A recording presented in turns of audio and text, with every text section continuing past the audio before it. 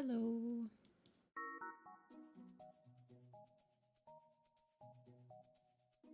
Hello, Noah. Welcome, lovely. Nikki. Welcome, welcome. Ivy, hello. Mina, Ray, hello. It is A Vision of Shadows time. Ignore the fact that I haven't posted the Dawn of the Clans poster yet. You don't, that doesn't exist right now. The fact that I need to do all the minor adjustments to the Dawn of the Clans because we added Fluttering Bird at the last minute. We're not gonna think about that. Apple Fur is for sure gonna be on this poster. Rye with the copium. Pool time? Yeah, I'm trying to think because I kind of want to keep the pools in the YouTube chat. So I'm thinking that if I... So there's 7 per row, right? I'm thinking that if I use a random number generator and pick 4 from each row to be in the pool, and then you guys pick from that pool, that might be cool. The only problem with that is that some characters might, like, because it's a random number, there might be some characters that just never get added to a pool. But we can try it for the first couple times. For at least, like, the first pool, and then maybe the next time that row comes by, we can add, like, the other characters that didn't get picked. I don't know. I like keeping them on YouTube, though. I feel like I personally wouldn't really want to, like, click off of the stream just to vote for it. So, let me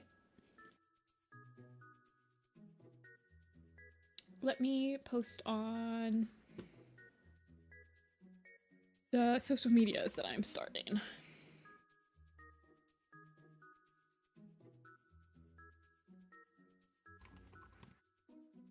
I need to, like, remove all of my... I wish that there was a way to post on social media and for it to, like, delete itself, like, in 24 hours. So I wouldn't have to, like, clean up all of my... Hey, I'm streaming posts. That would be nice if I didn't have to do that. Yeah. There are some characters... This is technically the finalized list, but there are some characters that did not make it on this poster. And there are characters that made it on this poster that I could genuinely decide, no, they actually don't get to be on this poster. An example would be, I kind of want to replace Icewing with Lion Blaze, because Lion Blaze is actually not on this poster currently. And that bothers me slightly. But I also kind of just want to draw Lion Blaze with the start of his dad mustache. So I don't know if it's more... I mean, Icewing's going to be on the next 2 posters, and I believe Lion Blaze is also on the next 2 posters, so... He might not be in the Starless Clan one, but he's definitely in Broken Code. Screw Lion Blaze. Yeah, I don't know. I mean, Cinderheart's not on the poster either. Yeah, I'm still very torn over the fact that Lion Blaze is not on this poster. He doesn't do a lot in A Vision of Shadows, but he is a consistent minor character. Since he was a main character of a previous arc, he's a consistent minor character that's, like, commenting on everything that's happening. So, yeah. I haven't quite decided if this is gonna be, like... Anyway, A Vision of Shadows, there's, like, a very goated row on this poster. It's the last row. Has, like, a bunch of fan favorites, in my opinion. Because it has Tree, Twig Branch, and Violet Shine. So it has 2 main characters.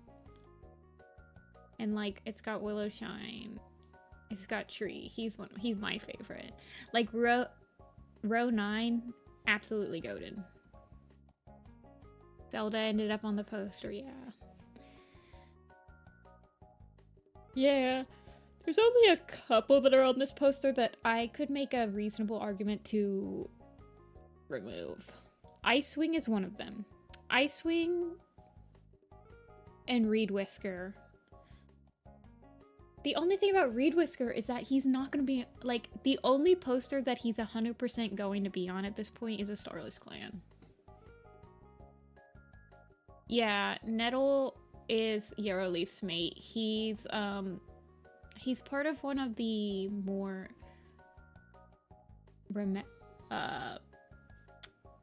he's part of like one of the most memorable scenes of River of Fire where Rowan Claw like sacrifices himself. So, but yes, he's also Yarrowleaf's mate. Metal, Rain, Raven. And Darktail are all rogues from the kin. Zelda's technically from the kin, but she's a kitty pet. Yeah, Reed Whisker, he does have moments, but he's a bit of a nothing burger. We'll start at the beginning. I'm just waiting for some more people to come in. You have yet to actually read A Vision of Shadows. I'm actually not done with it. I'm only like a third of the way through Raging Storm. I mean, I'm rereading it. I've read it before, but A Vision of Shadows is a lot easier to read when you have all of the books in front of you and you can just like slam through them, because the boring books like Darkest Night, you can just like read right through it and then just start River of Fire.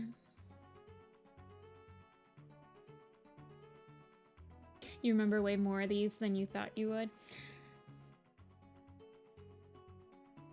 Yeah. I mean, A Vision of Shadows has memorable minor characters, but they're just not as many. Yeah, she's a StarClan cat. She shows up to Alderheart multiple times throughout the first 3 books, so she's gonna be on the poster. But she will be StarClanified. Echo Song will be from StarClan. Firestar is from StarClan.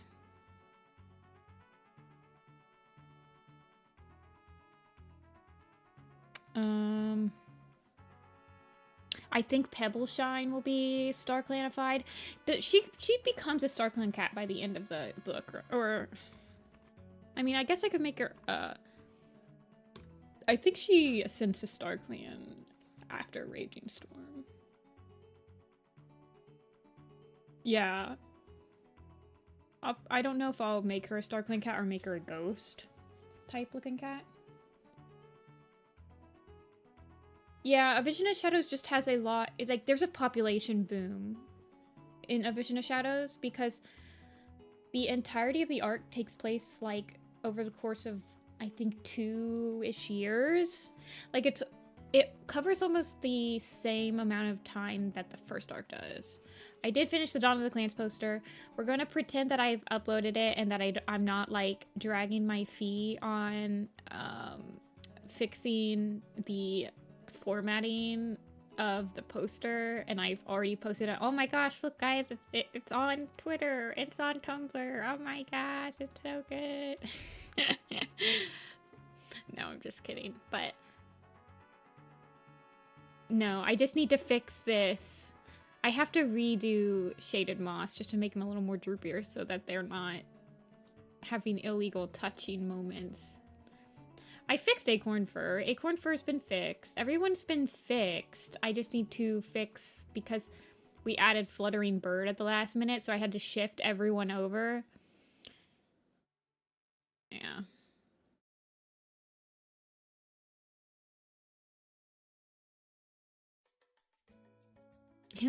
I'm sorry if that sounded weird.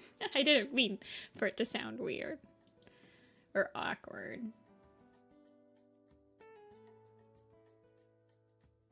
I was thinking about that, Vec. Buster's not really that important. He does have... I was also thinking about Smoke. Smoke was a legitimate thought that I had. Smoke would be on, like, if I ever did One Whisker's Confession, which I never will. It's Starflower Lark. I just need to move her down from the other row. Like I have Starflower, I just have to shift her down to, like, where the blank spot is. Yeah, like I said, so when we're doing the pools today, I'm going to use the random number generator to pick 4 cats from the row. But there are some rows where I'll probably be like, let's hold off on drawing this person and see if something else comes to me. Or whatever, I don't know. Like, this is a little bit less set in stone. I'm, like, really worried for Broken Code because I need to add 13 cats to the Broken Code poster still. That's, like, almost 2 rows of cats I still need to, like, figure out who's gonna be on the poster for. Ugh. Anyway. Yeah. I don't even know what I would make. Like, the problem with the Super Editions is it's really hard for me to pick. Like, I'm not gonna make a single poster with all the Super Editions, because there's, like, literally, like, 18 Super Editions. I only have one sister right now, I think. I think I only have Sunrise. The Broken Code. Okay. So, let me pull up the random number generator, and we will pick. Oh, also, I'll show you guys. I think that I thought more about Alder. I don't like his eyes right now. I think he looks too much like a kitten, but I think I like this pattern I have. I actually did remove his one white paw, mostly because I wanted the lightest part of him to be his white tail, so that because that's a very distinct feature, is that he's sturdy and he's got a white tail tip. So I think I'm going to remove the white paw, and I think I'm going to get rid of all the white around him. But yeah, I did think more about Alderheart yesterday. My guy. With his boyfriend Puddle. I actually do have Puddle on here, hold on.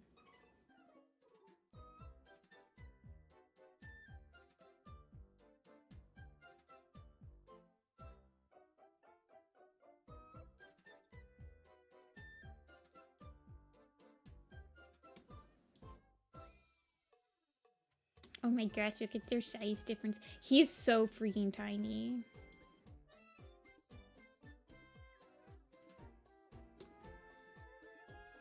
It's crazy because then if I need to, like, make a height lineup. Yeah, because look at Puddleshine. Like, look at Puddleshine next to Tiger.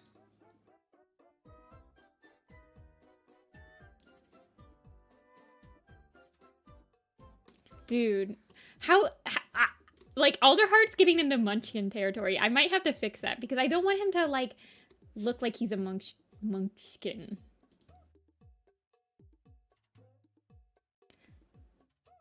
Holy crap. Wait, hold on. Let me bring Alder. I just realized this. Hold on. Let me bring Alderheart into here to see how tall is he next to his mom? Oops, I forgot the line art.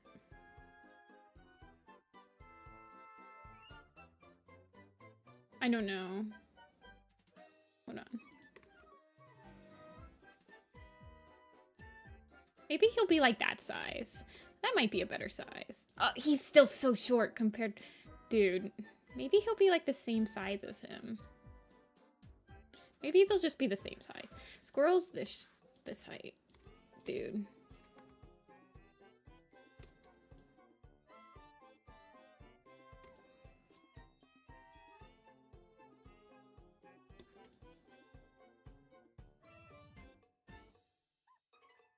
Squirrel could be shorter. Like this.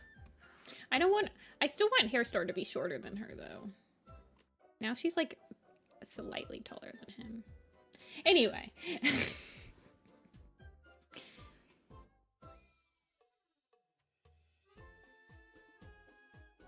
I don't know how tall his dad is. His dad's probably the second cat's probably about Leaf Star's height, I'd say. I really don't think about the heights too much. Yeah, we'll do the numbers, sorry. You guys are getting me distracted. Wait, did I actually ever... Did I post a thing on any of my social medias? I don't think I did. I think I've just been really distracted. Okay, hold on.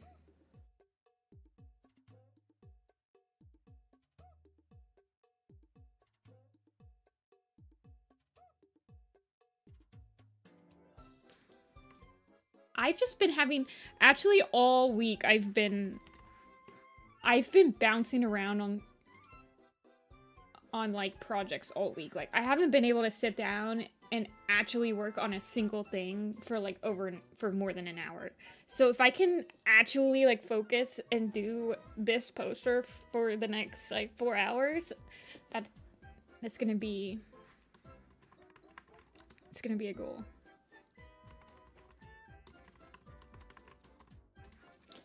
Okay.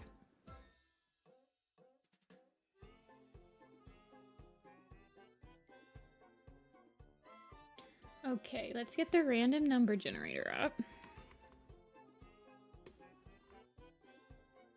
And let's pick out 4 cats from the first row.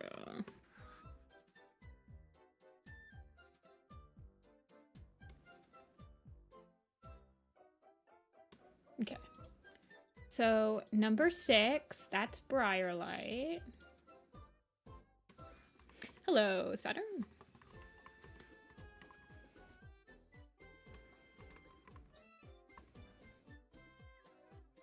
Number 4 is Blossom. Blossomful, that's another cat that I could argue.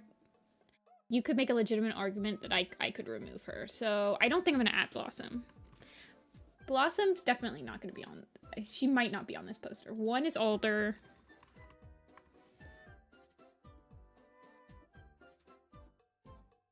Please. 7 is Cherry Fall. She definitely has to be on the poster. And 3 is Berryheart. Berryheart, ah man. Okay, we're gonna do this. We'll just start with this.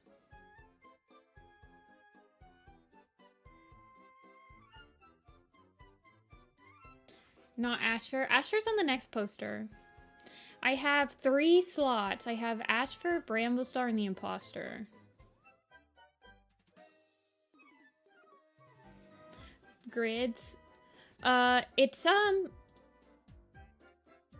they're guides. So I'd made a guide layout for this. I don't know. They're just ruler lines. Like, it's not an actual grid. Like, if I go up here and I view I can turn off my extras and...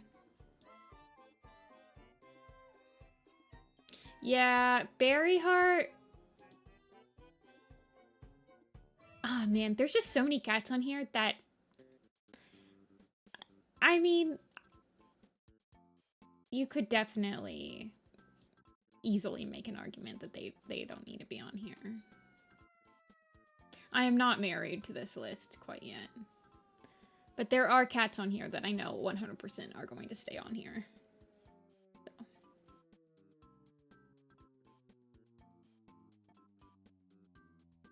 Lion Eye over Berryheart.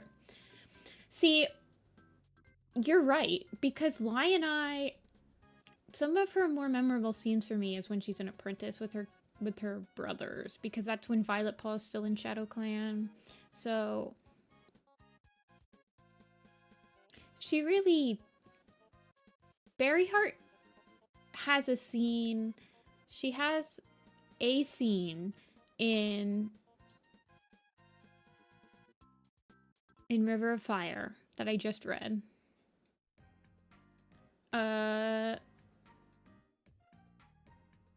And I think, well, she has more of a scene in Tigerheart's Shadow. Yeah, Berryheart she's a more of a major character in Tigerheart's Shadow. It's been hard for me not to just throw some Tiger Heart Shadow cats in here. But Tiger Heart's right here. He's the Tiger Star.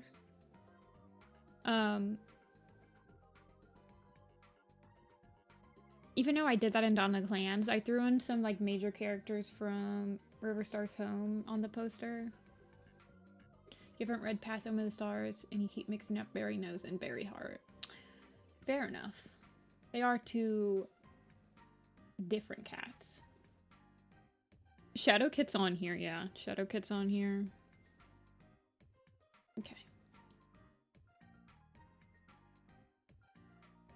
Drawing Briarlight looking sick. No way. She's always happy. Blossomfall with Birch Bark and Icewing with Lion Eye. Yeah. I would feel weird because then... So there was 4 kits in Pebble Shine's litter. Not Puddle Shine's litter. There's Puddle, Lion, Birch, and Slate Fur. So... Like, adding all of the siblings except for Slate Fur feels really mean, too. I don't know. Reed Whisker with Slate. Oh, yeah, he does do nothing. Like, I say that, but I don't have Strike Stone on this. Strike Stone... Every single litter has that one cat that's like, you be a minor character for the rest of your life. And be perfectly okay with that. Yeah, that's Strike Stone, and it's Slate Fur. I mean, Berry Nose is not on this poster. He will be on the next poster, though. Spire Sight is a major character in Tiger Heart Shadow. He's on the Broken Code poster. Okay, let me open up one of the headshots. Tandy and Junie. Hey, Luna. Yeah, no problem, Avon. He's a major character in Tiger Heart Shadow, but he doesn't appear in the main arcs until a Broken Code. So he'll be on the Broken Code poster.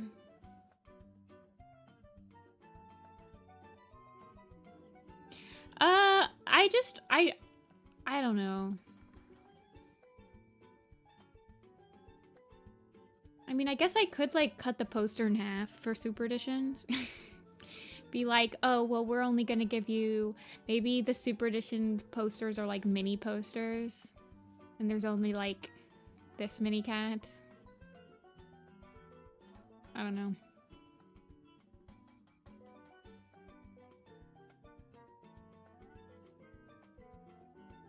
When he died... He dies pretty brutal.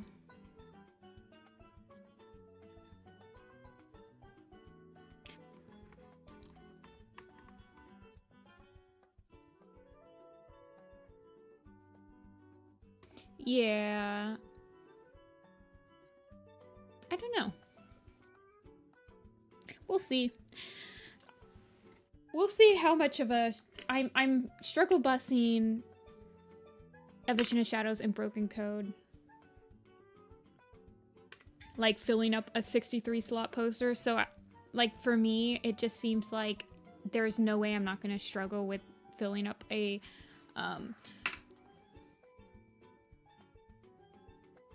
filling up like a 63 headshot poster of a single Super Edition. Like, there's no... I cannot feasibly... I feel like I would never be able to do that.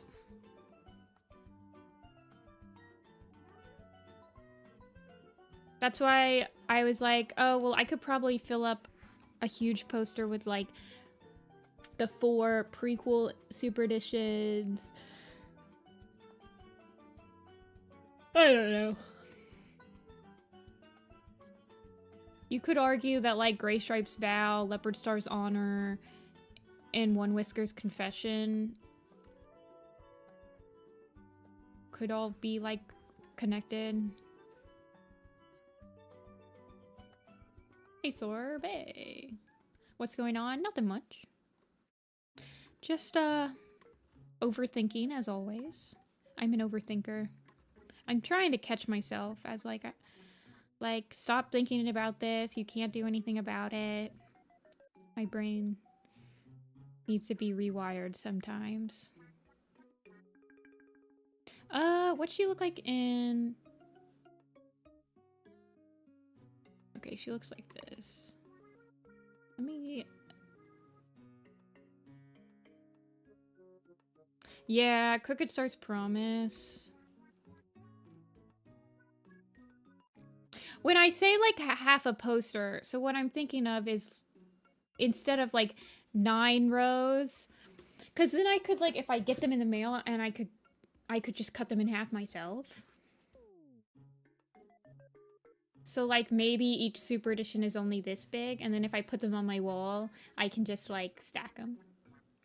Basically, the thing I think about when I see these posters and like have them in front of me, I'm like, okay, well, when I'm reading the books, I can look at the poster and I can immediately see like this is it's like a visual allegiance. Be like, ah, Barry knows. Oh, he's important enough that I need to remember what he looks like. Or whatever. I don't know.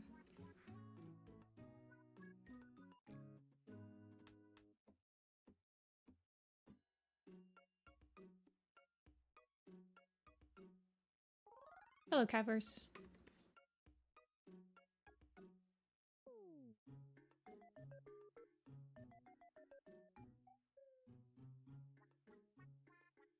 Yeah, I just probably won't do Alderheart today.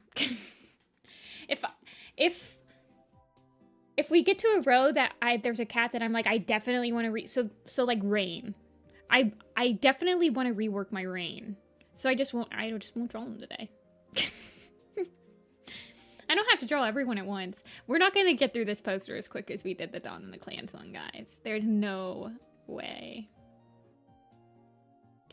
It's going fine. I'm about a third of the way through Raging Storm. I'm almost done.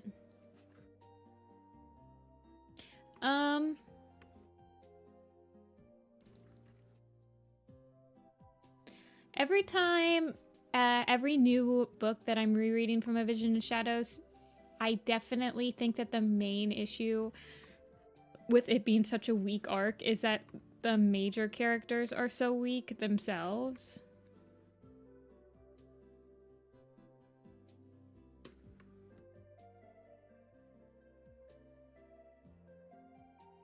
So I've been like focusing a lot more on the character, like the major characters don't feel like they have any connection to more than like 2 cats. So Violet Shine never feels like she's ever invested in anyone's story except for Needletails. Alderheart never feels that invested in any like tiny characters' plots. Like he's always like thinking about the bigger picture. Twig Branch really doesn't care. She's also always thinking about the big picture, and also she just cares about Finn. Yeah. Good luck on the drive. So I honestly think that's like the huge issue. It just doesn't feel like there's that much compassion for like the broader universe of Warrior Cats in A Vision of Shadows. It's a very plot driven and not character driven arc.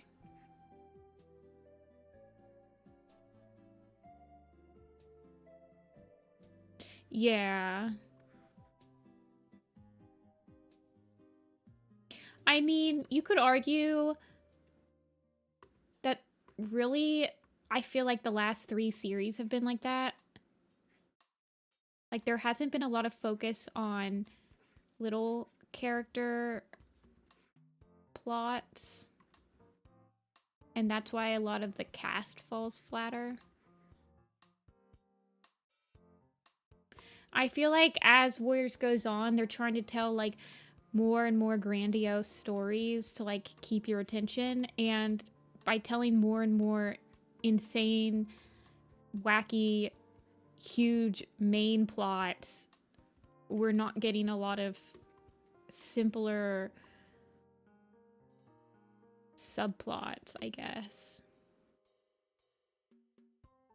Because those arguably are like the characters that people remember the most. Like Briarlight's subplot in Omen of the Stars, or Snowtuff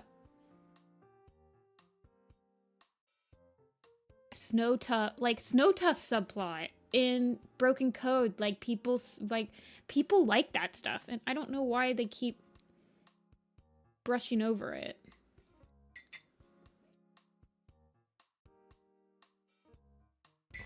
I skipped avocado. Autocorrect. Like, people really like, yeah.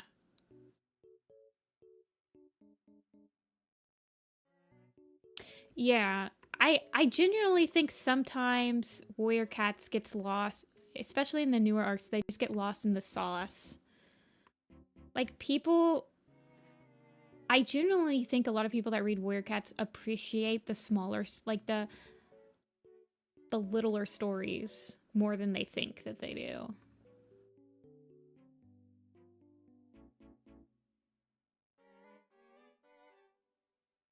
But at the same time, I understand that they don't really want to rehash the same minor plot. Like, okay, Cat A gets hit by a car and they have to learn how to get their confidence back again. We've had that a lot.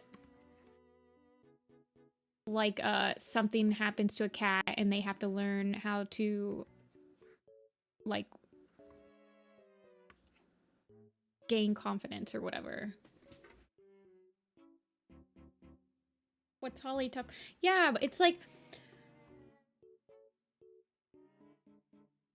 I don't know.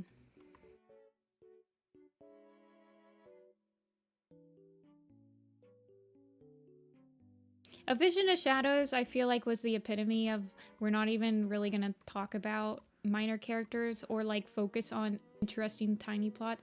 Like Rowan Claw's whole entire character breakdown.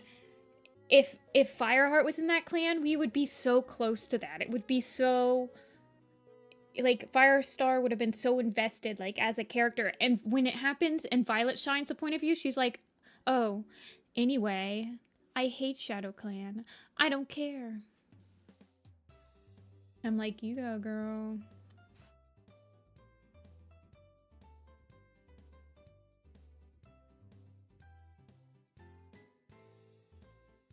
Who is Hollytuff? Hollytuff, dude, whenever Warrior Cats, like, mentions a minor character, like, I was reading Raging Storm, and they were, like, talking about Eagle Paw and Plum Paw of ThunderClan. I'm like, okay, that's the last time we're ever gonna hear their names in the narrative ever again. Because there's, like, a million. I feel like in A Vision of Shadows, they came out with a lot of novellas for A Vision of Shadows, like, during A Vision of Shadows. So, like, Pebbleshine's Kits, Tree's Roots, Tawny Pelt's Clan. When you could have just used those in the main arc. Yeah, Vec, I think you're completely correct. I think it's because, yeah, honestly, they probably just pick a random freaking point of view from each of the clans. Other than, like, one. I don't know. It's easy to backseat writing Warrior Cats, but I wish that the novellas, I don't know. Yeah, it just feels like the main characters aren't invested in anything other than the other main characters or the main huge plot anymore. So because of that, it's like, we could have had Ivy Pool's grief and everything be happening in front of our eyes in, like, a Starless Clan. But instead, we have to have a whole super edition fleshing her out.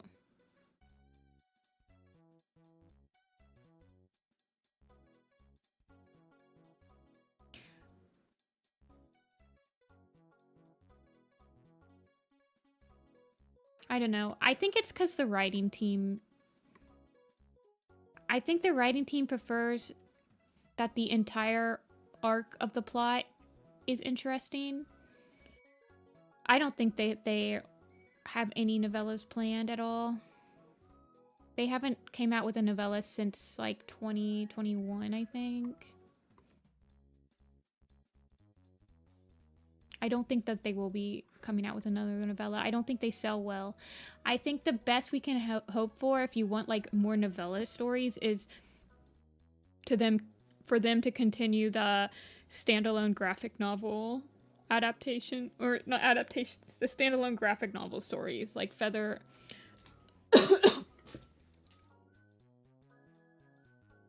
Yeah, Vec. It's just like when Ivy Pool's Heart starts, Squirrel Flight is all of a sudden is just like, I know you haven't been your true self ever since I made you deputy. And it's like, really? Because we haven't seen anything about her. And we have 2 point of views in ThunderClan.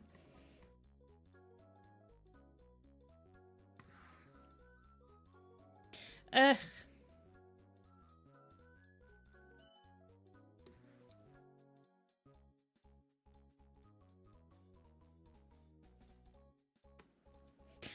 I'm not opposed to having... So Dawn of the Clans is the perfect example of... It's a very overarching... It's very overarching in its story. Like, it's telling a very big story, and it's very main story-driven. But the difference between Dawn of the Clans and A Vision of Shadows is that Dawn of the Clans has compelling main characters, and Greywing actually seems to care. Like, the main characters feel like they're actually invested in like the entirety of the art. I don't know how to explain it.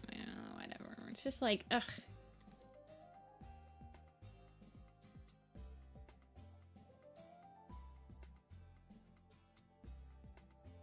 Leafpool was born. Were they actually like? Did they? Yeah, I think they did get born at the end, like in the manga section of Firestar's Quest, didn't they? I feel like they rely very heavily on the super editions to tell story, or like Daisy's Kin, right? Yes, Fuzzball's in this poster. I love him too. I was not going to not have him. Like, Daisy's Kin, it just seems like the character... Daisy's Kin could have been in the Broken Code. But the characters were not invested in little drama.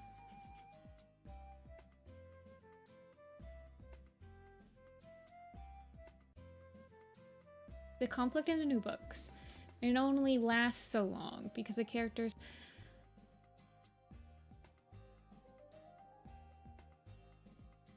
Yeah, I don't know. I mean, I would argue that the first arc had conflict for conflict's sake. Like, the cats fought all the time in the first arc. Like, there were ambushes and skirmishes and battles and everything all the time.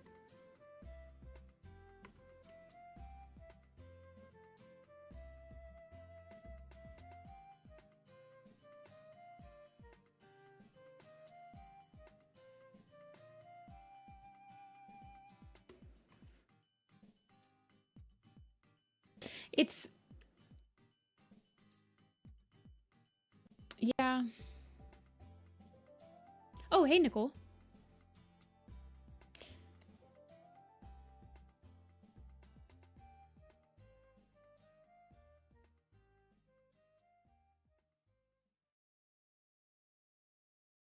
With ThunderClan and RiverClan. No. I honestly, I find it I would find it refreshing if they just had skirmishes over territory again. Or like if they had the giant battles like Eclipse had, or... Honestly, I feel like the cats talk too much now.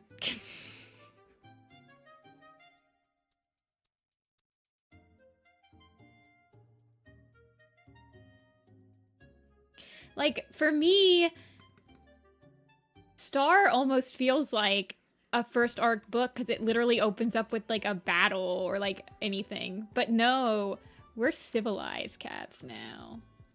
I miss when they used to kill each other. I just think that it's like we don't have little skirmishes anymore. We haven't had like a little mini skirmish in quite a few arcs.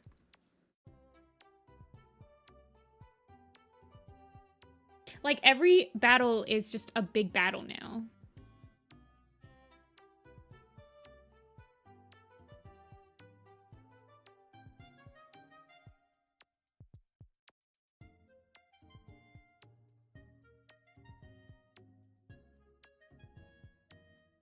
Yes! I liked Fuzzball.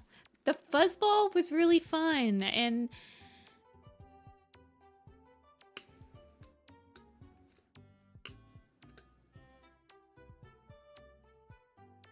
yeah, Skull. Why aren't these cats fighting like cats fight? Like warriors do. Anybody? Talking heads.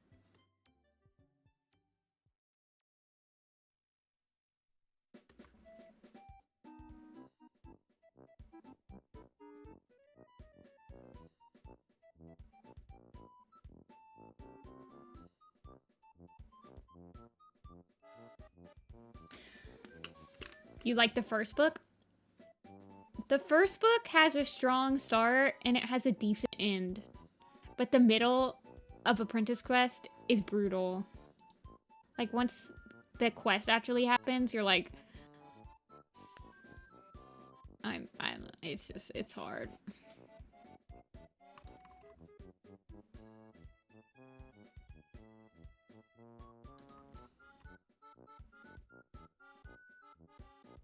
Bring back the bloodshed. It doesn't feel like there's as much at stake anymore. Like, no... I don't know. And I feel like we never have, like, outside evils. Like, the last couple of arcs haven't had any outside, non-cat drama or, like, stuff. Like, we don't have badgers anymore. We don't have foxes anymore. We don't have, I don't know, like, we had dogs. It's just like, bruh. It's too peaceful here. Wait, did I mess up? Alderheart, Berryheart, Bramblestar. Wait. Did I mess up? Alderheart, Beanos, Berryheart. I have Bramblestar right here, but it should be Blossomfall. I think I just messed up there.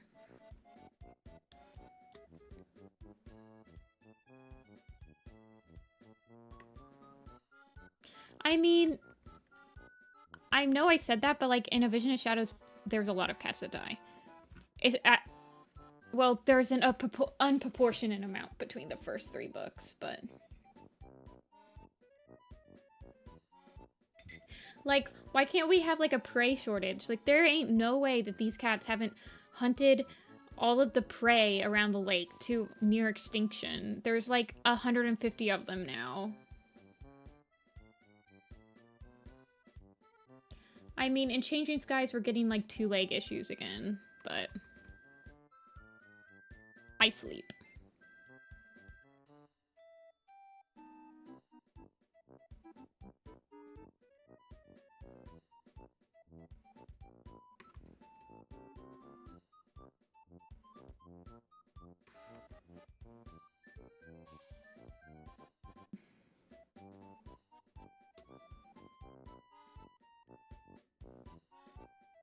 For like 5 minutes.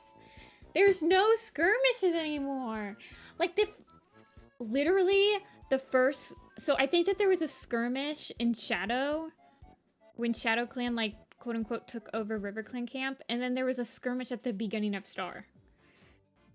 But other than that, there's been absolutely no skirmishes in a Starless Clan. Everyone's just been talking. Words, just words. Okay, let's start the next pool.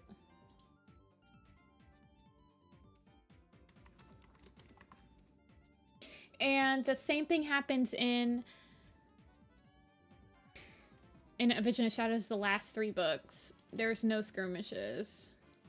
Okay, so we have Echo Song's definitely gonna have to be on here. Cloverfoot. Cloverfoot's an interesting one, because I feel like I just added her because she becomes deputy, but she really doesn't do that much.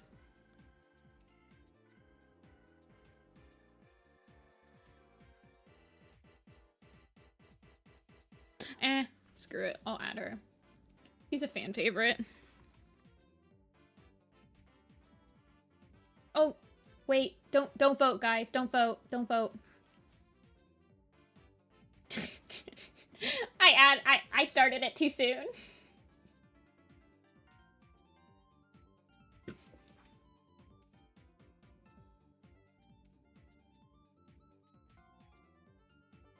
Next cat. Okay, Echo Song. Cloverfoot.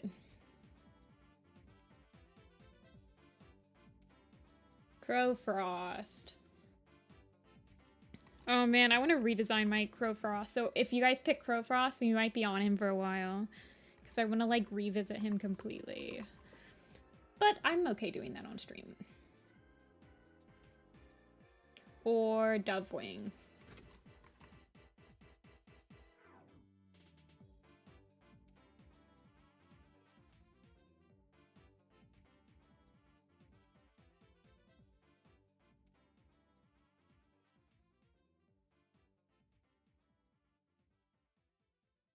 I don't think they get creative tornadoes in Britain.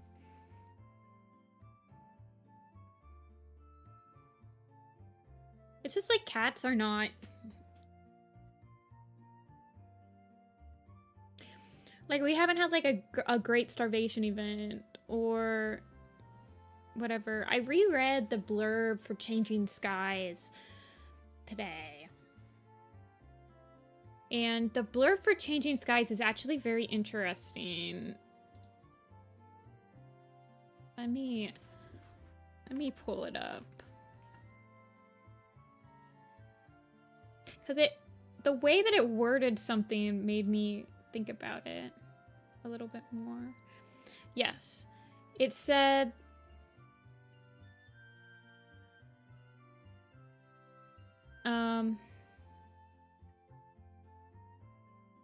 for Elder's Quest.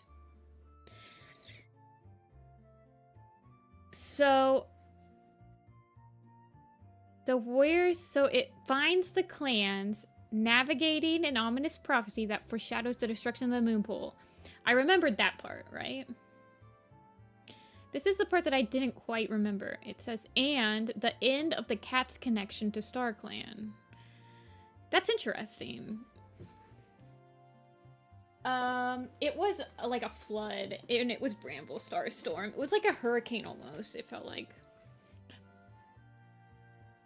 The end of the cat's connection to StarClan is an interesting addition to that. But I guess that might just be like, oh, well, if you don't know what the moon pool is, then that means that they can't talk to StarClan. So. But I was like, are we going to, like, not have as much StarClan interference? But yeah, probably Omega. I feel like they've used that all the time. I mean, the 2 legs encroaching on their territory was, I'm pretty sure that was the blurb for the first book of Dawn of the Clans too. No, I mean Omen of the Stars. Hold on, let me look at what the 4th Apprentice says.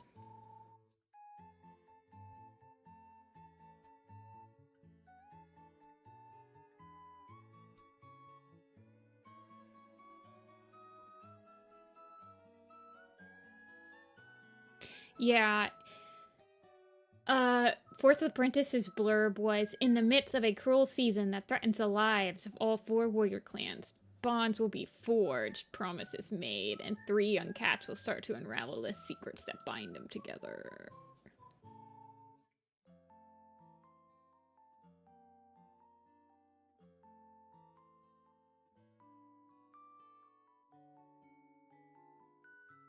I don't want to have to go through a Changing Territories arc again, though.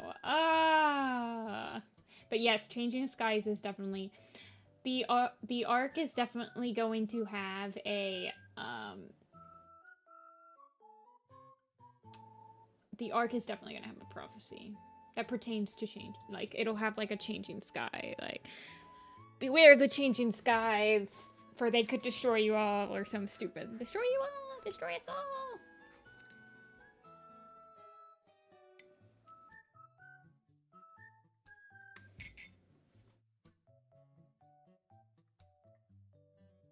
It seems like wild of them to change to like a harsher territory though.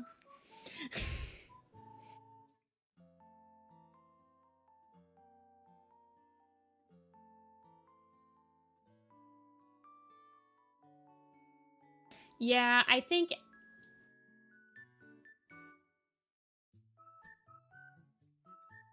I mean, change... So I would say the New Prophecy and A Vision of Shadows were Changing Territories books. A Vision of Shadow or arcs. A Vision of Shadows, they didn't change territories, but they changed boundaries and the groups. And a lot of the drama that New Prophecy had with changing territories also show up in A Vision of Shadows. I haven't posted it yet, Catverse. I am totally not dragging my feet on it at all.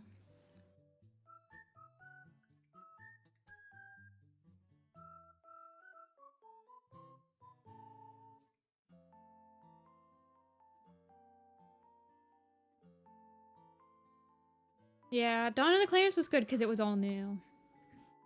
It, like, forced them to have to make us invested in new characters.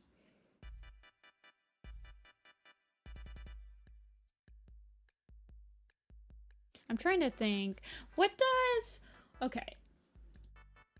Sleek Whisker just looks like Tawny Pelt. What does Strikestone? Is a long-haired cat, yeah. And Juniper Claw is a very lanky boy. These are his sons, by the way.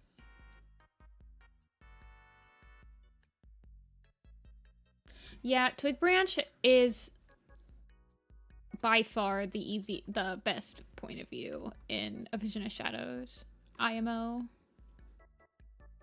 She makes the most amount of, like, little connections with cats out of any of the cast.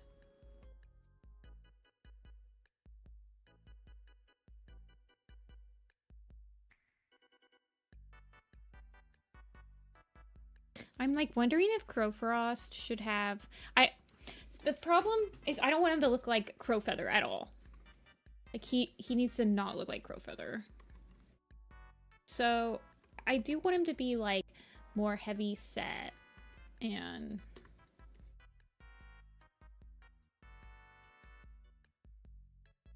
I don't know, I like this marking I have on his... I think so. Honestly, I probably will make him like a longer haired. Maybe like a strike stone. Shrew Tooth? No. No, Shrew Tooth disappears after SkyClan's death, SkyClan manga. We never hear from him after that manga. I don't think he's even in Hawkwing's Journey.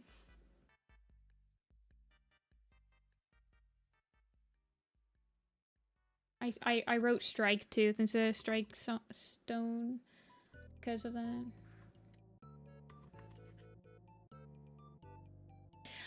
Honestly, I genuinely think Crowfrost is a pretty interesting character. The fact that he also struggled to keep his the leadership down Like when Rowan was sick. Like Blue Star gets sick, but she has a very strong deputy. And I feel like we kind of gloss over the fact that Crowfrost was also not able to settle down Shadow Clan at this point.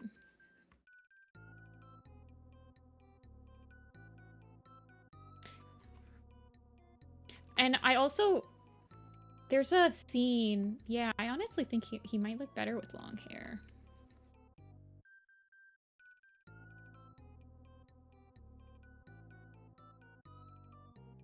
I like how Dawn Pelt and Tawny Pelt both chose Man-Fails as their, like, husbands, basically.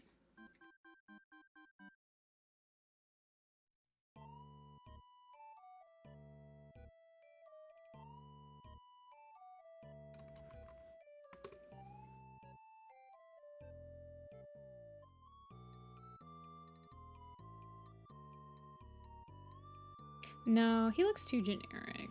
I like this, like, marking on his forehead, though.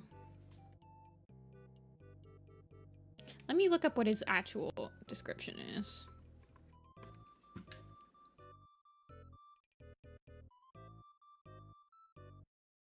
Yeah. He also, like, decides to let go of Twigpaw. I don't know. He is definitely an interesting cat.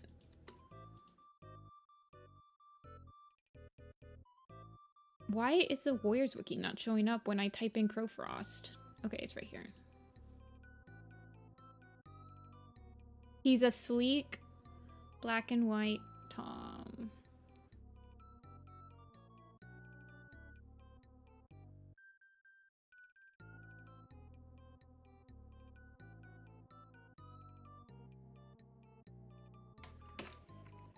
I don't know.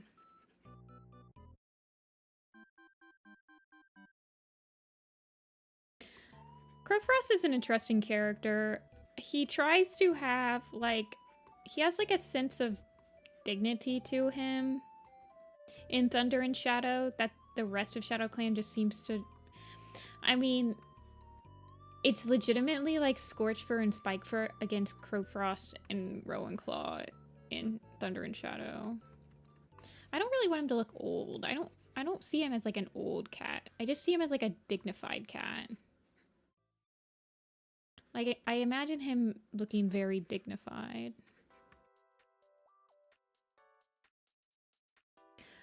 Crowfrost, I think he's an apprentice in Omen of the Stars. No, he shows up in Eclipse as a full-grown warrior.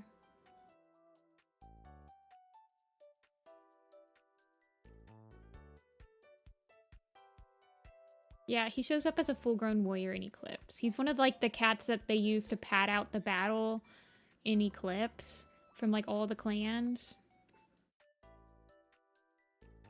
Like, Pine Nose also shows up during Eclipse, I think. Pine Paw, maybe. There's, like, another...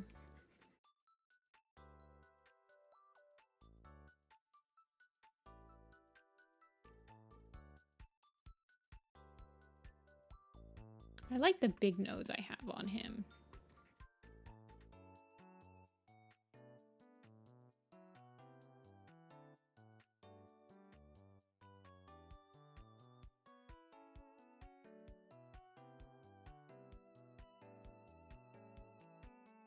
I don't really want to give him...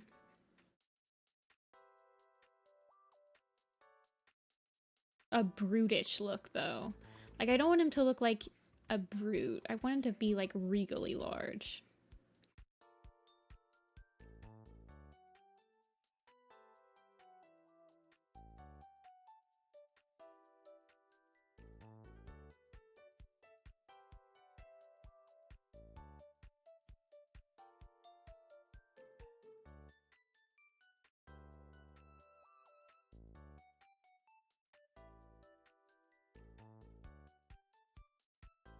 Maybe he, like, holds his head high.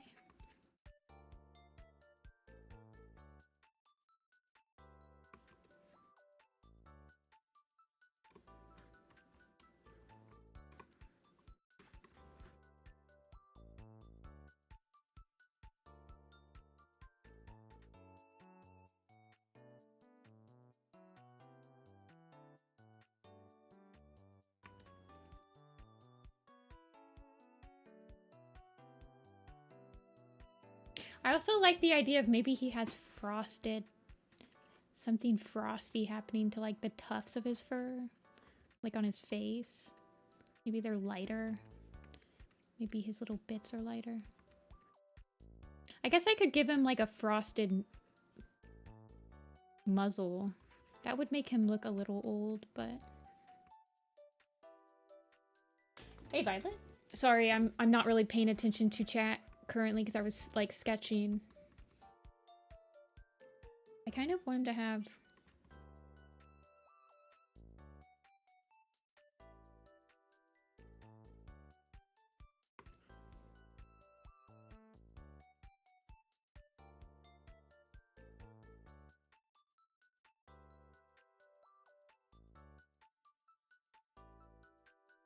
I just want him to have more of like a frosted look. I specifically remember the scene I remember most with Crowfrost is when I think they're going back to they're going back to get like Twigpaw or whatever, and after that scene and there's like argument in the clan, Crowfrost starts coughing, and then that's when they realize that he has the sickness, and it's like the whole entire clan just goes silent. I don't know. It's like a very intense scene for me. I'm just like, ooh. That's like when you know that it's about to get real. See you, Nicole. It was nice seeing you again.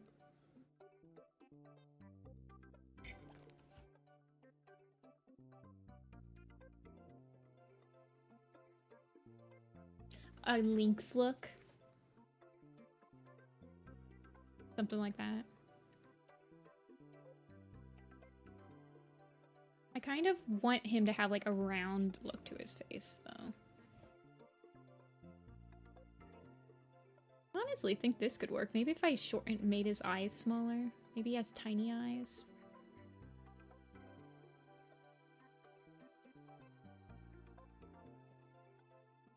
His nose is just comically large, though. I feel like...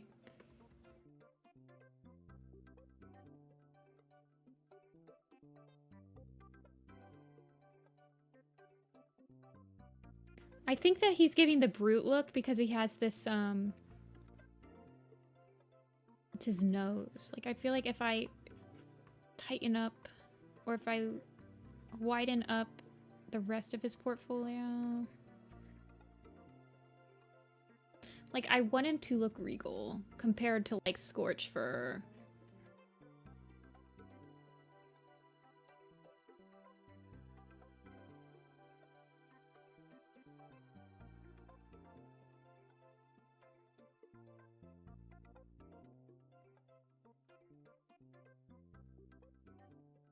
Give him baby girl eyes.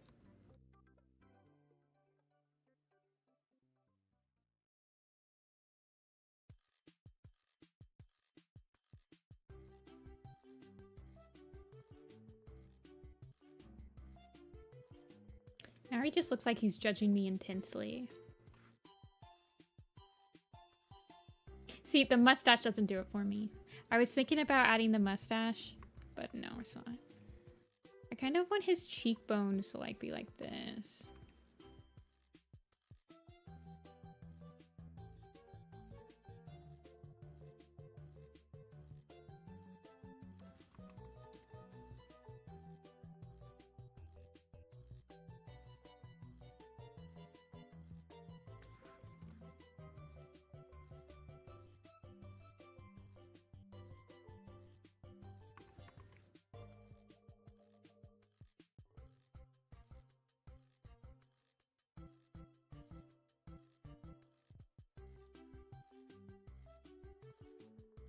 I like the roundedness to his portfolio.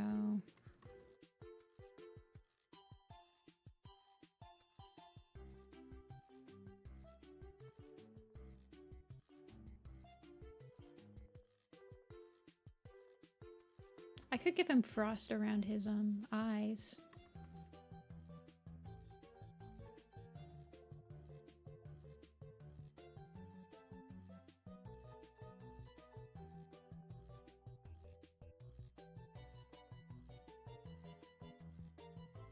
Shadow Sight was named after Spire Sight. Tiger Star asked Puddle Shine to say it. I always say Pebble Shine for some reason before I say Puddle Shine. Maybe if he had a more...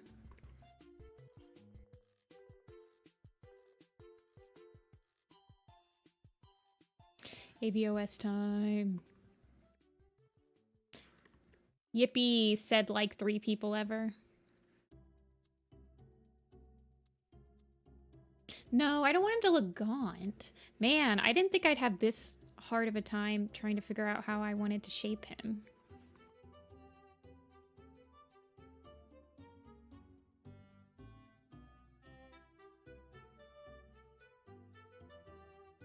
Maybe if I color him, that would help. Maybe I should just...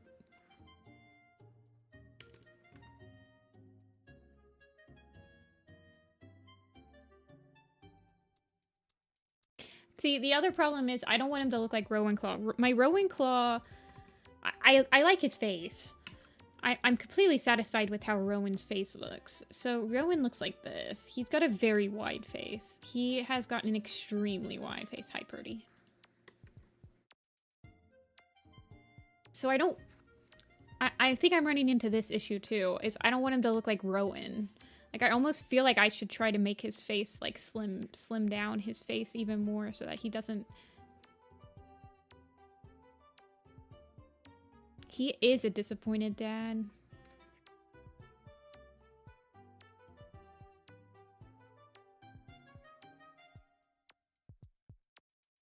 I mean, how can you not be a disappointed dad when you raise, like, Sleek Whisker, sorry. Juniper Claw figure. I am leaning more towards it. The only thing that I noticed when I saw my Juniper Claw is he's got a very long face, but he has a very similar, like, his cheekbones are almost exactly the same as my crow feathers. He has a much longer face than him, but I could try. Hold on. Let me duplicate this so that I don't lose all of my...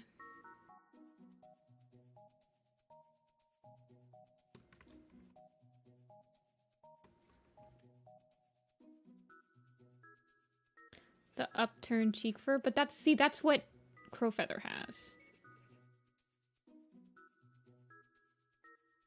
I don't know. I feel like this isn't doing it for me though. Like, when I think of Crowfrost, for some reason, I don't see him as, like, a long-faced cat.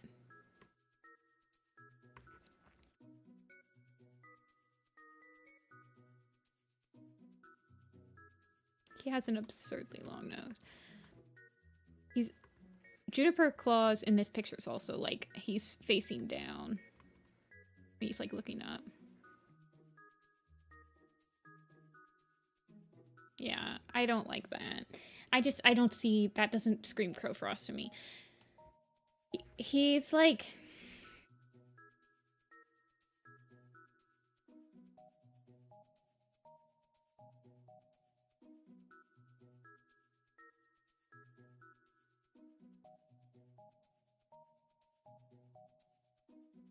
Yeah, but you're right. I don't want him to look like he's sopping wet. Like, I want him to look like he's taking care of himself. Like, he's fairly well groomed.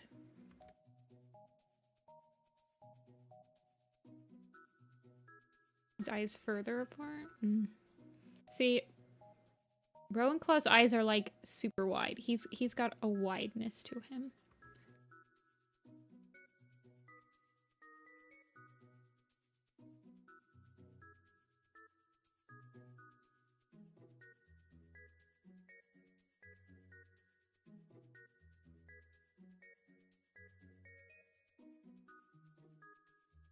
I kind of like that. The curl out, I think, helps.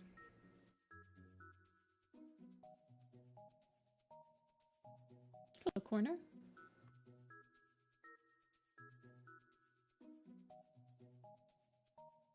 He does look...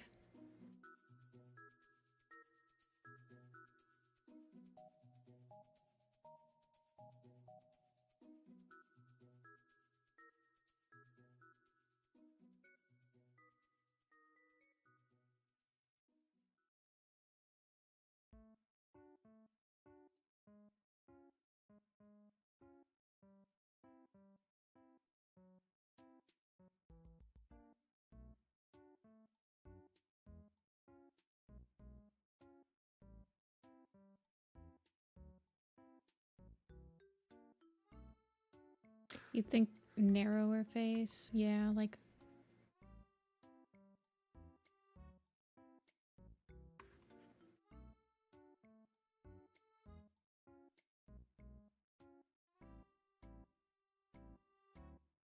See, the problem is I do kind of see him with a fairly wide nose.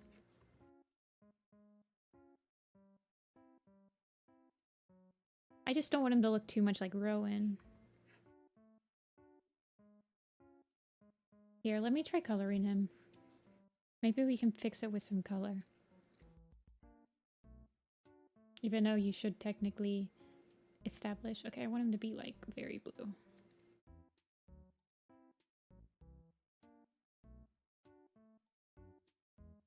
Yeah, now he doesn't look anything like Rowan. That is not friendly. That is not... That is too dark.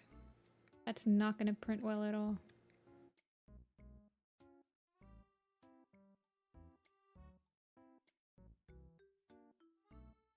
Whatever.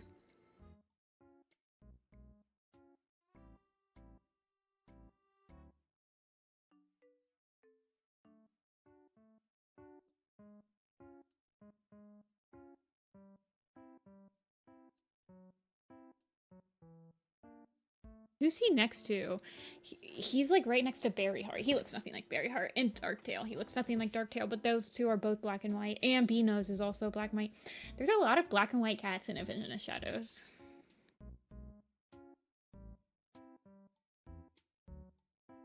Crowfrost is like predominantly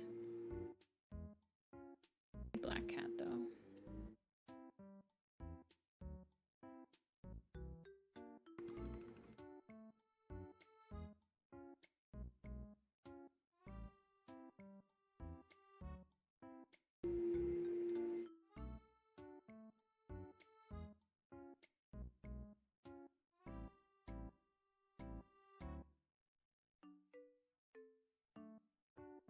The line art sometimes distracts you. I see. I think that is a fair assessment. Juniper Claw's technically an all-black cat.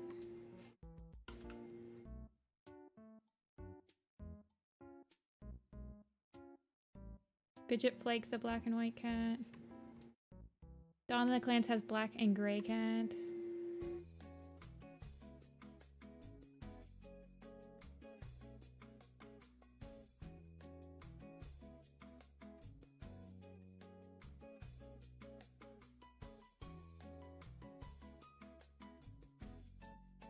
Yeah, I like the white marking.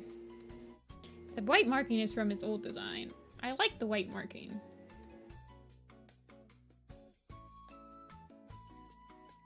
It's like a leader mark, but it's not because I don't have leader marks. It wouldn't be lined through though. I think I wanted it to look like a feather. Like a feather shape.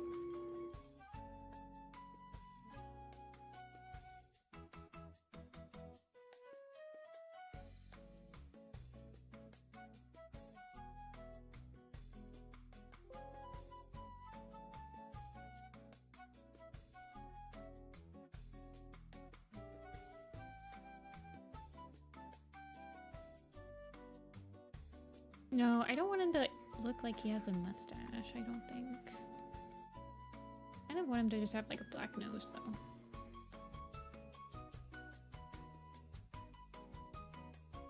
I have no idea, Noah. I don't think about it that much. I mean, when we pull up the next pool, I'll tell people, I'll be like, oh yeah, this is definitely a person that I want to revisit.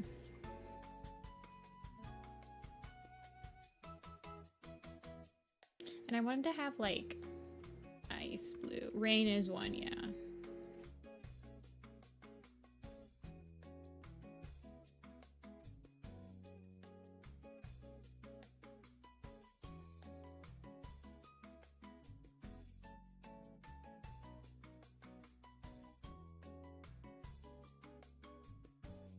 I don't know if I'm... Do you hear my low beeping? It could be the music. But there's also somebody outside blowing leaves, so it could also be a leaf blower.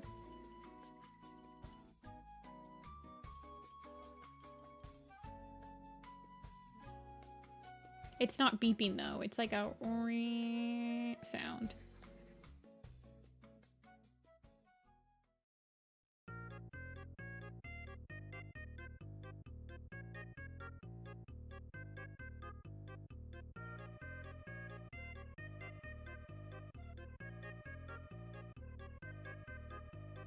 I mean, he does look nothing like Crowfeather now.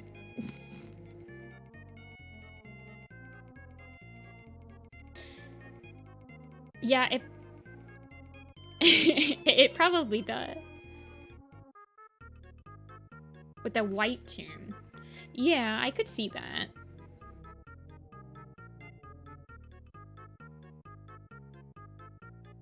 Yeah, I have my mic set to like, it does not pick up audio very a lot if I'm not talking, but if I'm talking it picks up a lot because I'm a quiet talker. But it is probably the leaf blower.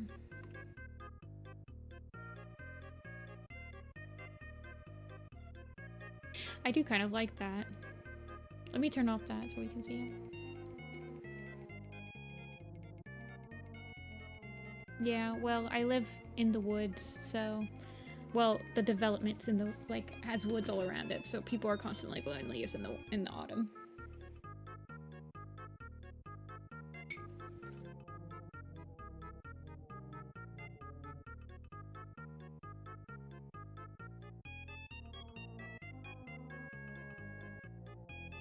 Blowing leaves in the woods. I know how silly that sounds. It's Ohio.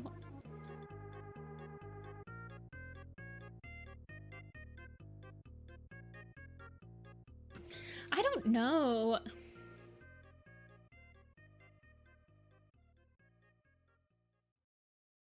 I almost feel like the silhouette's not doing it for me. Is that a huge truck or an earthquake? Whenever I stay with my sister in New York, I'm like, where's my birds? He's starting to look like oh goodness gracious, he's starting to look like what's his name? From Dawn of the Clans. Oh no. Cloud something. Cloud spots. Hollow Belly. Maybe Hollow Belly and maybe Sparrow Pelt is also, yeah. Oh wait, no, Hollow Belly is just that random no name from.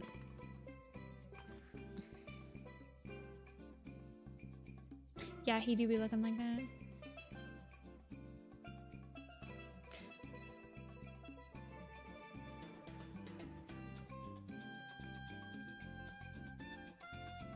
Hollow Belly is a random Shadow Clan cat. Hollow Belly was a medicine cat though.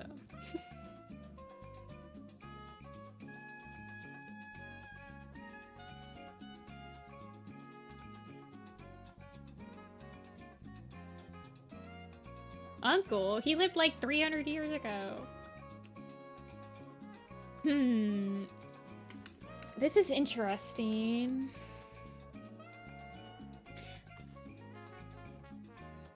I almost wonder what he would look like without.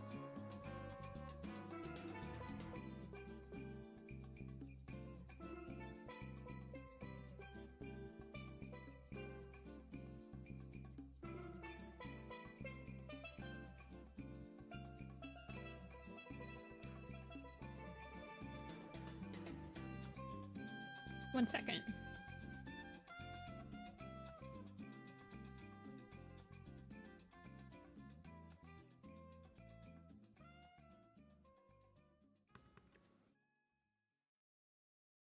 Yeah, I like the curve that goes out.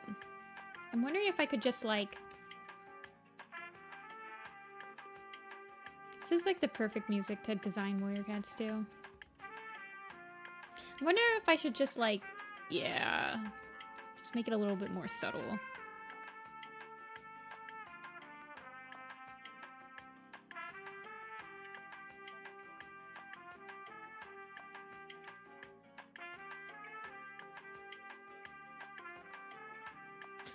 I'm not actually removing it, guys, so I'm going with this.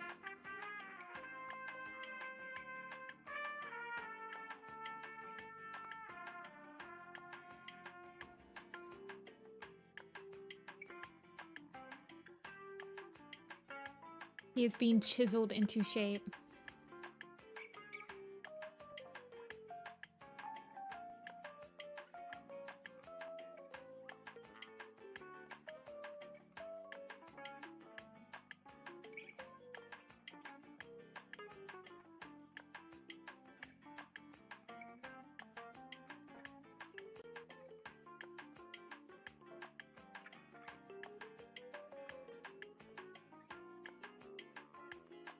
I like that I'm spinning. See, now I'm thinking, like, if he has that long of hair, shouldn't he have, like, a hair tuft?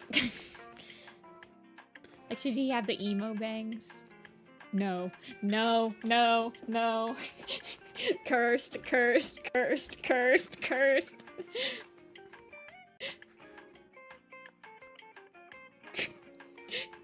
Dude, he's got the comb over. Yes, the combed over. Oh no.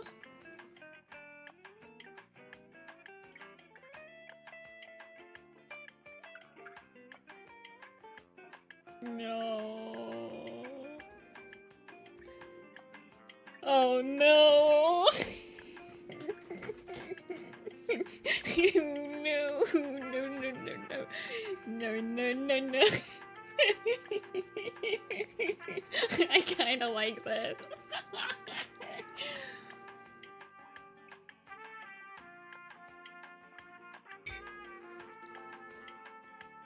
Why'd he be looking like... Why does this kind of fit? I need to reevaluate my life choices, I feel like. Oh no. It does. Dude, that actually kind of is, it slaps. Dude. I gotta line this to see if it actually, like, holds up.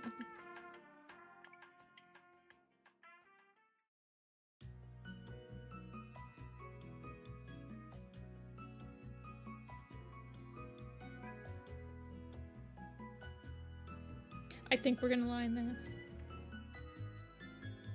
I know, it matches. Everything, it's all coming together. White dad Crowfrost. Yeah, he's definitely the dad that has to bail his, like, 14-year-old Sleek Whisker out of prison because she was a public nuisance and was drinking underage, and he's just enabling her every step of the way.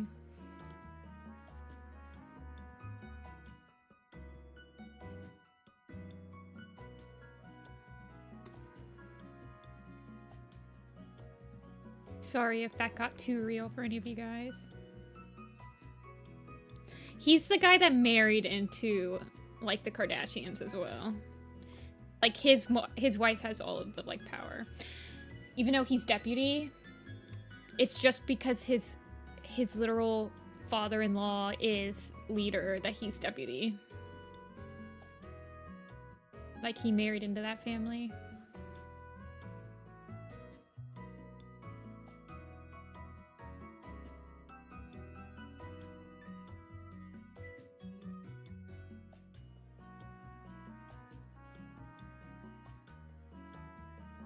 Isn't it just so fun to think about minor characters? Where's my Crowfrost novella of, like, how he coped with Shadow Clan disbanding?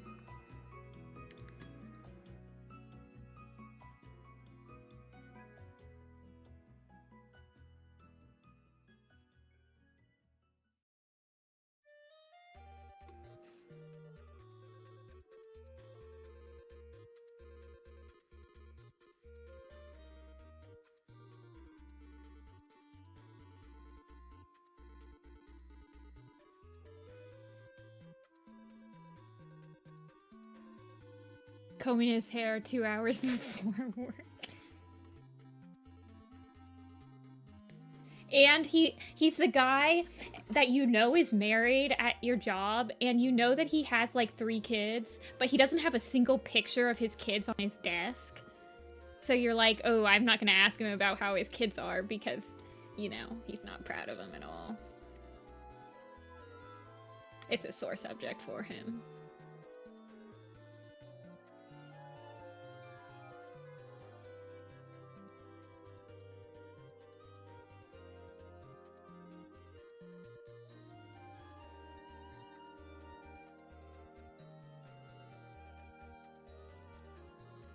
Exactly, sockeye.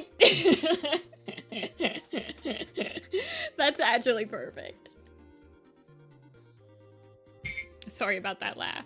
That was a hearty laugh right there. That was a genuine amusement I found.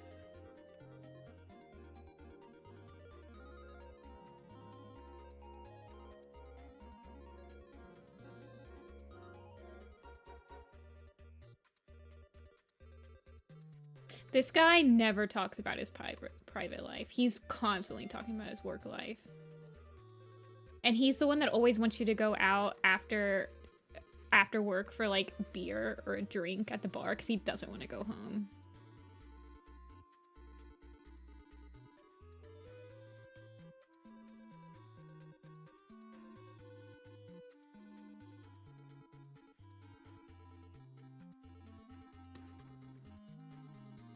And then never write anything. I find it insane that Vicky and Kate both write for 8 hours a day. Like, they basically never stop writing Warrior Cats. Do you think he played Pokemon Go? Nah. This guy spends way too much money on gacha games. He's playing like Raid Shadow Legends or something like that.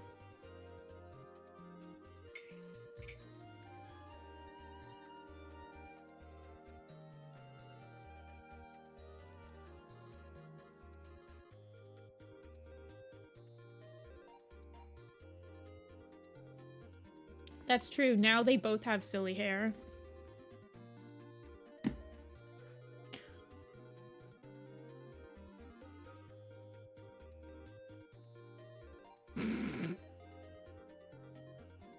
I think he needs a little bit more. He needs like something on those tufts. Like something like that.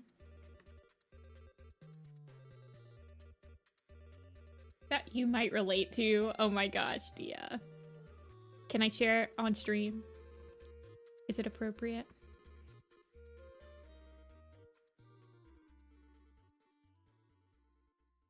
I feel like he needs a tuft of hair coming. This is the perfect Somebody make a map to Crowfeather right now with this song. Not Crowfeather, Crowfrost. Oh my god.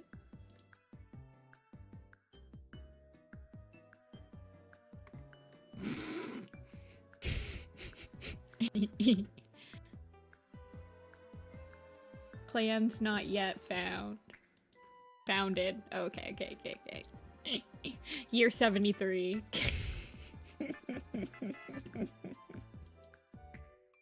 I relate to this. Hee, I relate to this meme. Funny. Indeed laughed.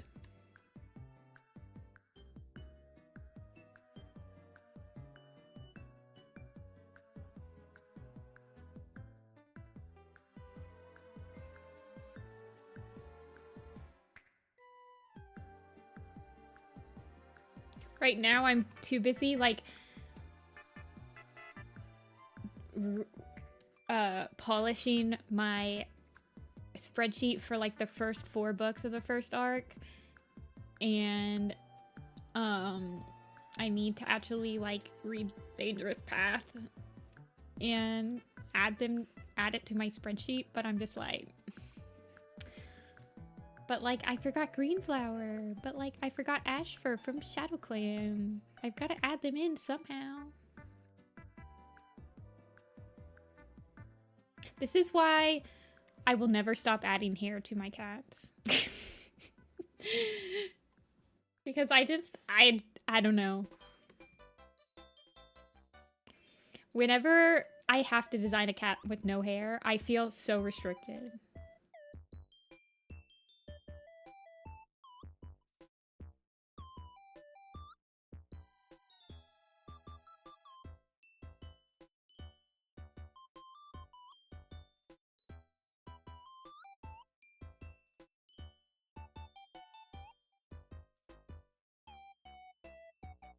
I have drawn Morning Flower. Morning Flower's in the first poster. And then she also has a, and she also has a whole post on the Warrior Cat design blog.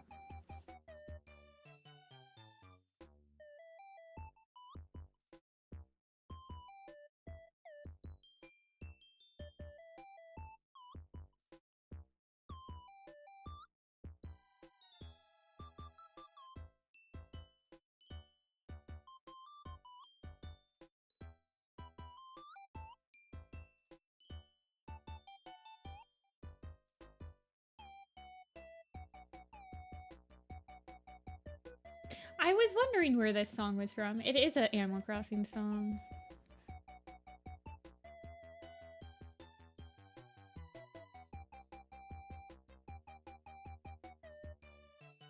I haven't drawn any Storm Clan cats. I haven't drawn the new Wind Clan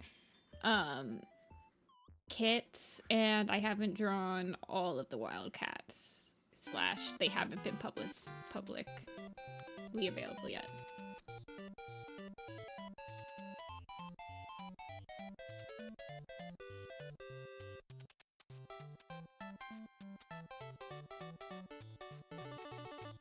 I have drawn like 98% of cats, probably. Maybe 99%. Yes, I have drawn. I have drawn too many of them because I am now redrawing them. This is the thing. When you run a design blog, you never stop thinking about the redesign.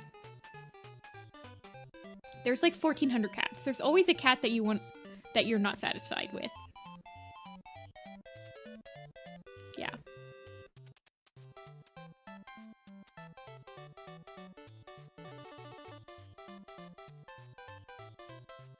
I don't like giving cats the whites of their eyes type of thing.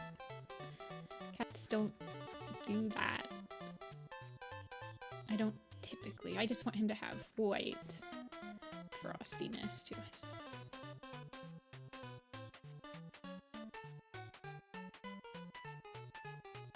I feel like Super Mario and Warriors is pretty much my entire stream. Because I feel like I just listen to Mario music all stream, or Zelda music. It's definitely Nintendo music.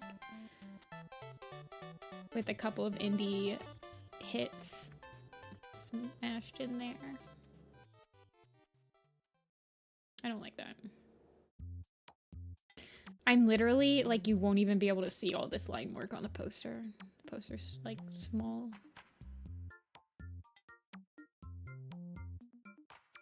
There's some Kirby music in here.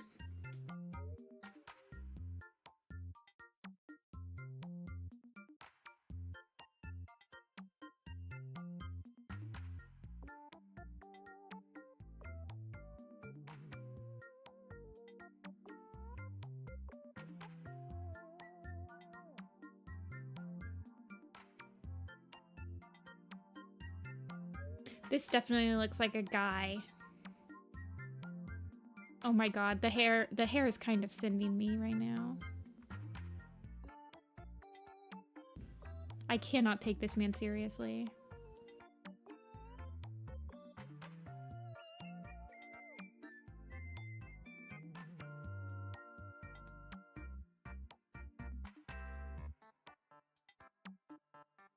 I feel like I just lost every single ounce of respect I had for Crowfrost at the beginning of this redesign.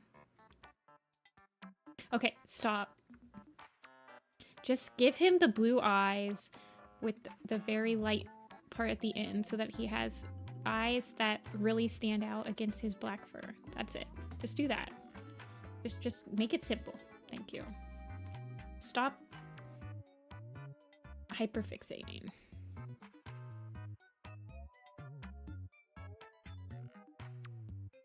The comb over.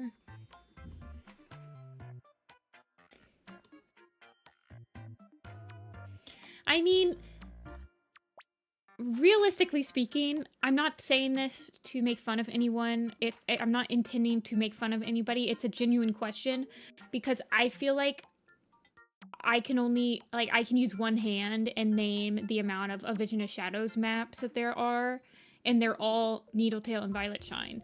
So it's really like free real estate to make maps of A Vision of Shadows, but no one does it because I don't know.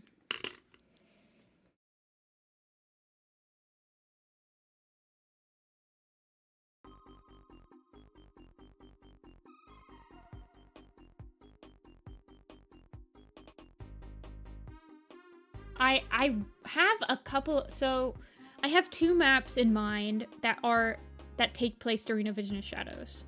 I have one that's a combo map of Pine Star and Rowan Claw, and then I have another one that's a pretty much a Tiger Heart Shadow map.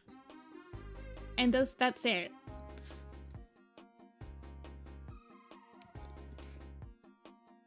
I can name the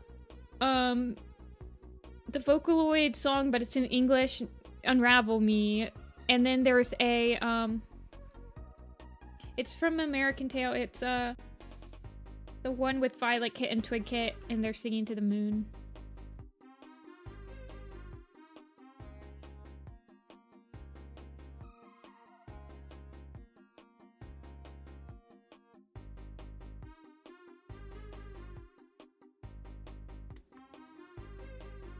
All of the maps are like Darktail, Needletail, or like, I don't know. Yeah, the Somewhere Out There. And then there's like there's Darktail maps.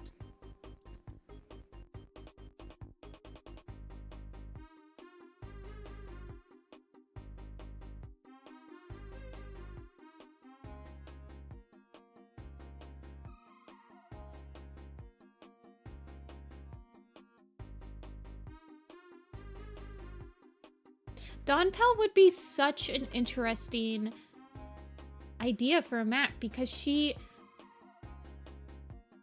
such an interesting character to follow in A Vision of Shadows. Yet, like I said, because she's a Shadow Clan cat, Violet Shine just doesn't really care. Like, she never cares at all until the plot requires her to care. Like, Dawnpell didn't go with the rest of her family when the kin took over. At this point, her husband's dead. All 3 of her kids are following Darktail, and she hasn't seen them in like 6 months.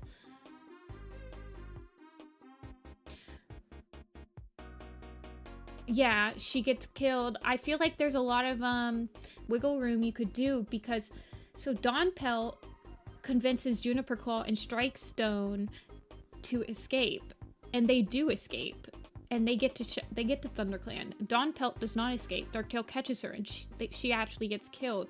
And there's like a lot of ambiguity, but like still canon stuff that you could work around with that. Just like, I don't know. It's very interesting. Definitely an unexplored character.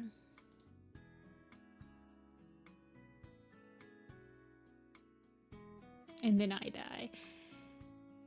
Yeah. Dawnpelt's an interesting character, period, because she also, like, has a very visceral, personal... Like, she definitely holds her family in a very high esteem. She's, like, very emotional when Flametail passes. I feel like you could probably argue maybe... I know that we were just making fun of Crowfrost and we gave him an overcut, but Crowfrost probably helped her through, like, the grief of Flametail. Like, you could do something with that. Dawnpelt's an interesting character.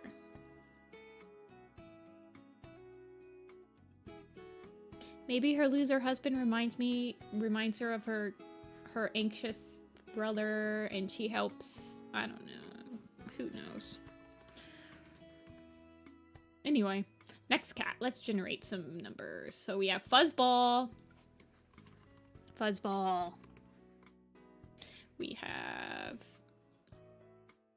Freckle Wish.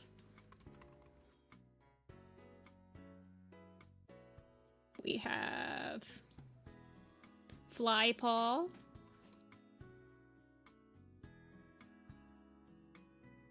And Gray Stripe. Yeah, we'll just have a Gray Stripe. I kind of want him to be on the poster. And even if he's not on the poster, if I don't end up making him on the poster here, I'll just and I remove him, he'll just go on the Broken Code poster. Like, probably the same. Flypaw is Twig Branch's apprentice in the Raging Storm. Yes, it's Flywhisker.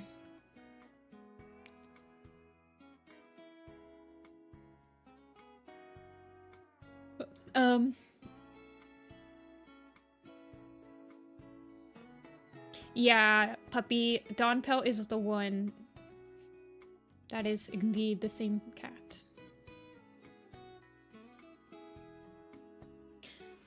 Yeah, Flypaw, I find it really hard to believe that Flypaw's not on the major character or minor character list in the A Vision of Shadows wiki page, because she's literally Twig Branch's apprentice, and Raging Storm opens up with Twig Branch training her. And she goes on, like, the journey in Raging Storm to bring back Shadowclan. Puddleshine's on here. Sorry, I was drinking my coffee. Puddleshine is on here, of course. He's a quite major character, in my opinion.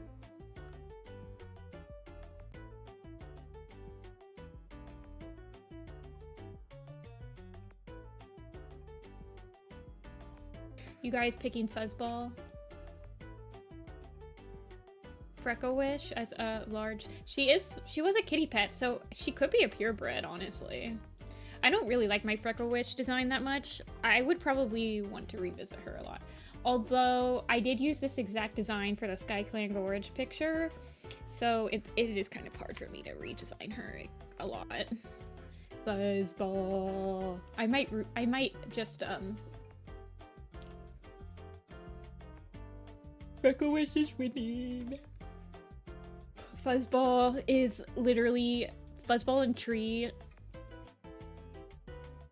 bring me so much life.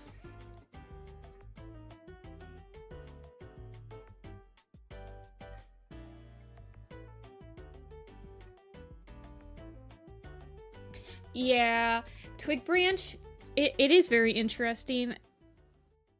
And this is, Flywhisker looks like this, by the way.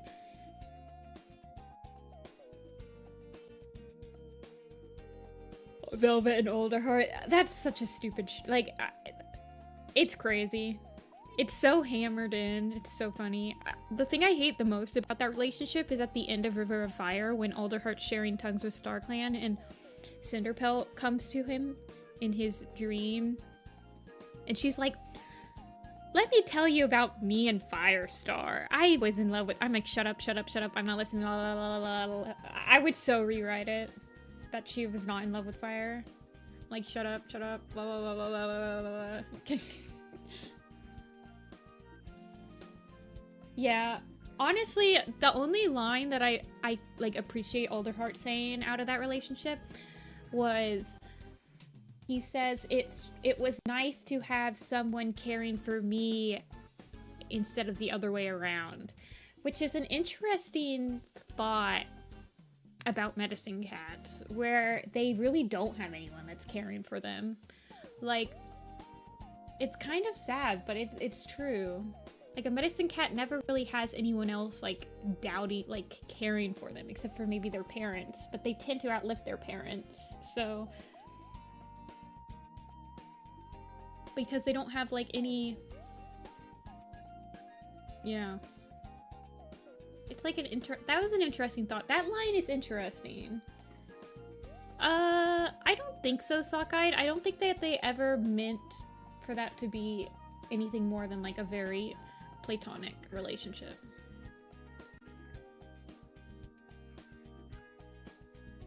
Yeah, Violet. Yeah.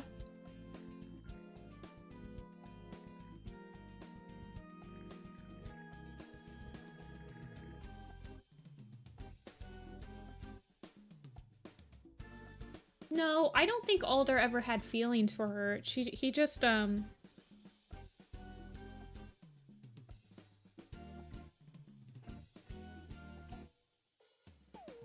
they are a respected story, but they don't really have anyone that's looking out for them. Like, they're not... They're, like, meant to be taking care of the entire clan. So, it's an interesting thought to be like, well, who's taking care of them? Type of thing. Okay, we'll end the poll here, because there's 45 votes. Okay, see ya, Ferret, and good luck with Ivy Pool's heart. Fuzzball!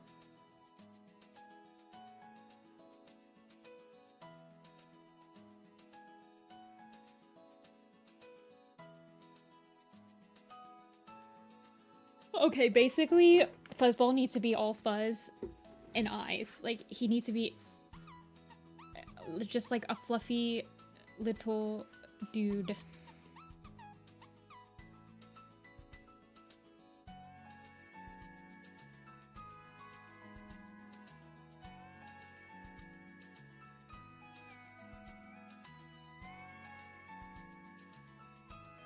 Firestar and Spotted Leaf and YouTube said no. I didn't even see it. Fuzzball is genuinely... I want to name my next cat Fuzzball.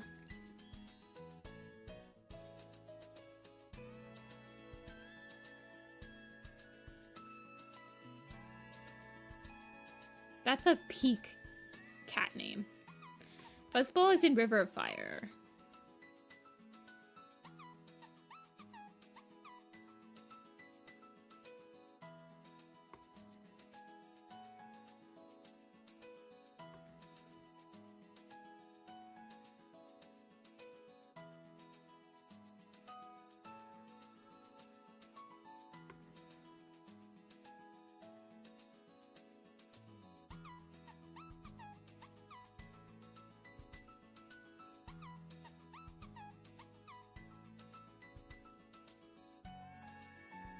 Snooky, Sweetums, and Fuzzball.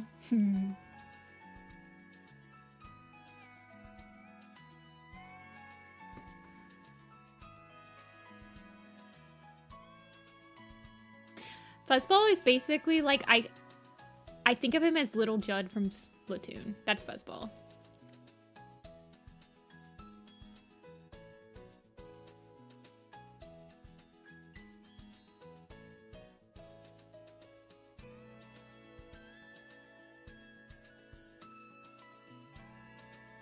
Except he doesn't have the thirst for power that Little Judd has in Splatoon.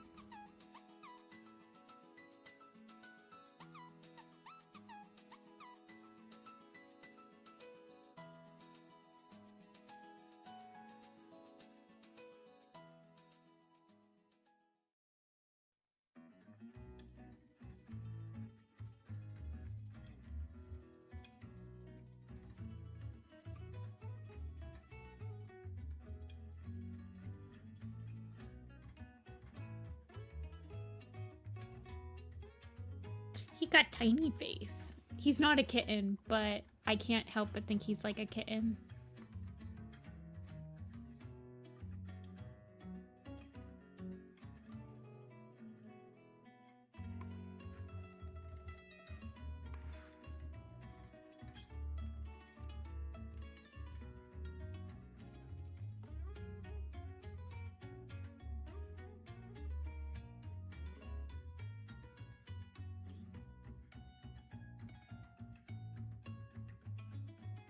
I don't know. Maybe he is a kitten. He definitely has the energy of a kitten. And he definitely acts like a kitten.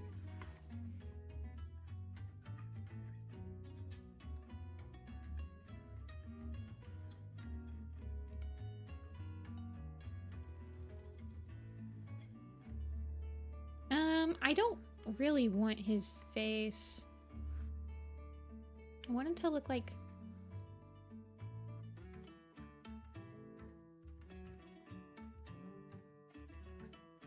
I want him to be very round. Like, even though he's fluffy, I want him to have, like... He just looks like he's ball.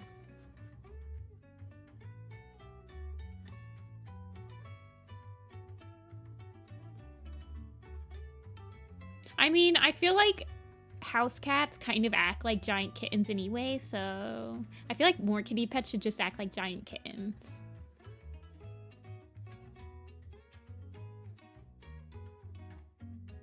Should he have his little collar?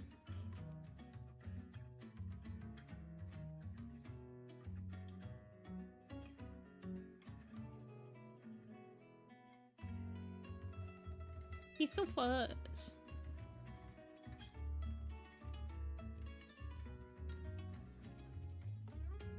He is alive. He's a kitty pet. He is alive. He is ruling the world. He is telling everyone he will go the distance. For some reason, like, when I started that sentence, all of a sudden I'm like, I sound exactly like I'm quoting a Cake song.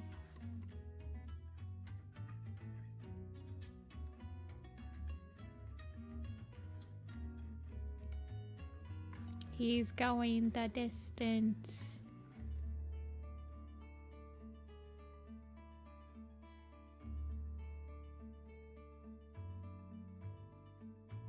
He is Pumpernickel's cousin?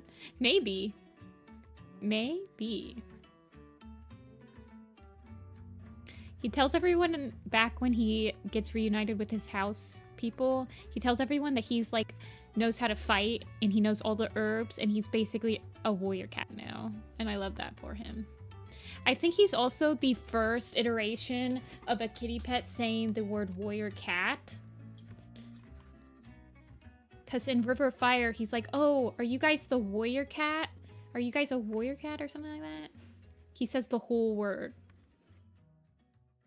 I think he's the first cat to say that.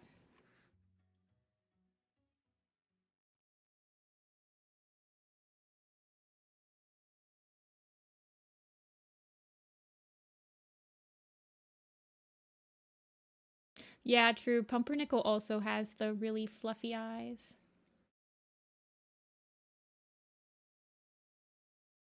Where is my River of Fire? Hold on one second. Is my music still going? Please. Are you gonna keep going? Hello? Music?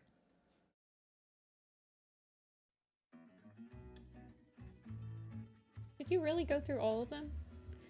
Okay.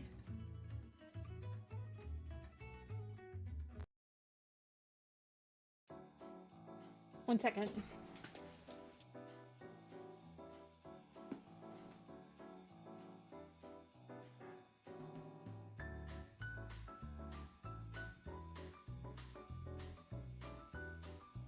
Okay. Yeah, but Gray Stripe Super Edition came out after River of Fire. I mean, they call themselves Warrior Cat. They're the Warrior Cats in Warriors Clan. But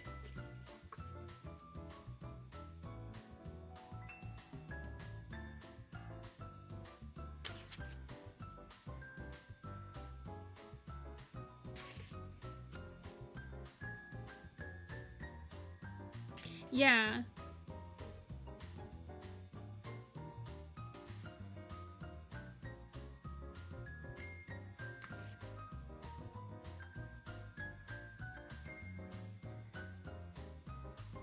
Yes, Fuzzball says, if I knew anyone could help us, it would be Warrior Cats.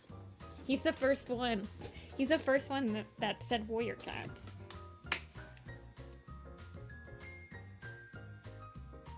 An Omen of the Stars. That's just like the prologue.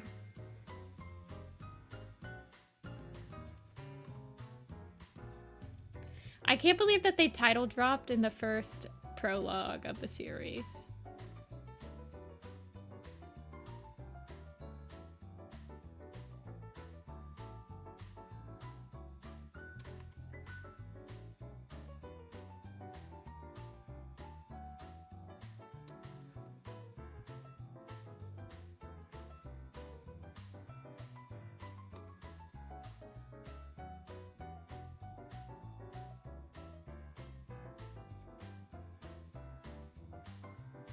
He do got an onion head.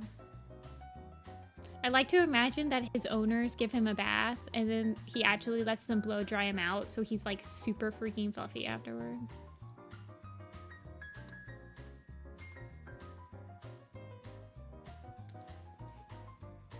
Plum Willow is not on this poster, Izu.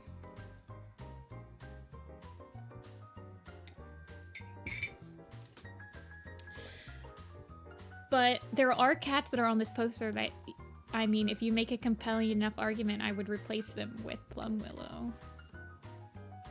Hello? Why? Did my...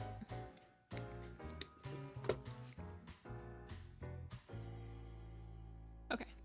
I'm like, why is my keyboard not accepting my inputs?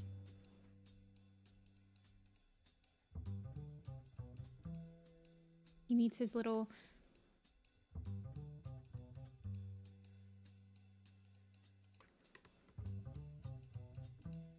His little fang.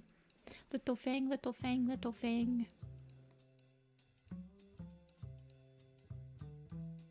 "19 minutes of applause." I think that Fireface is a descendant of one of Firestar's siblings.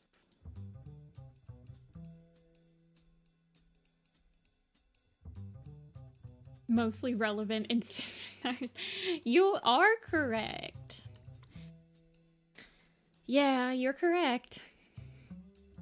But at the in the same breath, I didn't add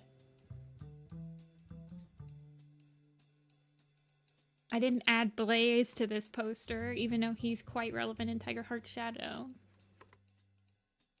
But on the other hand, Blossomfall is in this picture.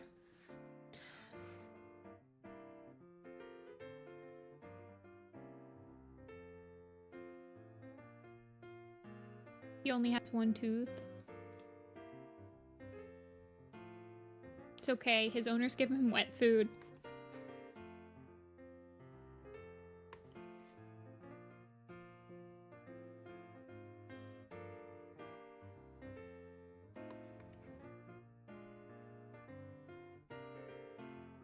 I'm just going to define his markings a little bit more. I want him to kind of look cartoony.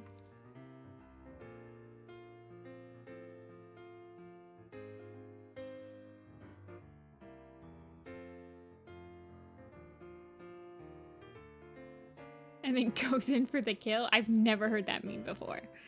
That sounds terrifying.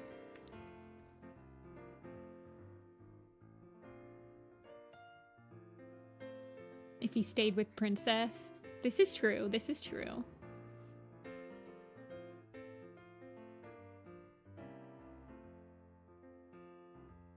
He's kind of just a generic orange boy.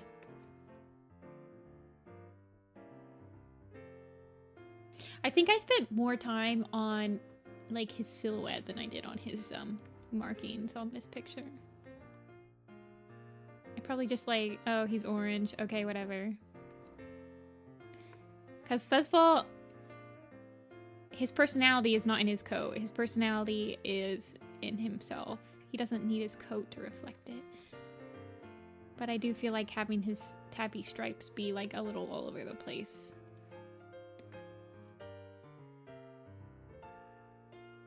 I kind of imagine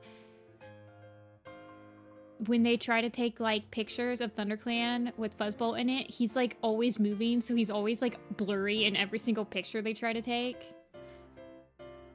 They can like never get a good picture of him on his phone. So like when Jay Feather is like vague tweeting about Fuzzball on his Twitter, and he's like got the camera. Hold on, I gotta draw this.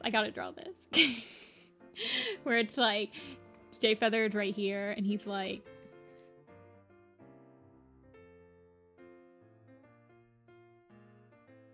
this, and he's like trying to be like super sly about it, and then Fuzzball's just like this in the background, like trying to help.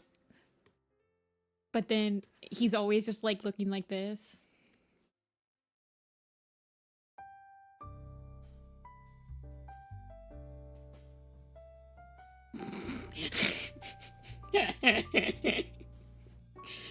Oh no, I did the guttural laugh again.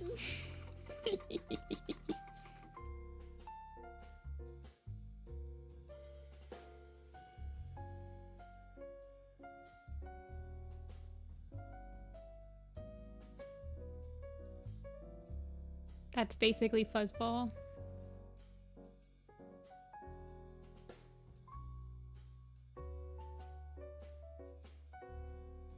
So he's like, I cannot believe that I have to babysit for the 3rd day in a row.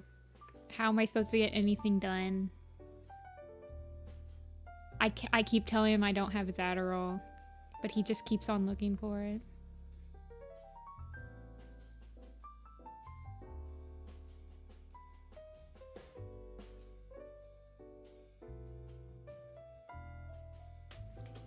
First to use catnip. Catnip would just make him like, oh, that's true. He would be like really silly.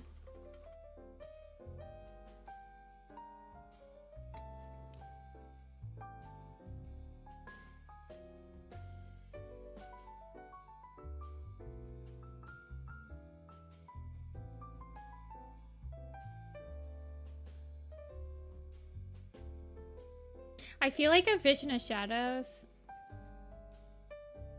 Like I said, when you start actually thinking about like the possibilities of minor, like the character relationships that are very glossed over or like do not get that much screen time in a Vision of Shadows, it becomes a lot more of an interesting arc.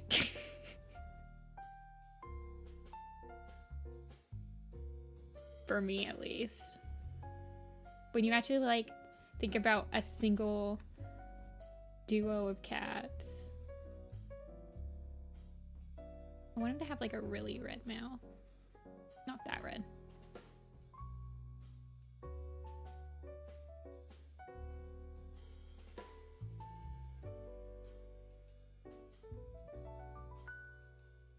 You can make custom clans in Warrior Cat Ultimate Edition. I thought you just played as a single cat in that game.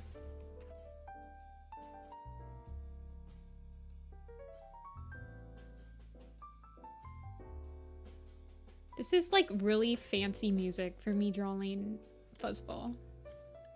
Like very classy music for him.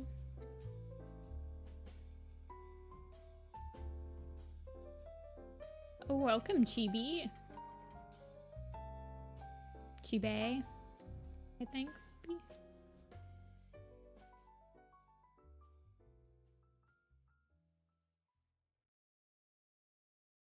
He is so classy.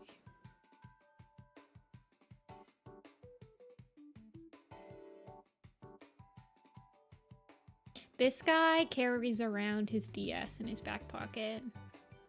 And he wants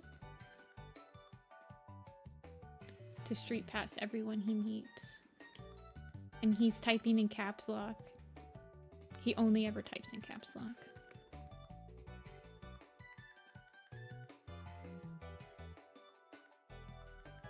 Fuzzball with Yoshi music. This is true.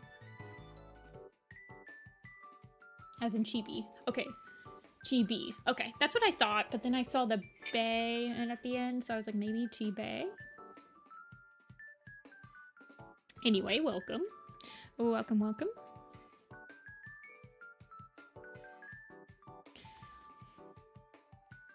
I do not type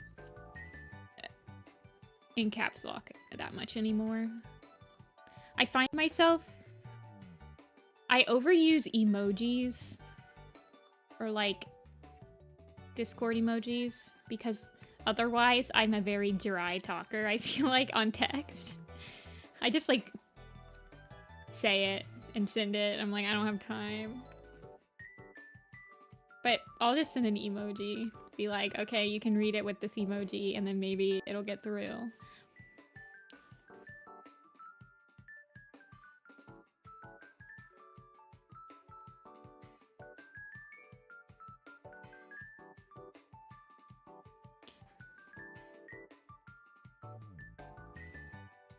A somber sounding weeping willow. Wow.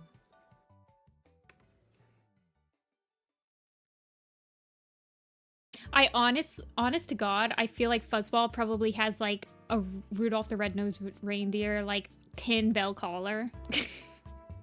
I'm not gonna lie.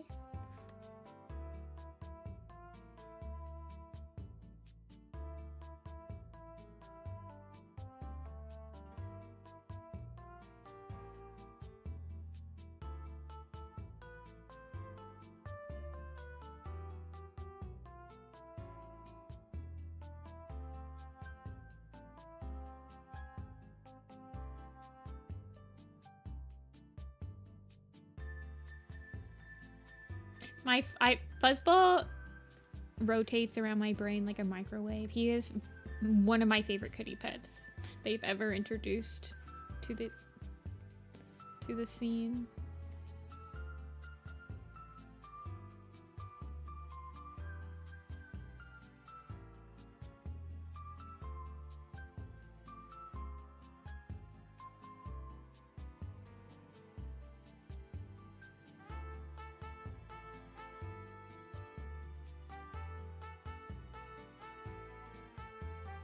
Fuzzball is not boring. How dare you call him boring?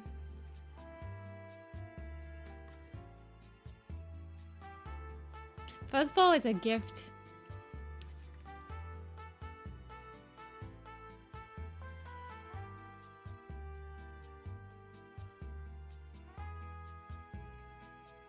This dude plays recorder. He started this man played recorder when he was in 4th grade and he never stopped playing. And he never got better. He's the one recording all those horribly dubbed songs with recorders. That's Fuzzball right there.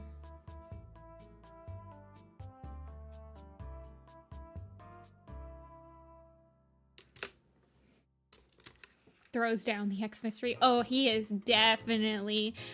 He's like Sandy when she's telling Bikini Bottom about Christmas. I mean... Fuzzball is basically just SpongeBob, though. Fuzzball is literally SpongeBob.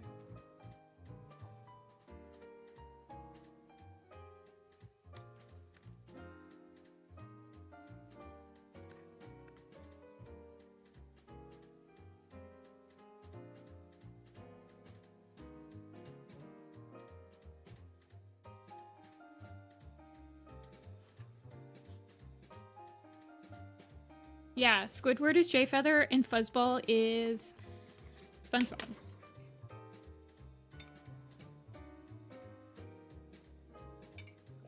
That's basically their dynamic, summed up. That is 100% canon. River of Fire. Where is he? There he is.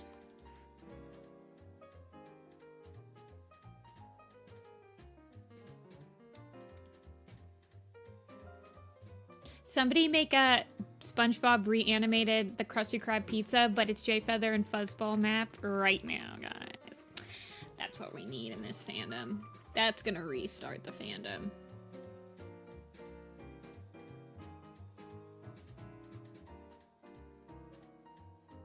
Okay, where's my kitty pet one?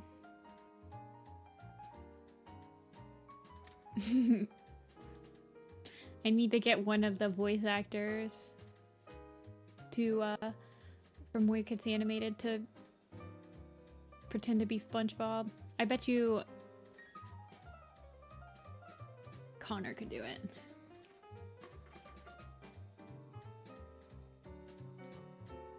Okay, where's the Humble?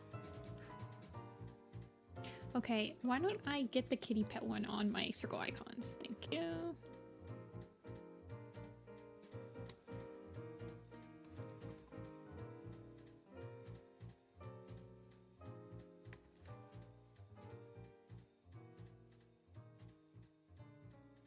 Okay, let's put the kitty pet logo behind Fuzz.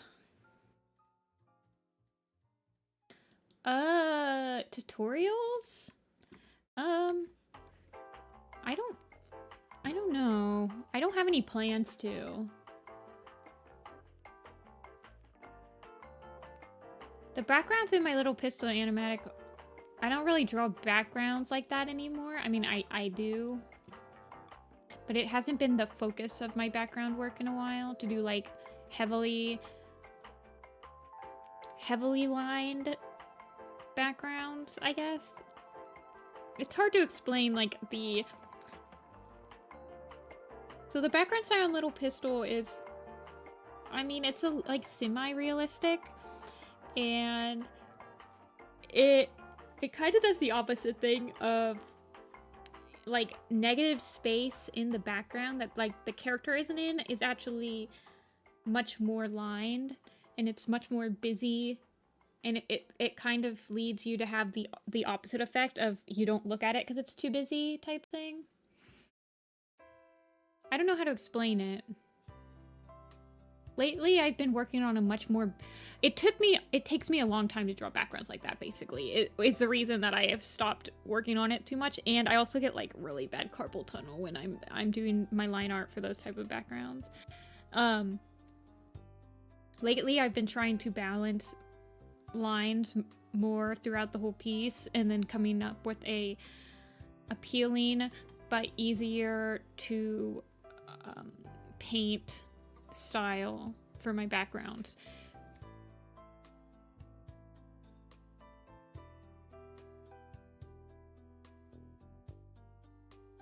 Hello, Layla.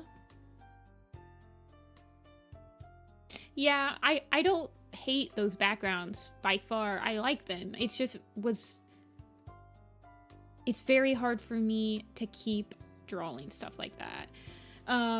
It's just because I have problems with my wrists nowadays, because I'm like #old. But I've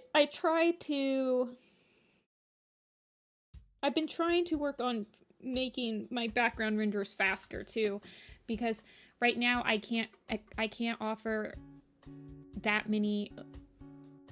Basically, like, my commission price for adding a background to one of my pieces would be so high because of the amount of manpower that goes into them, like just the amount of hours it takes me to make the backgrounds. And I'm trying to find a nice balance so I can actually not spend like 20 to 30 hours on a single background piece, because then it's like, well, 20 to 30 hours and you're like $30 an hour, and then all of a sudden adding a background to your art is gonna be like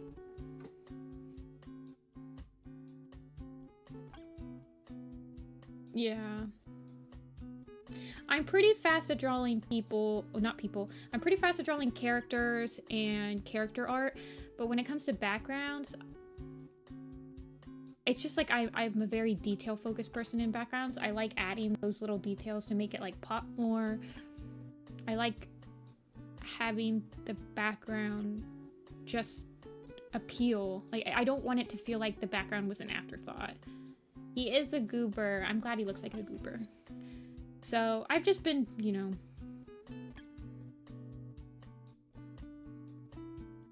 it's always a balance. But I haven't drawn a background like the Little Pistol, like super detailed and everything, in quite a few years. Like, it's probably been like 5 or 6 years. So I don't know if I could do a tutorial on that, but I could definitely, like, I might put something together with like doing forest backgrounds eventually, or at least like have a Google Drive of like a bunch of stuff I use and all that.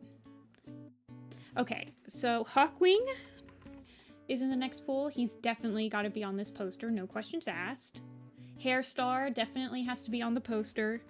He actually has a couple... I feel like he has the most amount of character in A Vision of Shadows than he ever will have. 5 is 1, 2, 3, 4, 5. Jay Feather definitely has to be on the poster. And Juniper Claw definitely has to be on the poster. Okay.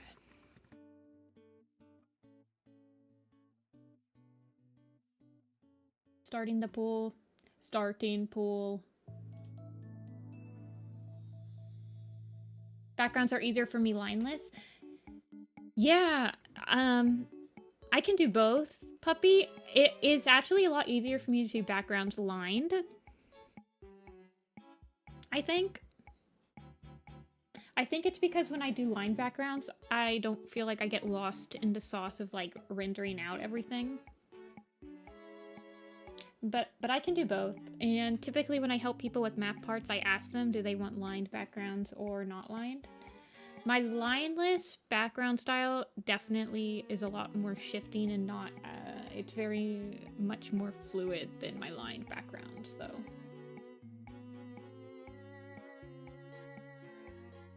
If you could do line backgrounds.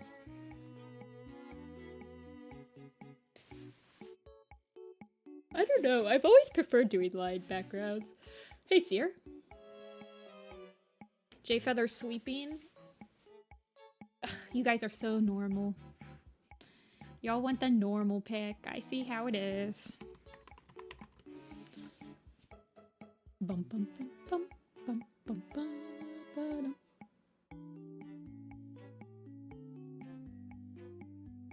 Yeah, space. Or sorry, Puppy. That's definitely like here. Let me open. So, like, so you guys were talking about the little pistol backgrounds, right?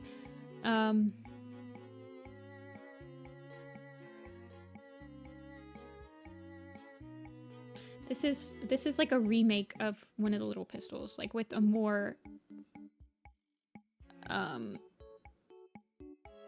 the less lines than usual. But so when I usually color, I just go like this, which is all it's a single layer. You can see it right there. And then yeah, it just looks like this. So like when I'm picking the colors, I'm just like scribbling them on. But then I have to go about rendering them. So this actually doesn't look too bad without the lines. But like the lines do help. Yeah.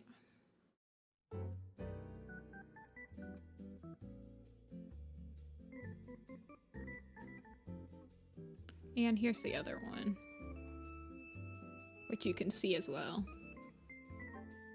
So here's the color right here. And the lines just look like this. Like that's just me scribbling the colors, the initial colors, and then I render it out so that it matches with the lines. And it ends up looking like this afterward. Yeah. It's only 4 o'clock. That was me getting to the end of my coffee. I promise I did not burp. That was me sucking in air because I just finished my coffee.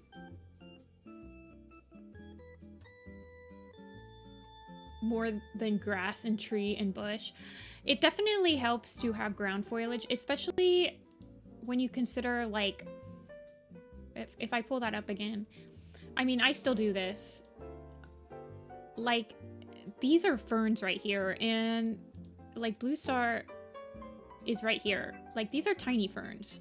In reality, they're really, like, she's human-sized in this picture. Like, Flash is still around, but yeah, Animate this doesn't go as hard as like old Adobe Flash did. But like in reality, like these ferns right here should be like massive. But there's always a balance you have to strike between making a background look interesting and stuff like that. Yeah, it's a huge, I mean, it's hard because it is much more visually interesting to have multiple types of foliage and trees in your background, other than like you just have a massive fern covering up the background. Yeah.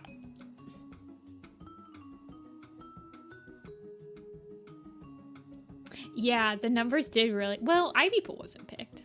But yeah, we did pick, like, good popular characters. 50 votes, we will end it. It's J Feather time.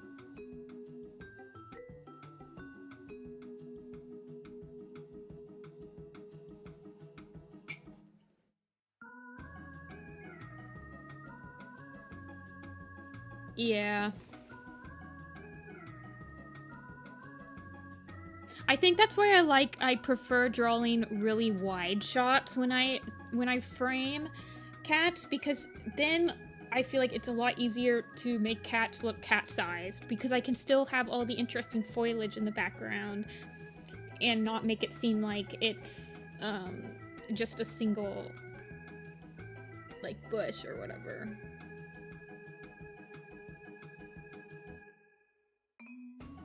It's a balance.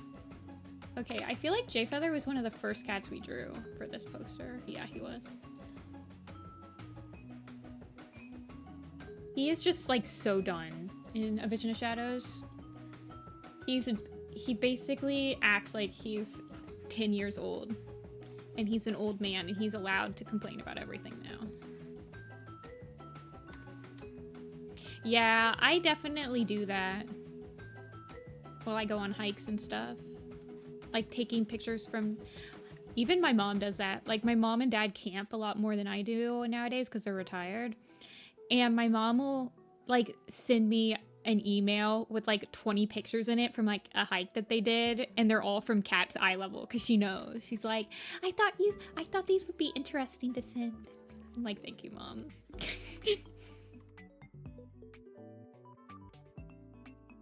She likes sending me those weird photos. She gets it.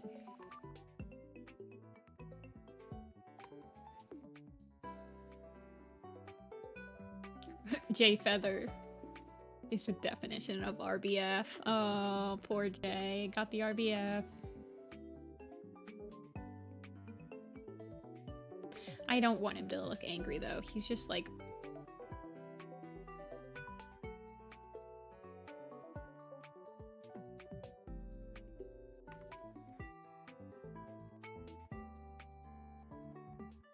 He should just look like this.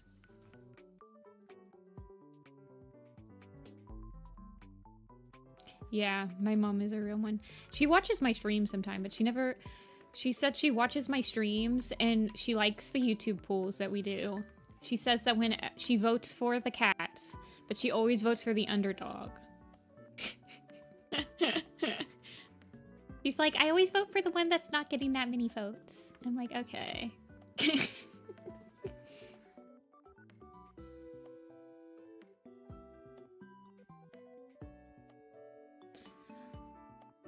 Thanks, Chibi. I appreciate that, and you have a good one. She was probably... no. So, she was at a funeral today. That's very depressing, I know. But she was at a funeral for her sister-in-law's grandma or something? Her sister-in-law's mom? So I don't think she's watching today.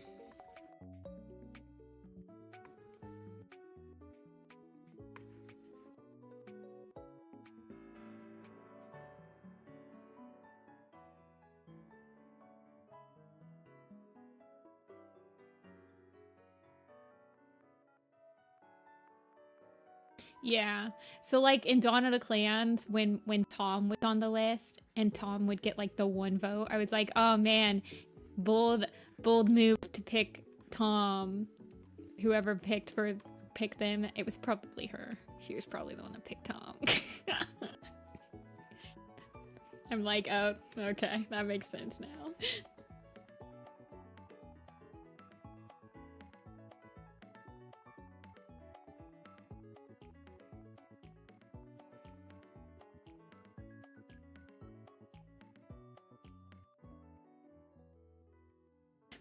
What's his face look like in his turnaround?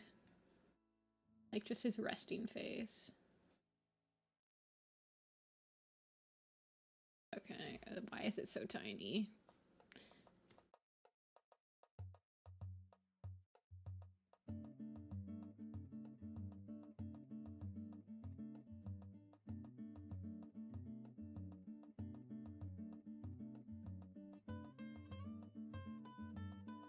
Yeah, I think that Jay Feather is completely blind. I don't think he sees anything. Well,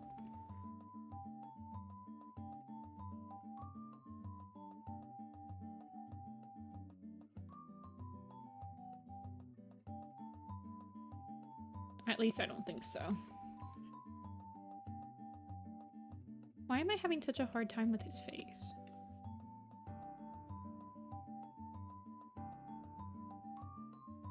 I kind of imagine he doesn't really age at all either.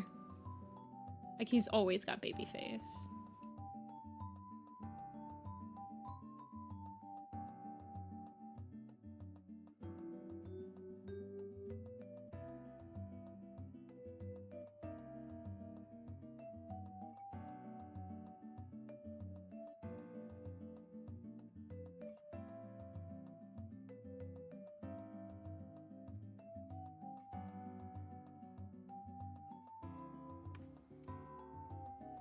Have you guys ever played Twilight Princess, the Zelda game? He reminds me of the baby face guy in Twilight Princess. That's like the shop owner.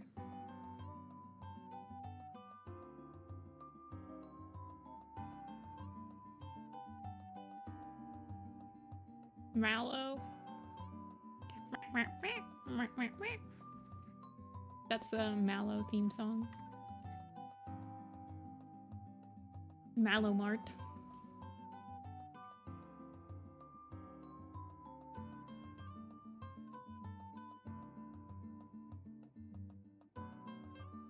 Hello.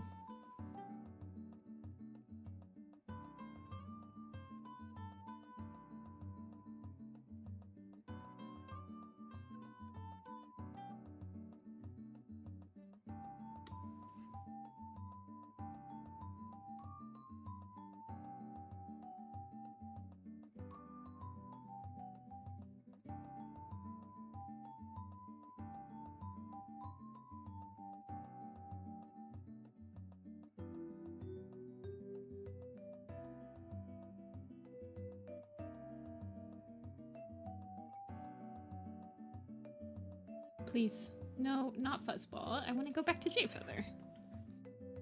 Thank you.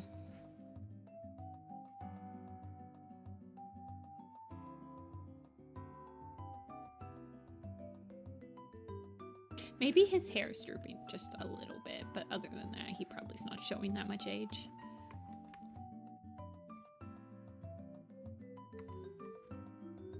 I feel like he probably doesn't let Medicine Cat life stress him out that much. Except it does, probably, actually. It probably stresses him out a lot more than he pretends that it does.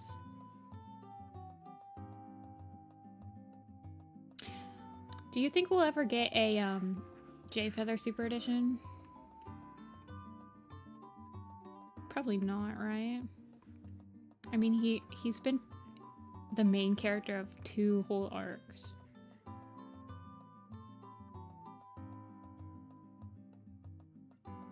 This is true, but maybe he does have some gray hairs. He might have like a little bit of gray on his.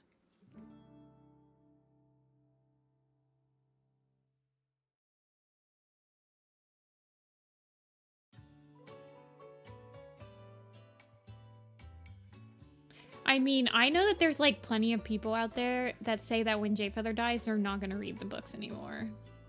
Of course, these are the same people that haven't actually read the books in So One of the Stars anyway. So it's like, they'll just be like, is Jay Feather still alive? And I'm like, mm-hmm. And they're like, okay, good. Because if he wasn't alive, I would totally not read it anymore. I'm like, dude, you're already not reading it, but okay.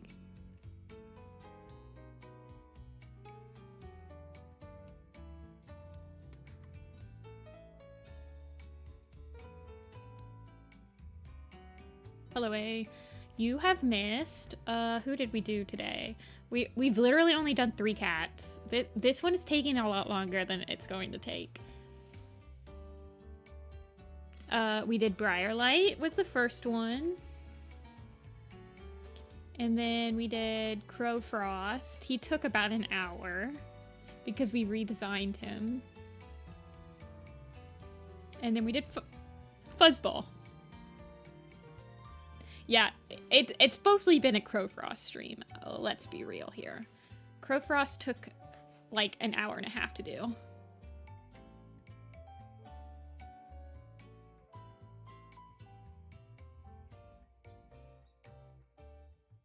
It wasn't slander, we were just giving him more character. And investing ourselves in his plot.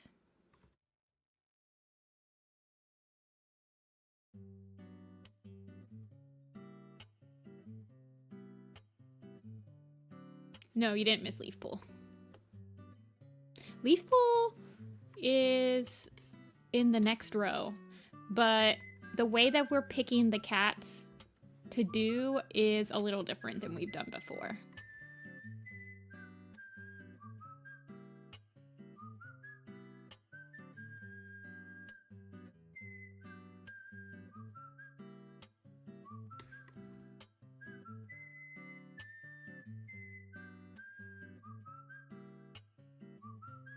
Jayfeather actually has the one thing that I don't really like in a design, in that he has these thick eyebrows and he has the eyebrow dots as well, and it's very hard for me to place them properly.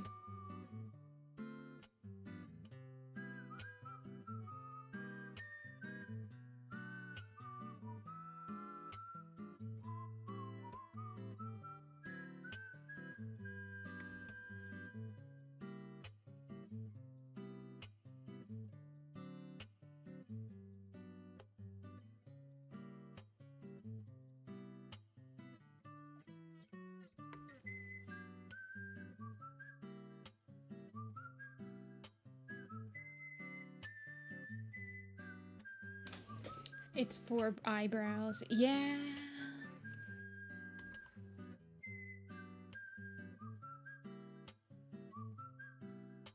Where's my water?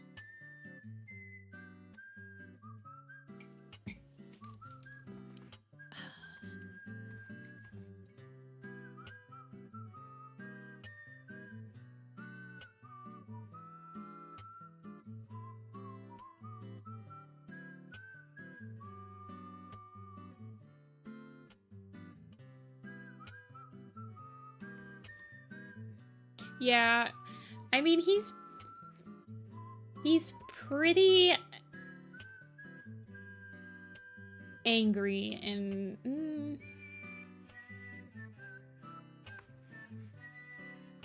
I feel like his personality in Omen of the Stars versus A Vision of Shadows is quite different.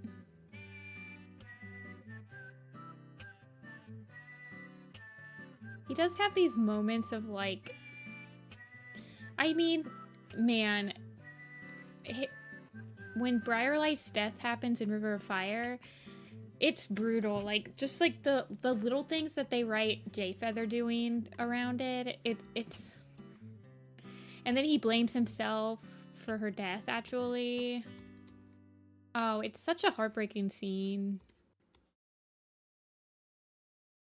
The other thing I really like about Jayfeather post main character is his the bonus scene at the end of Lost Stars is him coming to terms with Leafpool's death. It's like a couple of chapters, but it's quite well written. Once again, them focusing on a little actual thing instead of the whole overarching plot. Hello, Nikki. We're drawing Jayfeather.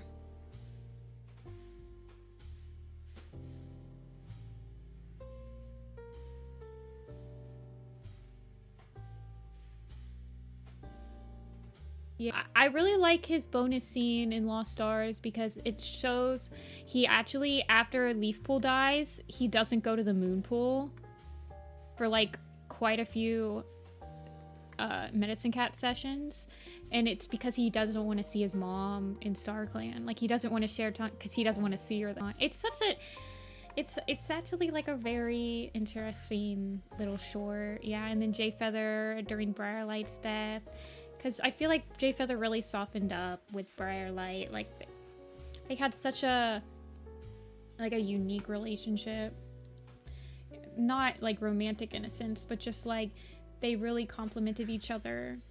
Well, Briarlight complimented him like completely. Yeah, Warrior Cat characters having depth. We swear it was just an accident. This man is so mousy. He just looks like one big mouse.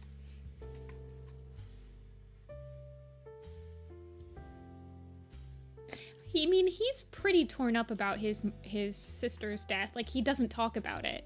That's how he grieves. He does not talk about it after it happens to anybody. Alderheart sees through it, but he's not an open griever. Like, he doesn't even want to talk about it with Lion Blaze.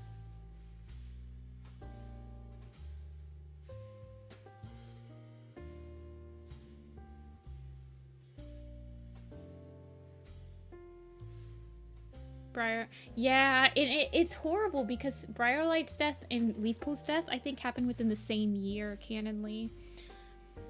And those are really, like, the two people that are softening him up. I mean, Alderheart does his best to... Like, I feel like Alderheart just puts up with him. And, like, Alderheart knows him, and he doesn't take anything that he says personally. But he never tries to make him better, I guess.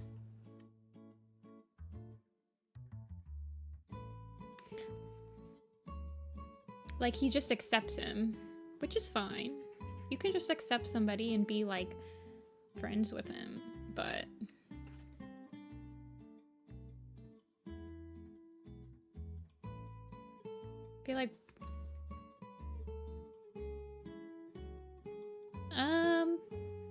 Was he too hard on him? I don't think so, because Alderheart doesn't, like... I feel like if he was hard on him, Alderheart got over it.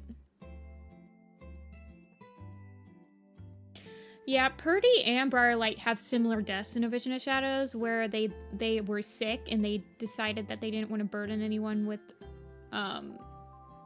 They didn't want to burden Alderheart by telling them that they were sick or whatever. They have very similar death moments, actually. Like, they both die very suddenly.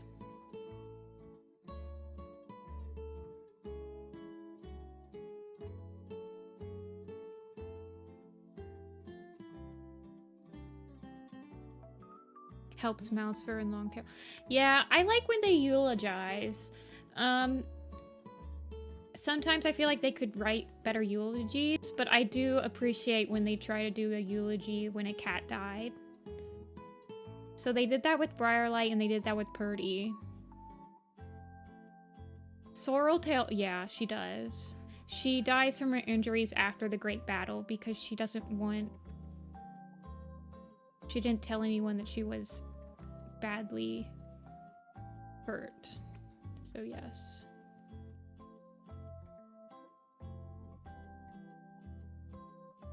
Yeah, Purdy's in this poster.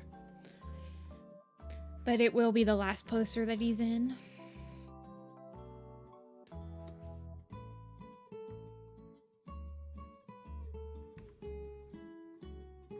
Let's give him a little bit of gray hair, maybe.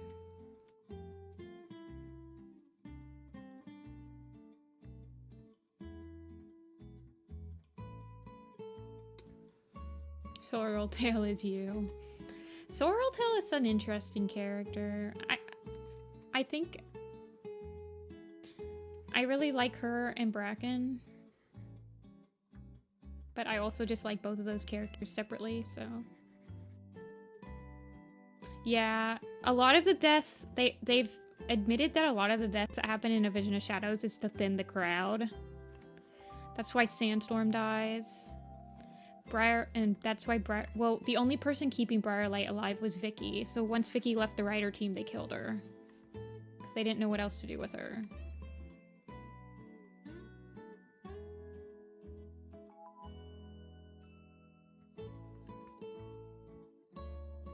Not to be callous or agree with that, but that's generally what they have said. Is that Vicky was the reason. I mean, Vicky was the reason that she survived past Fading Echoes.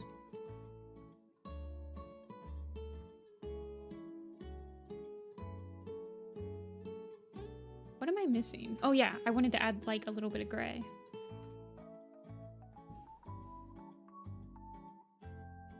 You're not even gonna notice the gray.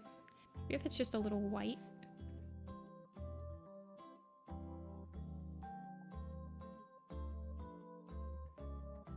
Okay. I have no idea how long I'll be going. Not tired yet, so... I'm just gonna give him like a little bit of a gray chin.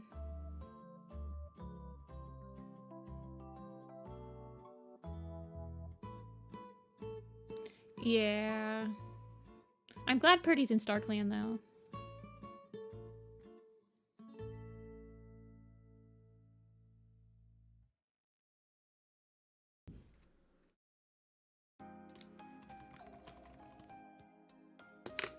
Is this Persona 4 music? This is so Persona 4 music.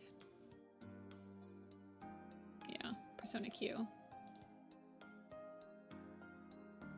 That's not Persona 4, but it is Persona music. Okay, this is J Feather Part 6. Making fries.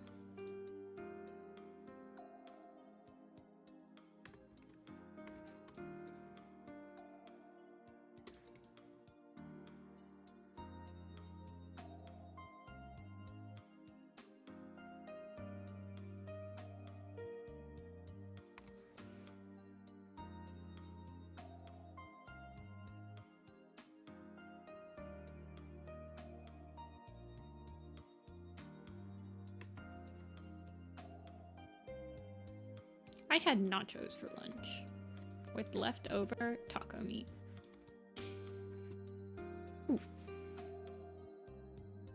Okay, let's start the next pool.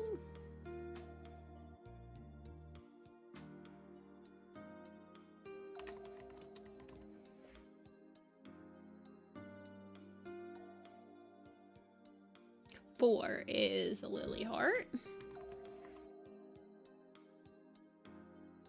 2 is Leaf Pool.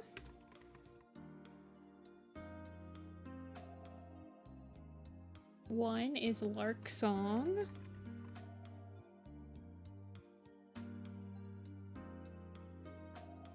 5 is 1, 2, 3, 4, Little Cloud. All L's. We're taking the L's. It's semi-finalized, Agnolia. There are some people on this that I could make a pretty good... You could make a pretty good argument to me that they don't need to be on this poster. Like Icewing and Blossomfall. I might replace one of those for Lion Blaze. Yeah. Somebody wanted Plum Willow on here. Leaf Pool is on the list today.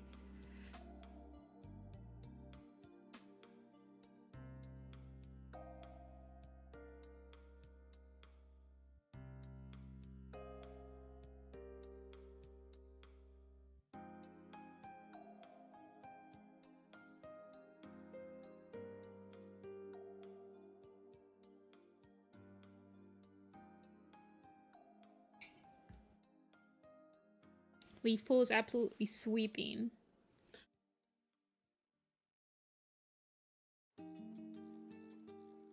I think this will be the only time that Lily Heart or Lark Song are on a poster. This will be Little Cloud's last time on a poster.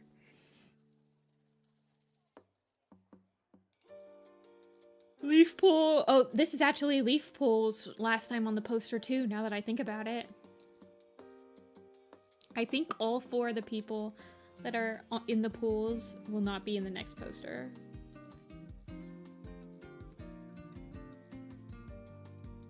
Actually, Leaf Pool might be on the next poster. Because she has like a pretty important scene in Starlet's Clan. When she, not Starlet's Clan, in Broken Code.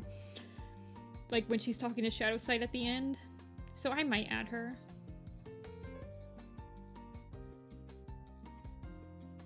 As a Star Clan cat.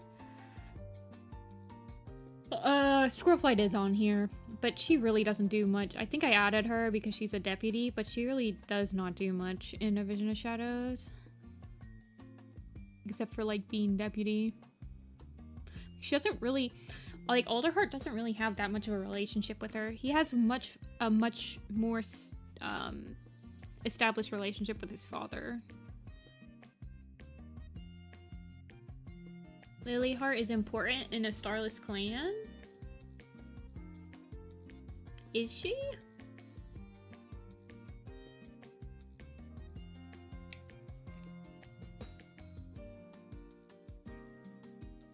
What's she do in Starless Clan?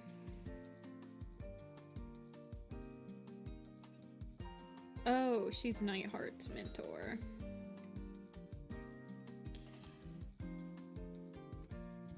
I don't know. I kind of forgot that. But yeah, I guess that makes sense. She might be in the Starless Clan. I mean, I think my Starless Clan poster, like, oh, it needs like 10 or 12 more cats or something like that. Like, let me look at it really quick.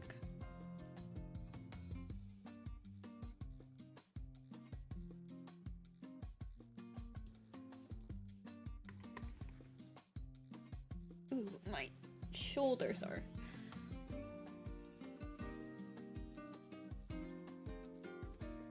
My shoulders are getting stiff. Okay. A Starless Clan.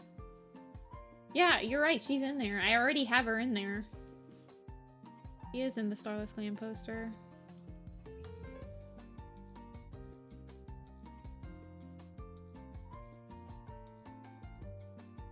Yeah, I still need, how many is that? 7 more cats for Starless Clan? Will Leaf Kit be on the Starless Clan? I have no idea. Well, I mean, maybe. It depends. We'll have to see if 7 cats can make an impression on us to fill the rest of the Starless Clan poster.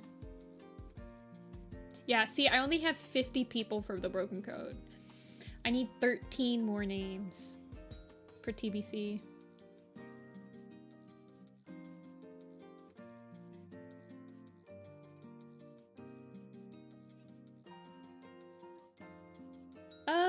Yeah, I don't know.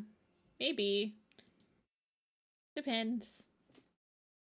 It would be like one of the only kits that would be on the poster.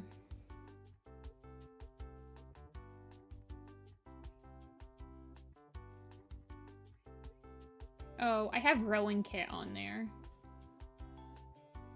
Even though, like, Rowan Kit just dies.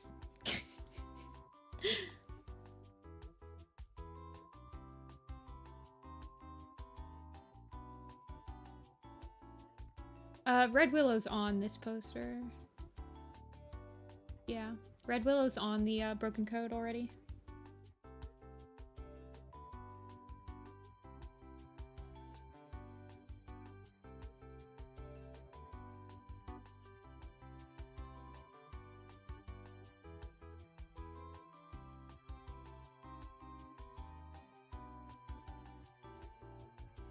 Fire Sight's on there. Spot Fur's on there. Dim Leaf.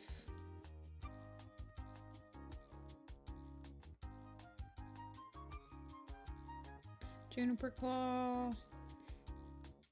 Lion Blaze returns. Firestar's on that poster as well. Firestar just... He's gonna be on 2 posters after he dies. He's like... He takes over like the Spotted Leaf role.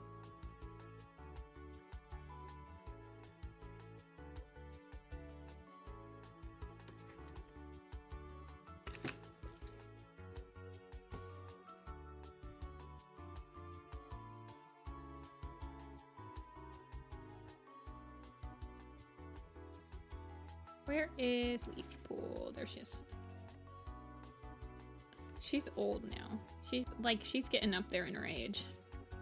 She's not old, but if her kid is getting a gray muzzle, then she's definitely getting gray muzzle.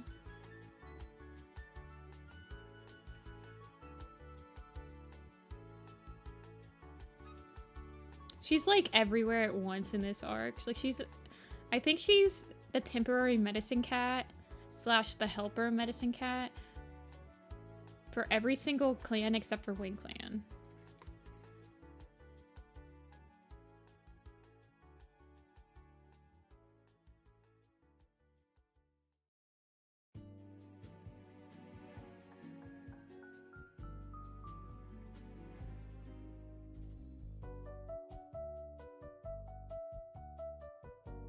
Yeah, and she never complains.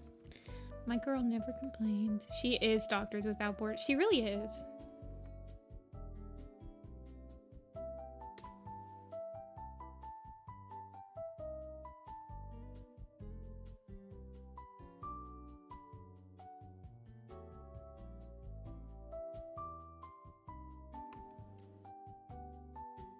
And like, she's just very kind in A Vision of Shadows. She has like a very different... Like, she feels free. I don't know how to explain it.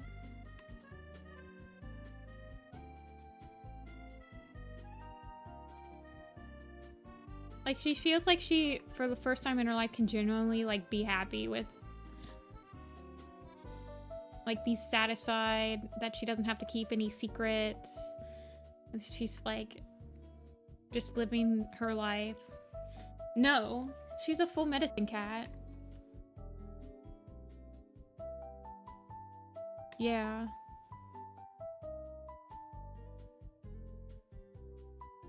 Hey, Starry. I feel like a lot of her, like, bouncing back and forth as a medicine cat could have been an older heart thing, but whatever.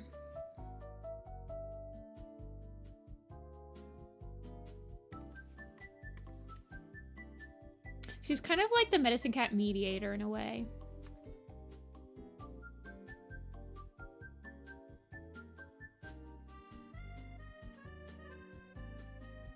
She steps down of her own accord.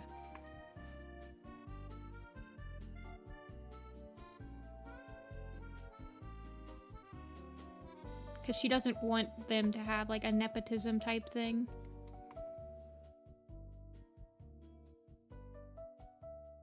Yeah.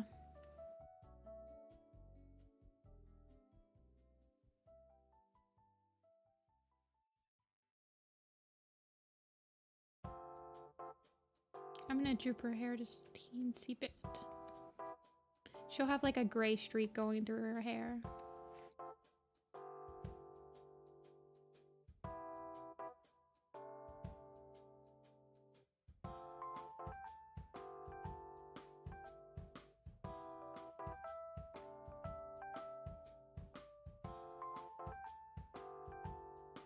Critter! Stop being a meanie.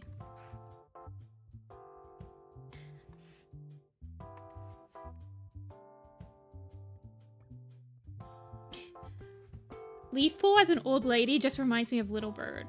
Y'all remember Little Bird? She was like the sweet old granny in Shadow Clan when Broken Star was about to become leader. And then it's like, at least Little Bird wasn't a lot. And that's like, Yellowfang says, well, at least Little Bird died before she had to see her clan completely destroyed. It's like, whoa. Alrighty.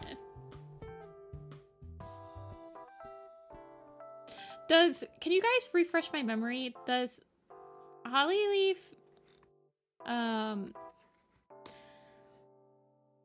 does Hollyleaf attack Leaf Pool in her den, or does she just like try to force her to eat death berries? Like, does she actually attack her and like leave scars?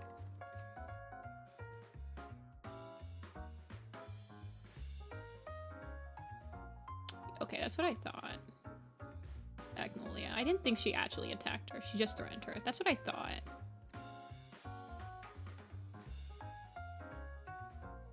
I didn't know she like slashed her cheek or something.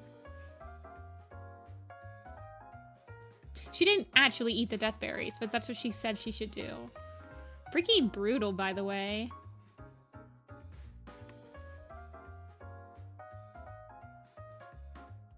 I like thinking about that scene. Absolutely insane.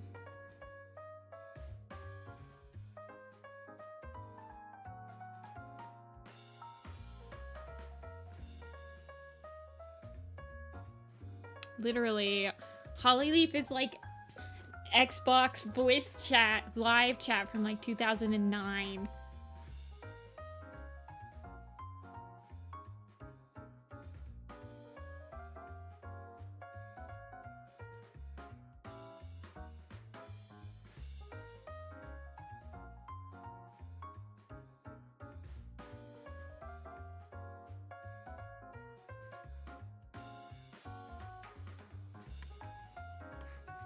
I think she does attack Squirrel Flight, though.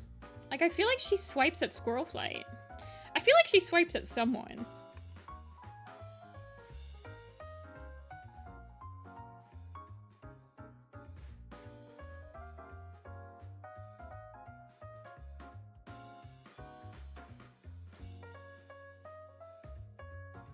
That's true. I think her and Lion Blaze definitely did some griefing in Minecraft servers in like 2009.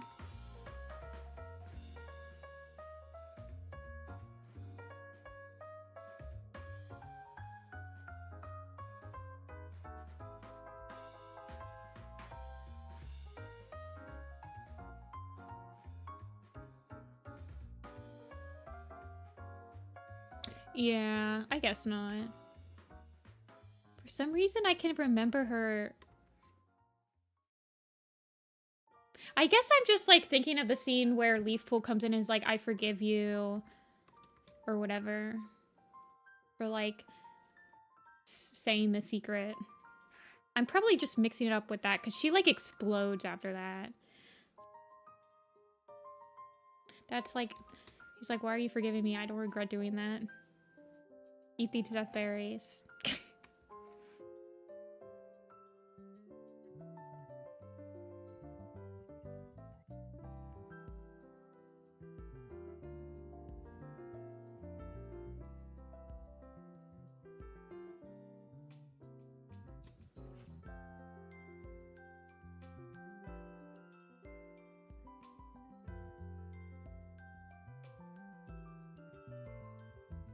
If the Werecats got one F-bomb, who deserves it the most?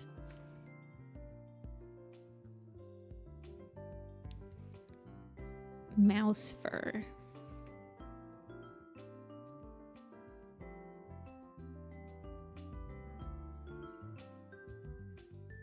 No, I'm just kidding. I have no idea.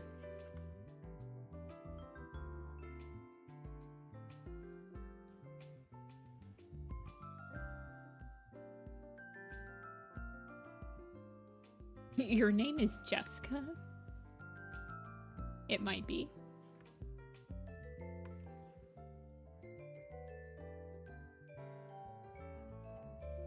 It's not like my name on like every single social media website says Nifty/Jessica on it.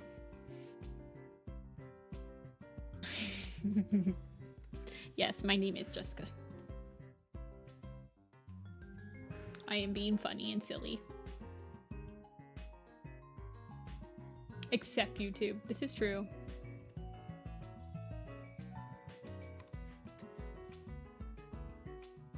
Yeah, I don't care. You can keep calling me Nifty. I have some really good friends that prefer calling me Nifty, so I will respond to both.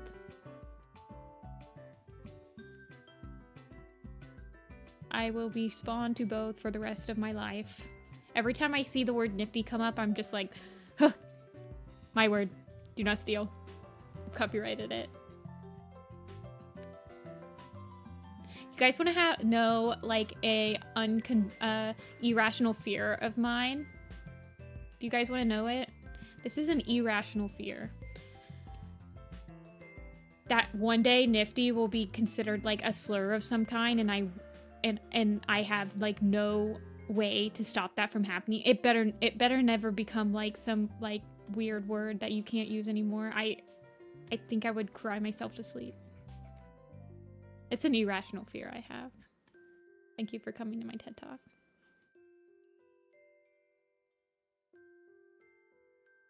You guys ever have that fear?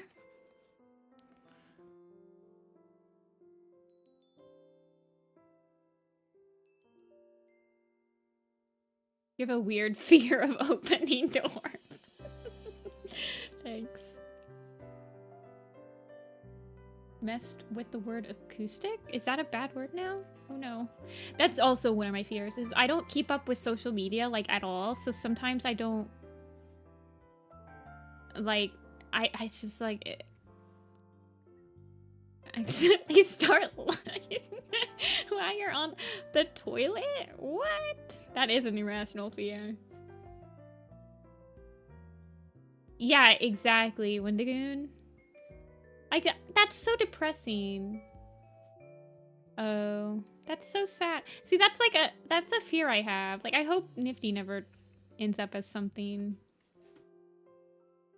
I feel like it's not really. It's kind of a I don't know. I hope it never happens. I'd be like super sad. But I don't think I would spend the rest of my life trying to reclaim it. I force quit Discord. Oh, okay, I get what you're talking about now. It's so easy to accidentally call people on Discord mobile nowadays.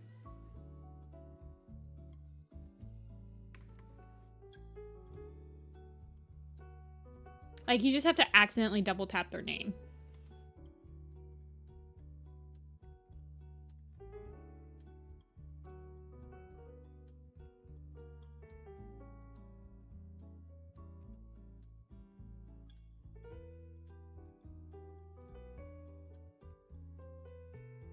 Accidentally call you.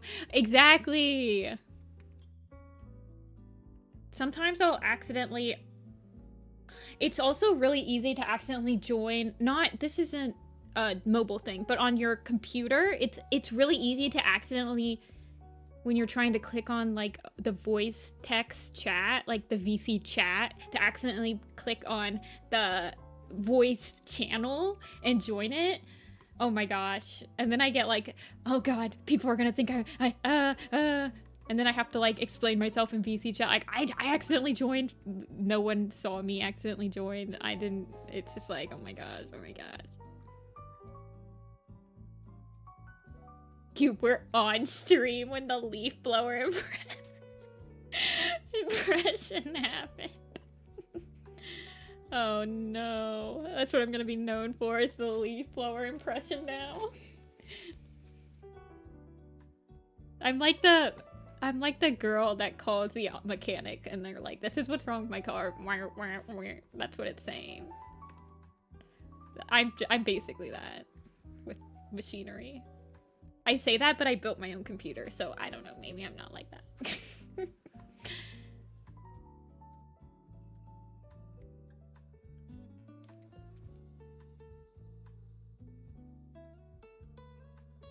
Yeah, I've personally never seen that in action, Layla, either. And I would never have guessed that it was being used in like a derogatory sense. Like that's what stresses me out the most, I think, sometimes about interacting with people, is if I accidentally say something weird and then they don't call me out on it, and then like that's their like impression of me for like the next 10 years is, oh my gosh, they said this one thing, and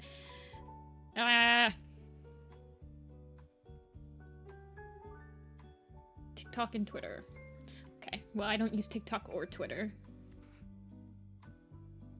I would prefer people to like correct me, even if it's like, but I understand, because it would be it's awkward for the person to like correct you, or like you don't want them to assume.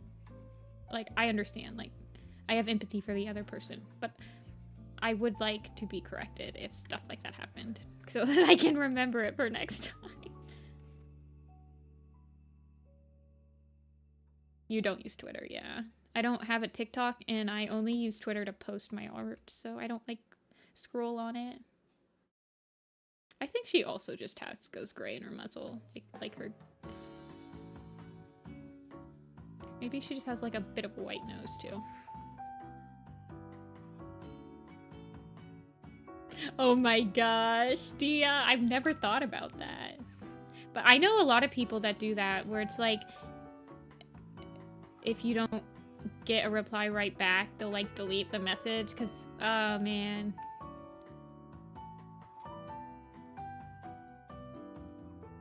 Yeah.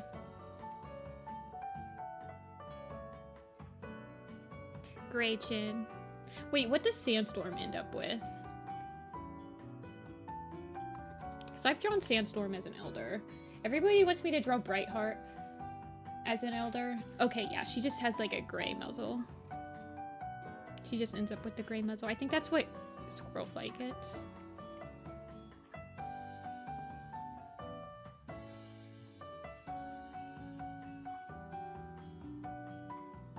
Turning on my camera on in voice chats. I've never done that. I will give it to Discord. I've never accidentally turned on a camera for my voice chats. But yeah, you can always put the sticker over your camera.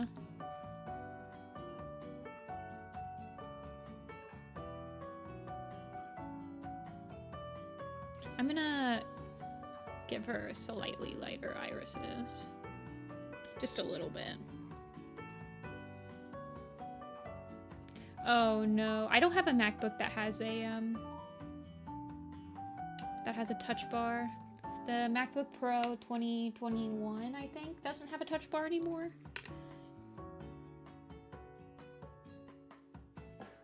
I mean, you can just do like a Band-Aid or something. Not a Band-Aid, but like a piece of tape, or... I've seen people do sticky notes, Agnolia. Like, they'll just put a sticky note over it.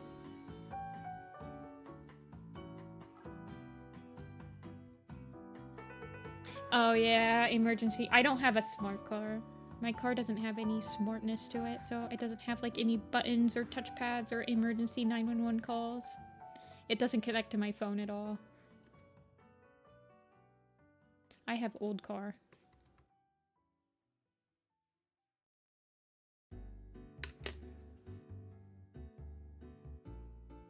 Accidentally activated emergency SOS? Oh no.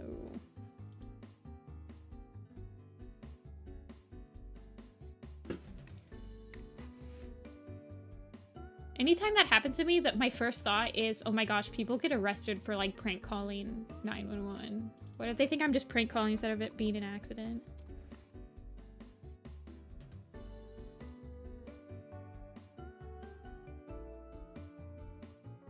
Okay, A. Good luck in your meeting.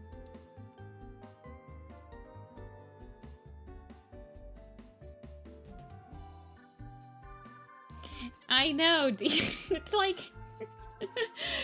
It's like I'm like, what if I accidentally have an intrusive thought where I want to pull the fire alarm and then I get arrested, but I didn't actually want to do it? Or what if I accidentally like tripped and I'm like the most clumsiest person ever? I think I've called 911 once, and it was when I was in an apartment in Columbus, and it was really late at night. Like, not really late, but it was like 11 or 12 at midnight. And I had the window open because it was in the summer. It was hot outside. And I could hear a beeping sound coming from outside. And it sounded like a fire alarm. Later, I found out, like, after I did, like, research for, like, 30 minutes on types of, like, alarms systems, I found out that it was the exact type of alarm system of, like, a CO2 detector. And so I couldn't fall asleep because... Oh, yeah, I said gray streaks. You're right. I couldn't fall asleep because I was like, oh my god, one of my neighbors that I don't even know is probably out here, like, choking on CO2. And I'm gonna feel so guilty if I didn't say anything. When I got in a car accident, I called my mom first, and then I called insurance, and then I think I called this... the insurance gave me the number for the state highway police. But I did call the cops on that one.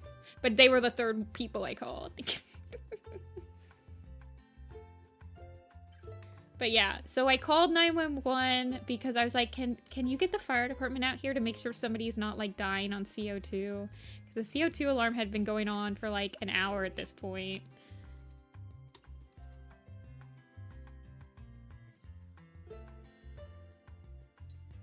I think that was one of the only times I called 911, though. My car accident wasn't like a huge car accident, and it was my fault. I was just a fender bender. I was on the highway driving back from Columbus, and it was bumper to bumper traffic because it was rush hour, and the guy in front of me stopped, and I was turning into the next lane, and I didn't realize that he had stopped, and so I like touched the back end of his bumper. But he had like an SUV and I had a 4-door, so my car was like totaled basically, and his was perfect. Like, I don't think he had a single mark on his car. But we both had insurance, so it was fine. Yeah, my car accident wasn't too bad. No one was hurt either. No airbags went off or anything. Hey Twixie, we just finished Leaf Pool.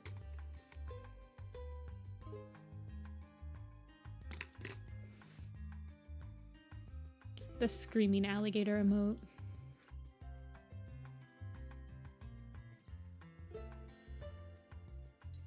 Tried to sue you? Okay, I never got...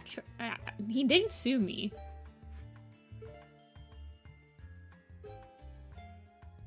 That's terrifying. My car... this happened to me like 6 or 7 years ago, so... You ended up T-boning her? Oof.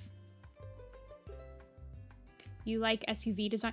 One of my favorite looking cars is an SUV. I'll show you guys. I'm not a car person at all, but I love this car. I just love what it looks like. It's called a Rivian. It's like an electric SUV. If I was gonna get an SUV, I would get this one. Look at his little button. Look at his little button headlights. Oh, he's so cute. I would name him Benji for Benjamin. Except they're like $1 million, and you know, I don't have $1 million. And I don't need a new car either. I have like a 14-year-old car. It works perfectly fine. 2 years after the car accident? What? It's an electric SUV, Twixie. That's why it's so expensive. It's not like a hybrid or anything. It's like a purely electric SUV. Okay. 7. Puddle Shine.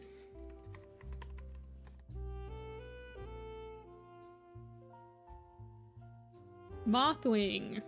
Oh wow, we're doing medicine cats. 1, 2, 3, 4. 1 star. Nice cast of characters on this one. And Nettle.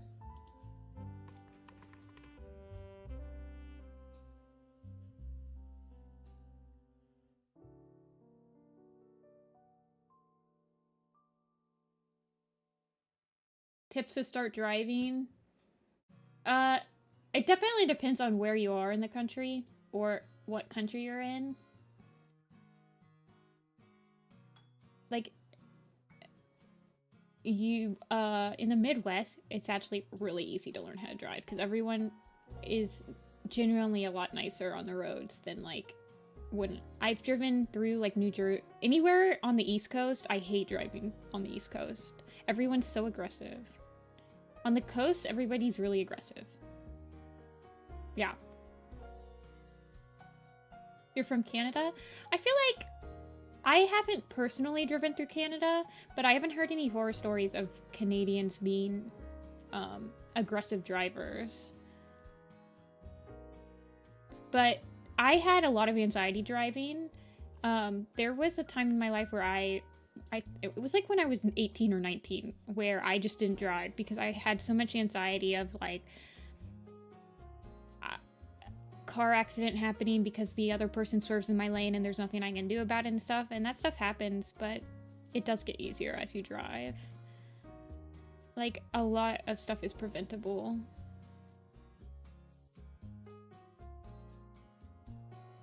It has a secret compartment.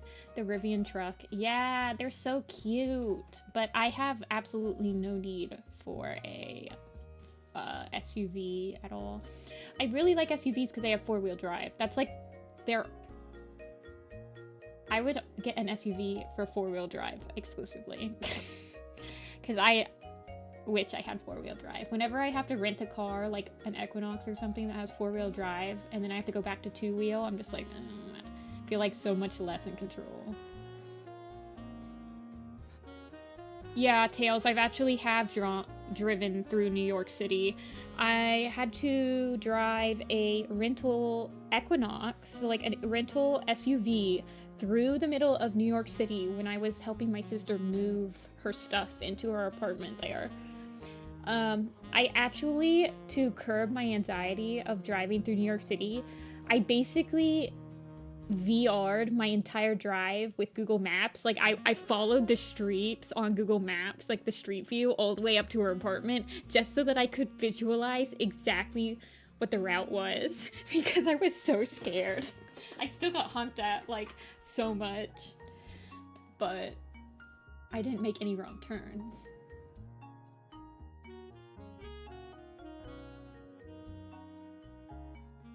Yeah, driving in New York City is not fun. Yeah, I have a Chevy Cobalt.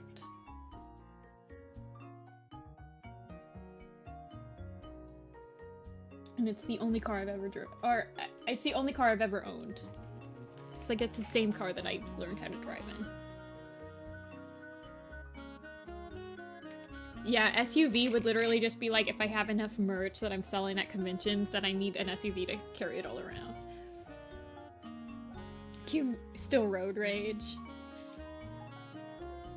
I'm not like a huge road rager.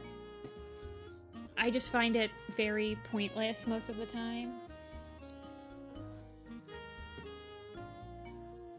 Okay, it looks like Puddle Shine's gonna win.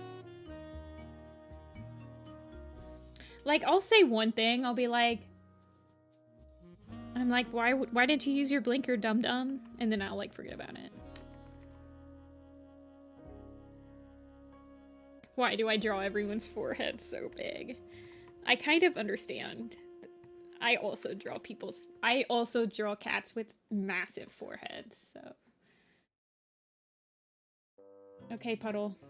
Literally just redrew you for this specific poster. Your pumpernickel. Yeah, I want to see his forehead again. Oh, I spelled it like not nickel. Okay.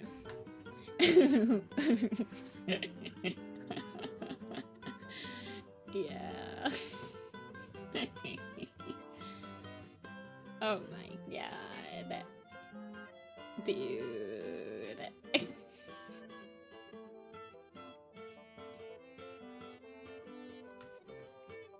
With the hairline. Yeah. I have issues with giving cats large foreheads. Especially when I draw like their side profile. And then I realize that their front view is like, yeah, it's just so big.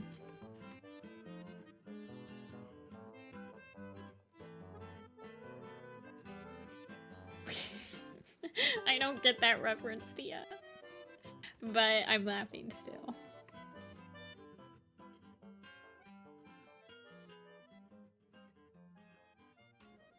I'm sure it's a TikTok or something.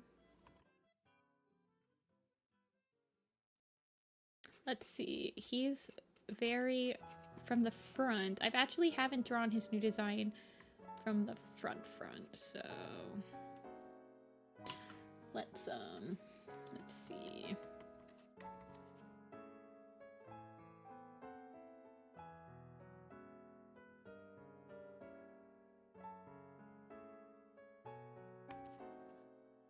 Gonna have to add these headshots to his post soon.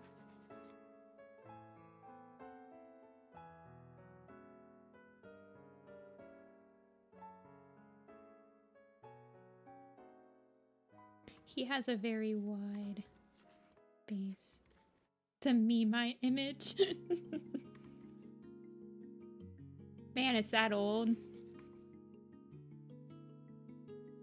Literally the only meme I can think of from like 2019 is the car salesman meme, like slaps roof of car.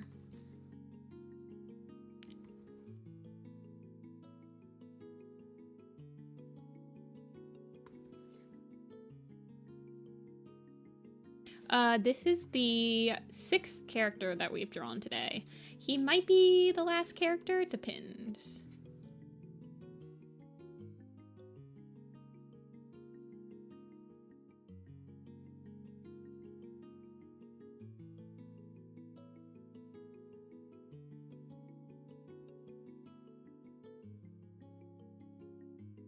Memes do move so fast.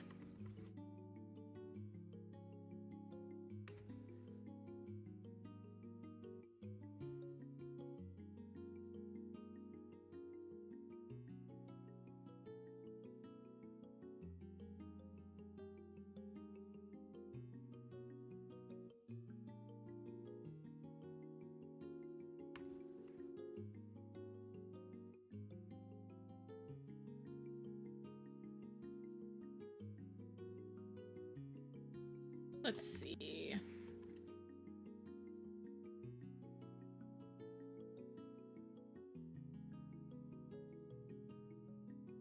want him to have kind of a roundy face from the front. Vines are peak cinema, except when they're not. Oh, I still have Vine compilations that I watch on like a yearly basis.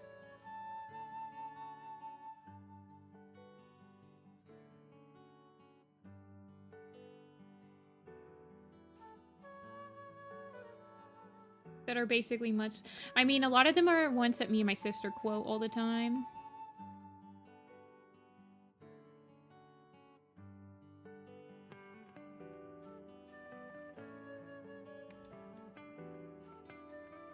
This guy is like the nice version of Jay Feather.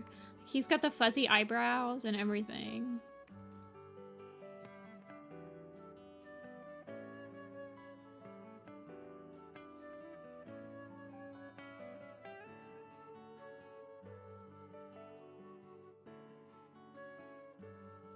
Me and my sister quote this one Vine of, it's like a British baking show, and the guy is like making brownie batter, and he has a whisk and he's whisking it together, and then the person that's filming is like verdict, and he sticks the entire whisk in his mouth to eat the icing or to eat the extra from the bowl, and he goes, perfect. So we quote perfect all the time.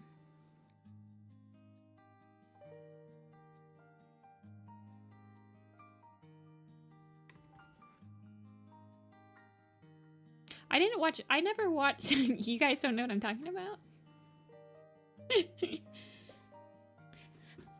Wait, you guys don't know the perfect British bakery vine show? Okay, hold on. You guys have to watch this. Hey, Am.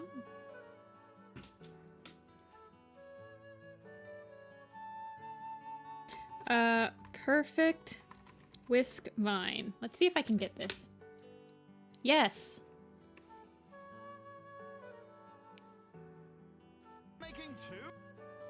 Ignore that. Here you go. This is the meme that me and my sister quote all the time. I feel like it's very relatable.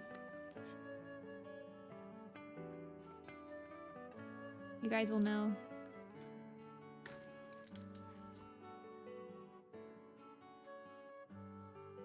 Hello, Ferret. What was the last cat that we drew for you, Saturn? Also, welcome back.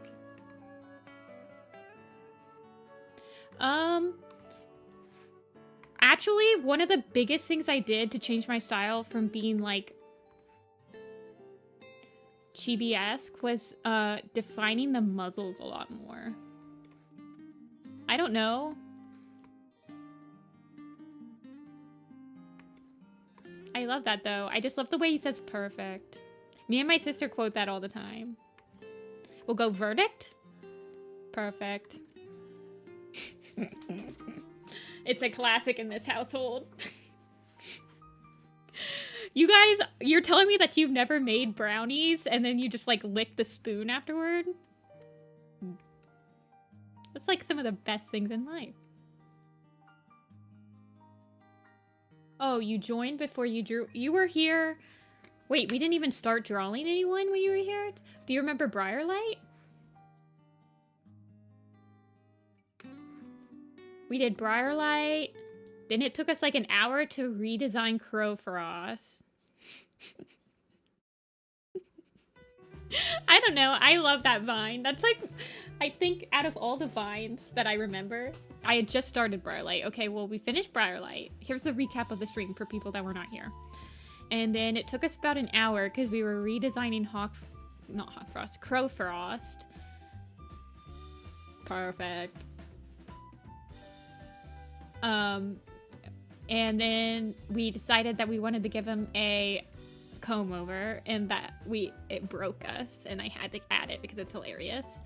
And then we did Fuzzball, MVP of A Vision of Shadows, arguably best character. Then we did J-Feather, aka Fuzzball, the Squidward to Fuzzball's SpongeBob. I wish that I was on Twitch and I could like have you guys do redeeming of points and then you guys could just redeem a voice clip of that guy saying perfect. And then we did Leaf Pool, kind of Granny. And now we're doing Puddle Shine.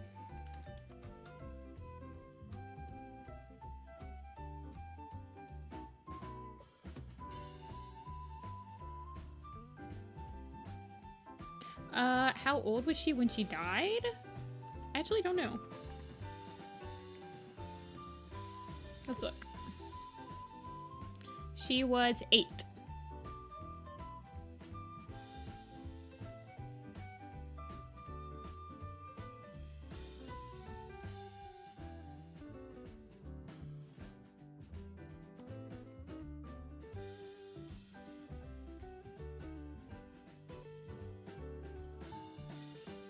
Yeah, she's really only, I think, like a year older than her kids.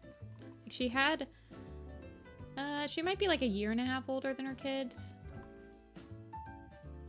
But J-Feather also had like a gray muzzle, so Leafpool needed one too. She just has a couple of gray hairs. She's been through a lot.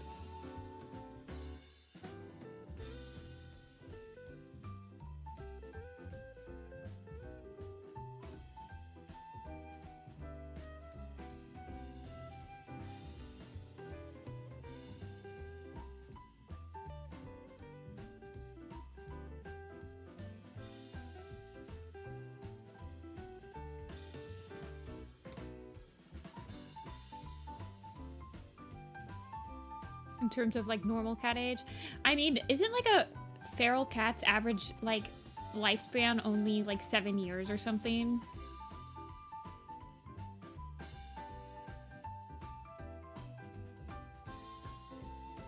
Technically.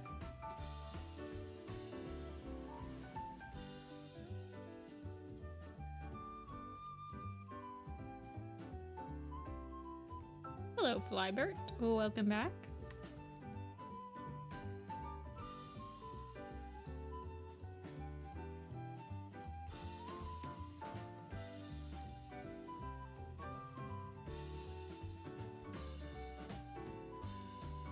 Yeah.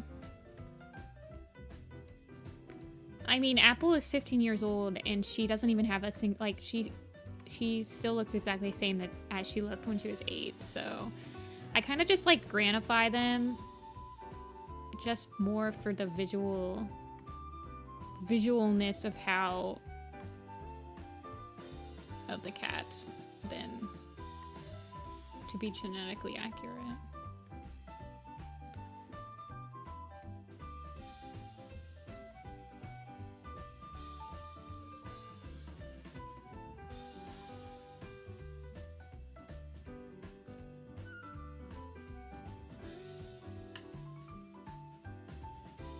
You're only on New Prophecy book 4? Yeah, there's a lot of books left.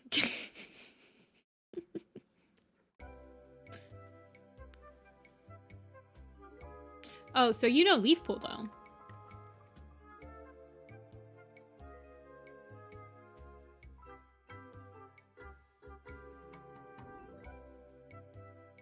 Yeah, we do mention spoilers in this stream, especially for the arc that we are working on.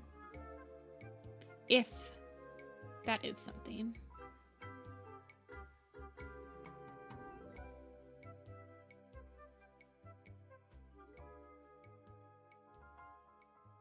I'm genuinely impressed with people that have just started reading this series today. I feel like it must be so intimidating to start Warrior Cats nowadays. When I started, there was only, I think the site was slated to come out when I finally, like, got caught up. So there was only literally 12 books for me to read. But now you start today, and it's like, all right, here's your Bible of just the books you're gonna have to read before you can understand what the fandom is talking about. I do cuss, but I'm not a huge cusser anymore, and also I don't cuss on stream. I like to keep it family friendly. But yes, like if I'm playing a game or something, you know, typical. Or if I'm very angry or having an intense emotional reaction to something.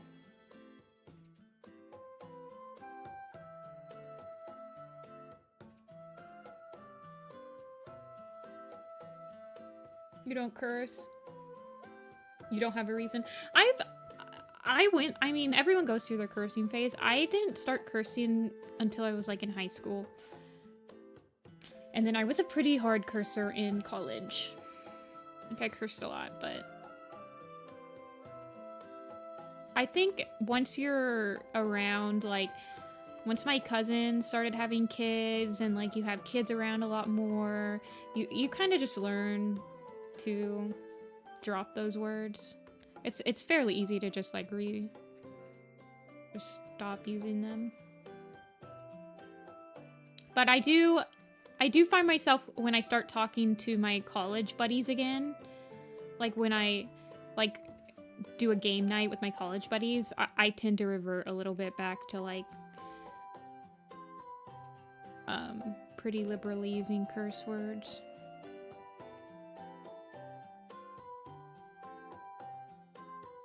Yeah, I specifically remember some of my middle school friends tried to get me to say curse words and I never would.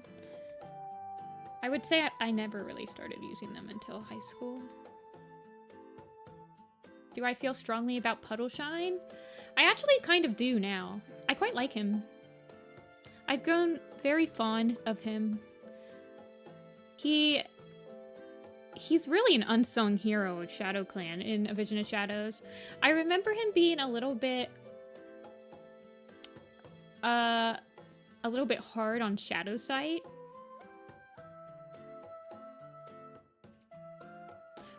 I'm not sure if I have a reason of why he would have been hard on him. But to be fair, Shadow Sight does, like, literally eat death berries so that he can walk in the spirit world throughout the entire, broken code. So Puddleshine was probably just getting really sick of worrying about him. Like, please, stop.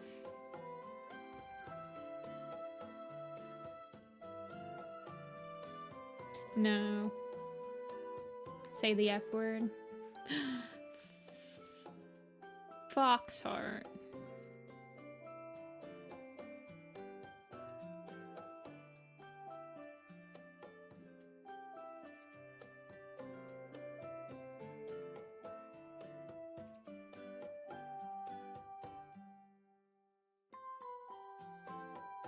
What's my favorite Warriorcast map? I get that question a lot. I don't think I have a favorite one. There are ones that definitely stand out to me, and sometimes there are a lot of maps that will just, like, poof back into my brain's frontal cortex, and I'm like, I have to rewatch this map now. I recently just rewatched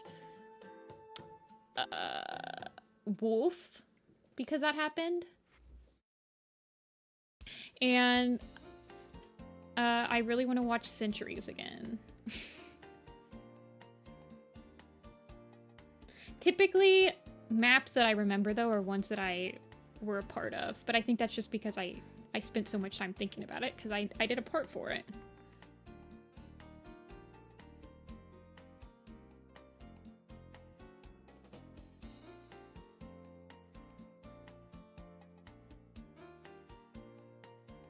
Yeah.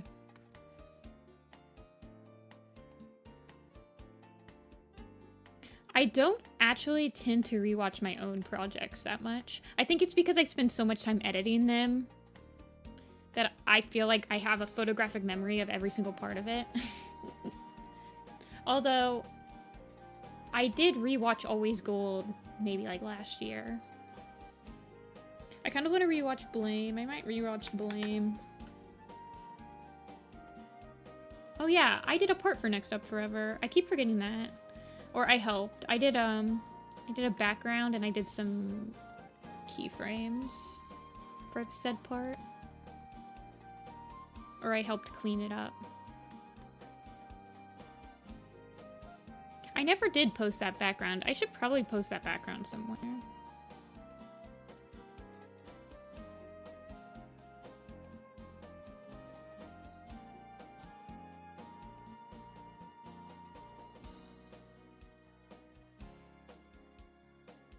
No hyperbole.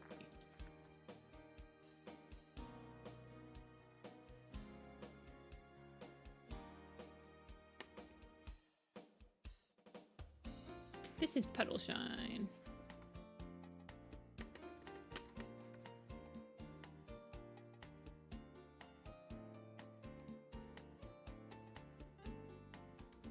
Oh, no, you're fine, Am. Mulewhisker does have, like, this almost the same exact description as Puddleshine. Puddleshine is a brown cat with white, and Mulewhisker is a brown cat with cream color. So, they do have a lot, like, the same description.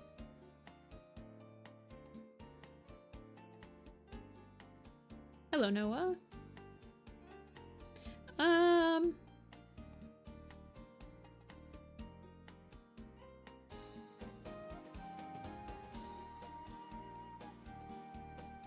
Looks like the Lorax, but a child. That's funny. I speak for the trees. Nah, he doesn't have the Lorax mustache. The mustache is like an integral part of the Lorax's design.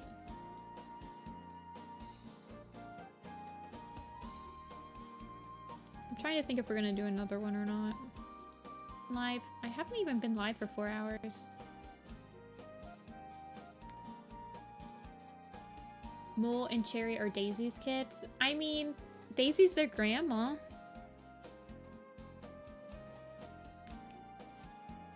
Oh gosh, I don't know if I could do another redesign on Stream. Is the thing.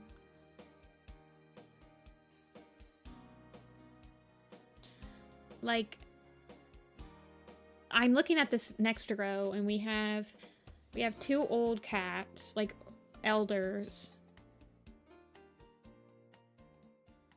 Reed Whisker, I don't know if we'd add because I don't know if he's going to end up on the poster. Sandy Nose is one that I would like to revisit. What does his face look like? I know I don't like...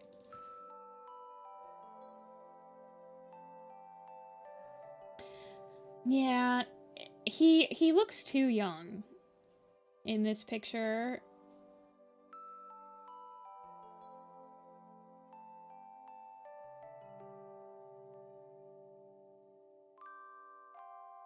Aw, thanks, Chocolate. Thank you for subscribing.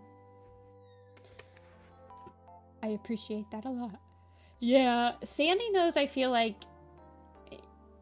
I think I drew this picture when I was reading... not A Vision of Shadows, because in A Vision of Shadows, he's very, like... He's portrayed as a senior warrior that's very much stuck in the old ways, and he's... he doesn't... I mean, he looks way too young in this picture to what I would see him as matured and in A Vision of Shadows. Like, this looks like him as a young warrior, and I would need to give him a little bit more age. One of the suffixes I've always been surprised they never used was mane. M-A-N-E. Like lion mane. Tawny mane.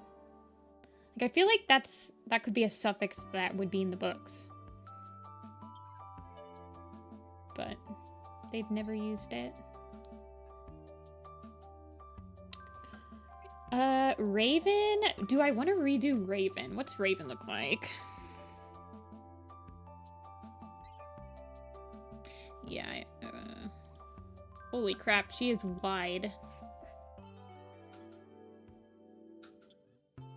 She's really wide. Lynx has been used, not in the books, but Swift Paw's sister is called Lynx Kit. She doesn't appear in the books or in canon at all, but she is in the Werecat family tree, the official one.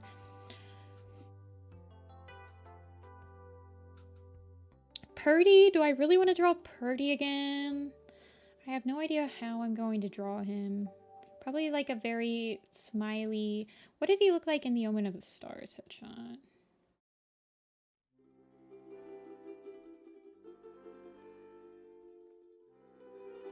Where is he? There he is. He's happy. So he'd probably just go back to his smiley...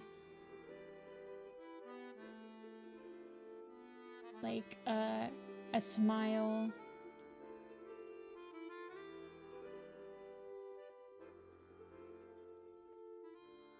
But the cat anatomy? Thanks. I definitely have cats that I take for granted their anatomy a little bit more than others. I like this Raven. I feel like I could do her up a little bit more, but she's got quite a face on her. That's a very wide face, though. See, this is my other problem. I think Reed Whisker... What does Reed Whisker look like?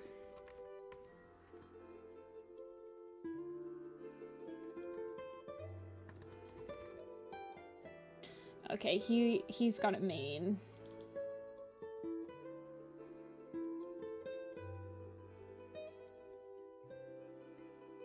I like how I don't even remember what some of my character designs look like.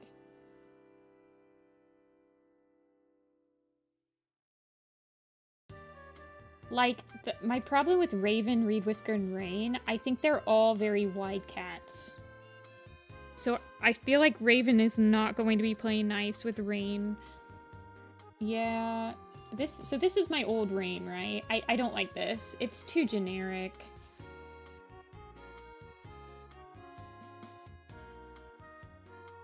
And also, I think it's actually described that he has white fur growing over his scar.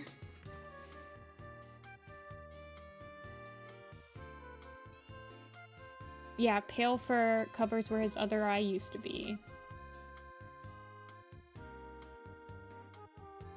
He's a big, long-furred gray tom, so he has to be long-furred. I think Raven is considered like a sleek black she-cat or something like that.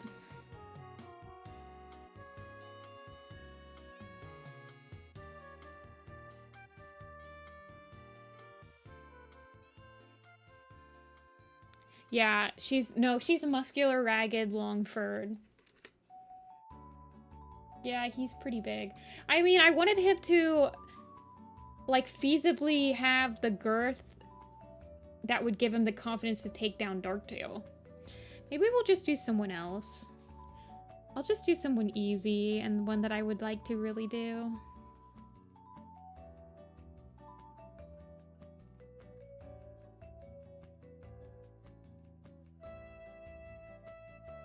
Because I'm not really, like... I'm not really tired. I don't really want to stop drawing yet. But I don't really know if I want to draw any of those... the cats on the next line. I guess I will.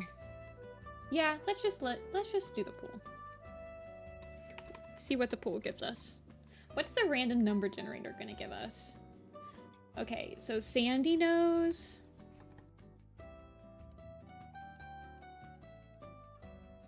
Sandstorm.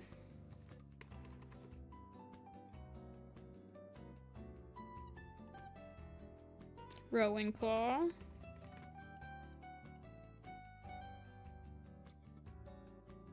And Raven. Yeah, we'll just do the pool. See ya, puppy. Good luck on your timeline.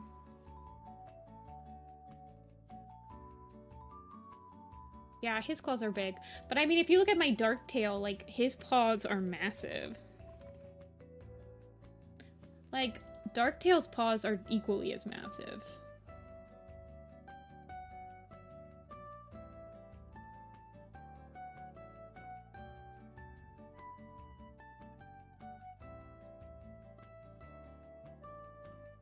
I quite like my Darktail.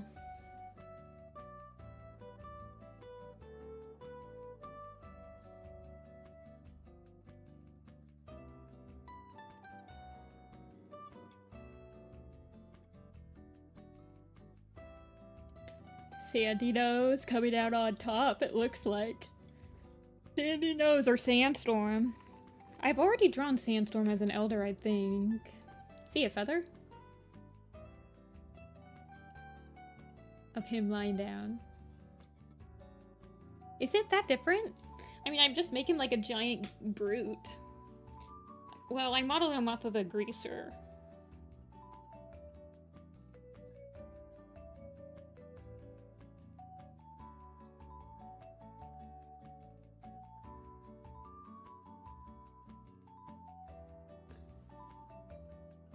But I like the idea of him having his hair. Like, I like the idea of him having, like, a hair that he... like, he's actually pretty well groomed. Hey, Star. Rowan Claw's losing, I know. Us Rowan Claw fans never get to eat.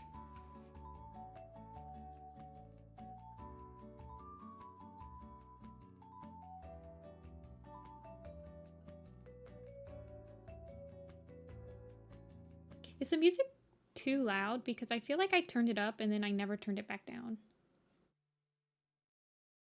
An angsty teen or a scary fluffy puffball?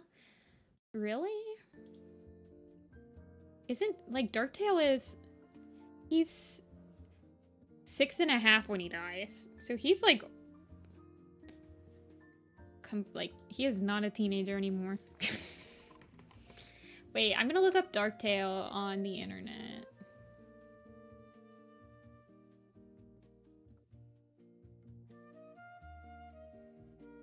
Oh, I don't like that one.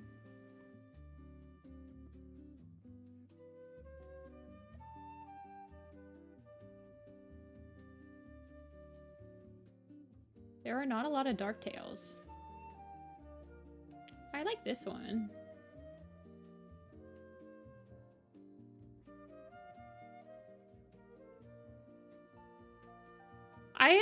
So I went back and forth between designing him like a greaser and designing him like Scar from Lion King. But he's much more, has that like charm of like grease. And he's not sleazy enough for that. Like, I feel like a greaser is much more like he has a gang, he demands loyalty, he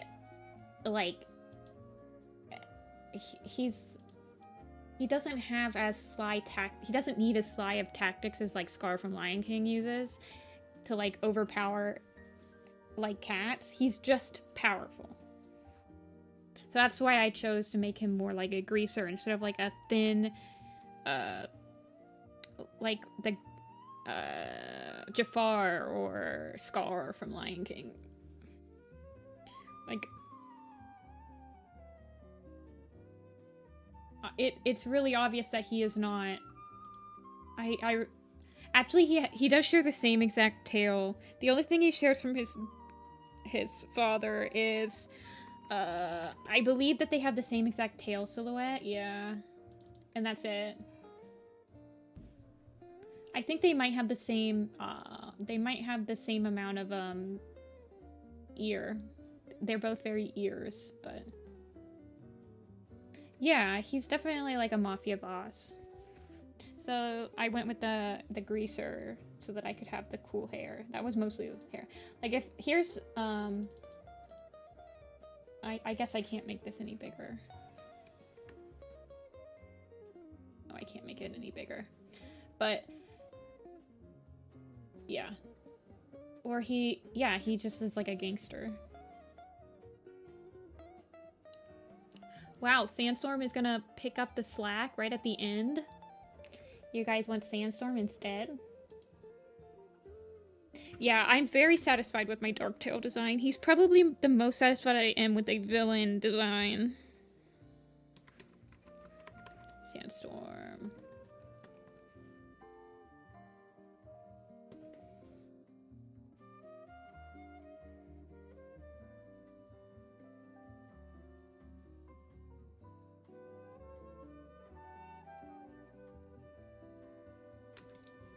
Yeah.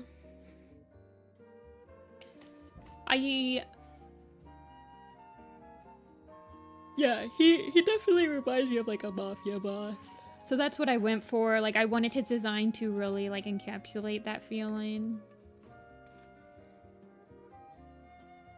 Instead of the sleazy, like Soul on the other hand is very much like a Jafar type of character, like a confidant that leads somebody astray and has to use sly tactics. So he's like very thin and he's very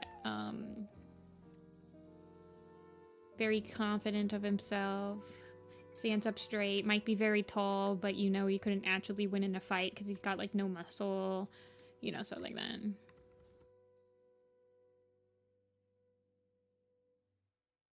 Yeah, well, Sandy Nose I want to revisit a little bit. So if Sandy Nose won, then he would definitely have been the last one on stream. Because we revisited Crowfrost and it took like an hour.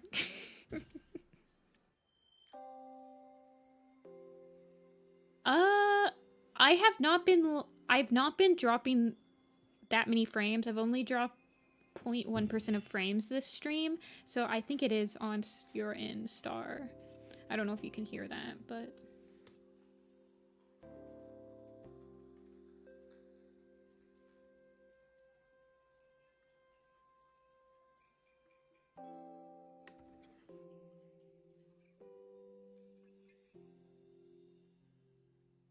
Yeah. Could you turn down the quality, maybe?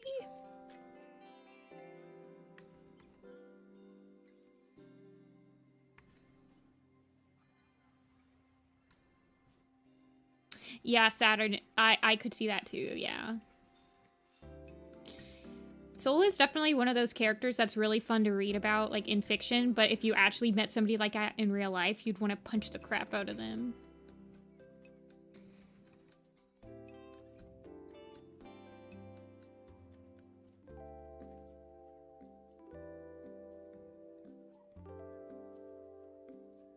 Most, like, anti-hero or, like, villains like that are kind of... Like, he's like a Loki-type villain.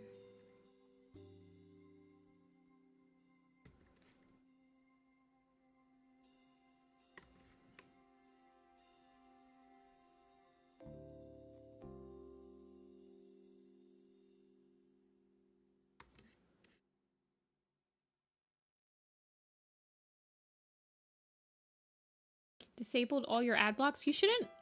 I should only have ads that play, like, right before you join the stream. I have it set so that I have to manually input mid-rolls. So you shouldn't have... No one should be getting ads right in the middle of watching me. Unless I put them in.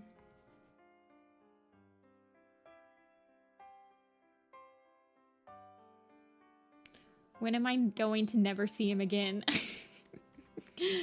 I honestly surprises me every single time I reread Omen of the Stars, I completely forget that he appears in The Forgotten Warrior. Like, he actually is in Omen of the Stars. Every single time I forget this.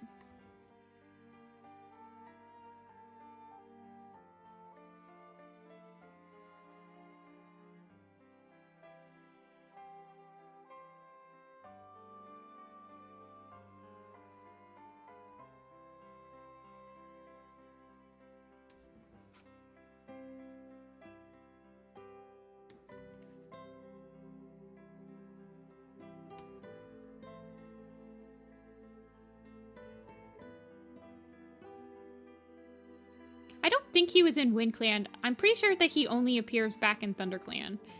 It is him being... I think... No, you're right. He causes tensions between WindClan and ThunderClan because he's lying again. And he tells WindClan about the tunnels and all that stuff.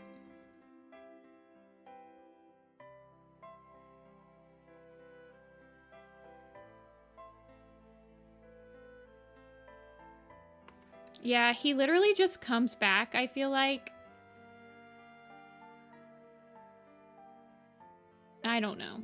He literally doesn't come back. He honestly, his appearance in Omen of the Stars feels like he's like monologuing about what happened to him in SkyClan, so I feel like it's all just like an advertisement to read the SkyClan graphic novel set.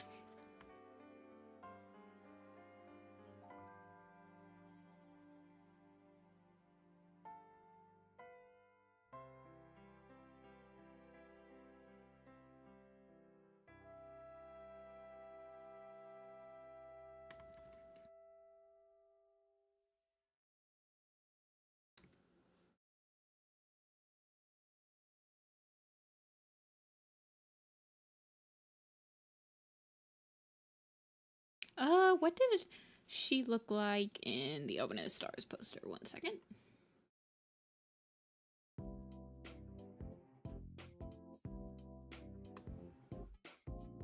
She's like really sad in this poster.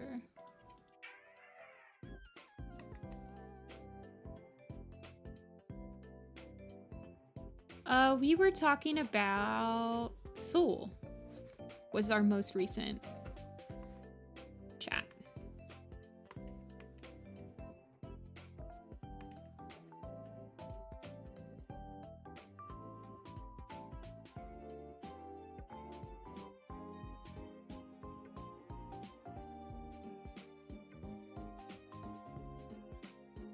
Yeah, I can't say I've ever read somebody's rewritten version of the books. As much as I love to like speculate of, I think this is how I would fix the books. I don't know. It's fun to speculate and talk about it with people, but I've never actually like read an in-depth video essay, listened to an in-depth video essay or anything. I do like talking about it with people. Yeah, I don't usually watch those type of videos. Like, it just doesn't appeal to me. I think that the appeal is actually talking to the person about it and having like a conversation that's like a live conversation one-on-one rather than just like listening to a video of the person with an already completed thought. I don't know how to explain it, but I prefer actively talking to someone about their theories than like listening to them all laid out already. Does that make sense? That's why I like talking about it with you guys.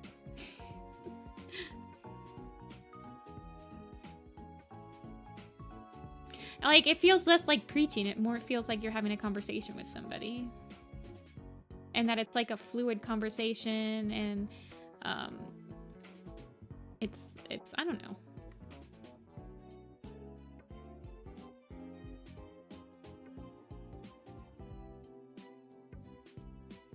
Like, I genuinely, I don't know. Yeah, I would say that it's something like that. She is so soggy, by the way.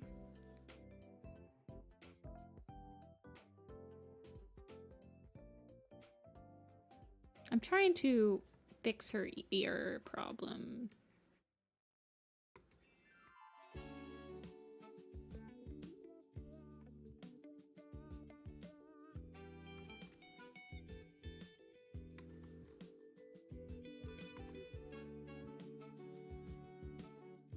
Yeah, and I'm not, like, I do watch video essays. They're usually, like, documentary essays, though. It's not usually somebody's opinion on something that I'm watching. Like, it's usually somebody talking about, like, a historical event or, I don't know.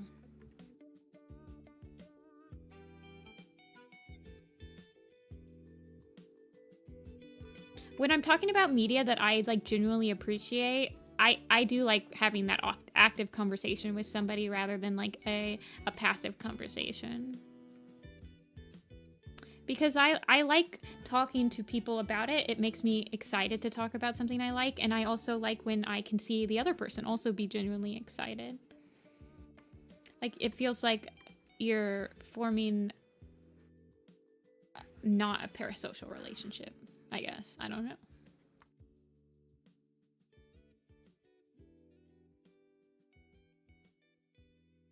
I'm not saying that you can't enjoy those type of videos, Saturn, or anything. I'm just giving my input. That dumped its entire head in a bowl of milk.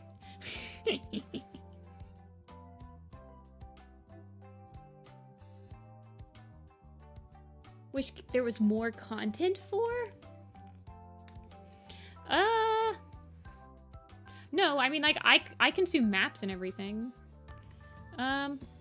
Probably, like, a lot of... I feel like a lot of, like, I said, like, a little bit too many times. I wish that there was more fan content for the newest 8 arcs. Like, up until Omen of the Stars, there's plenty of fan content for mini stories, for main characters, for minor characters. I wish that there was more content for the newest 4 arcs. So Dawn of the Clan to A Starless Clan. Because if you reread Warrior Cats, you kind of realize just how much the fans have molded your memories of the characters almost as much as the canon has. I feel like the hunters can't move on from these characters because we as a community can't move on from these characters.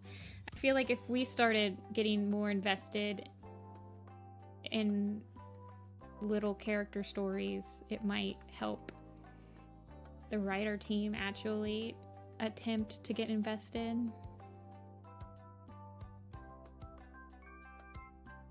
I'm not saying that we should, and it shouldn't be our job to make the team get invested in new characters, but we could certainly help push them in a direction. Oh, I mean, a lot of people have nostalgia for the first 4 arcs. Yeah, Tigerheart's an interesting character, especially like... Yeah.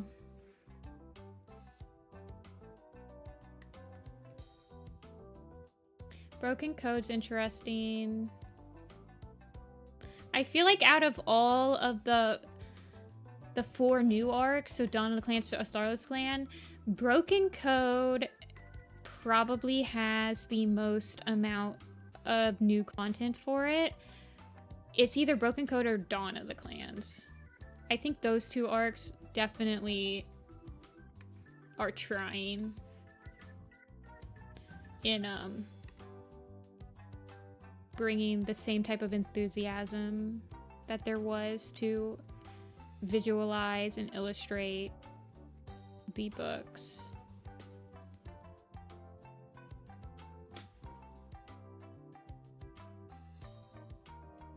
Broken Code is like genuinely probably my 3rd favorite arc.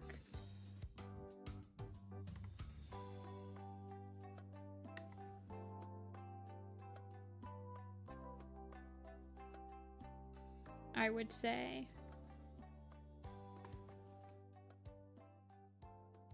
I am just about to start rereading Broken Code, so we will see if it still holds up. I've actually only read Broken Code once.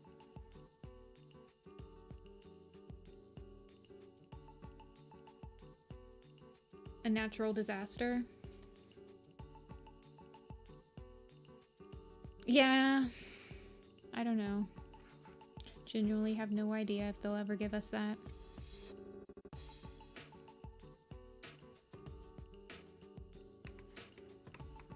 A Light in the Mist, I remember having to take a break in that book because everything was... They did all the main characters so dirty. Like, the Broken Code literally breaks the main characters. Like, they give them nothing. They say, we will give you nothing and you will be happy.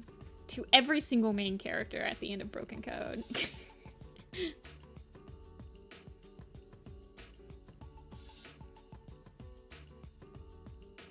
And I don't mean that, like, nothing happened to them. I'm saying that they literally, like, took away everything and every hope that they could possibly have. Like Shadowsight being told that he'll never get to communicate with StarClan, and you're just gonna have to live with that. Root Spring's girlfriend dying and being like, you're never gonna see her again, and you're gonna have to live with that. And then Bristlefrost literally, like, spiritually dying. It's just like, you know.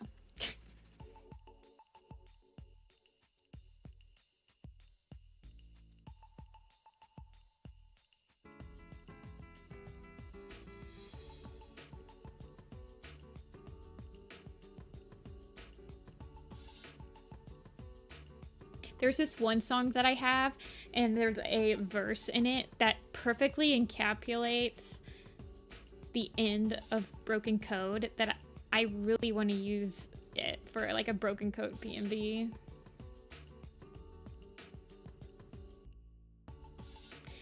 Actually, I've got to say these words to you guys. I'm not gonna put the song on, but it's called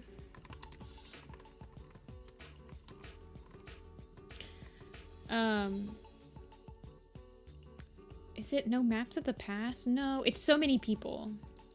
The collection So Many People. Lyrics.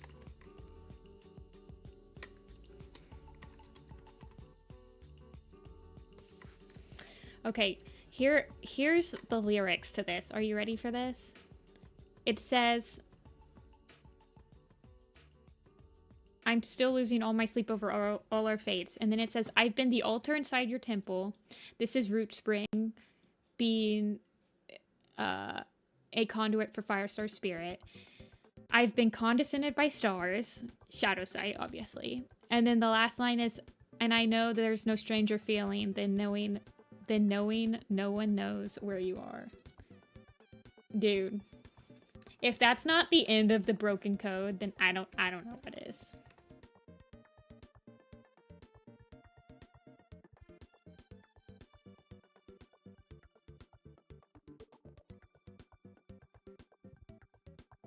That hits. That hits my Warriors PNB brain tingle.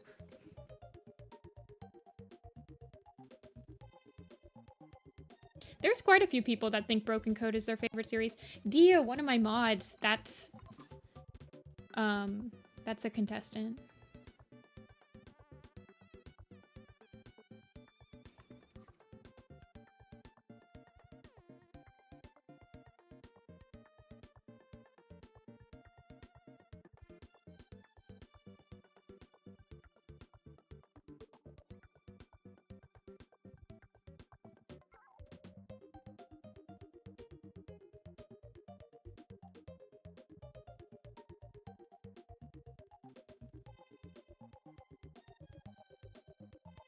Your ordinary life. I know. Oh, to be a cat that can communicate with their ancestors.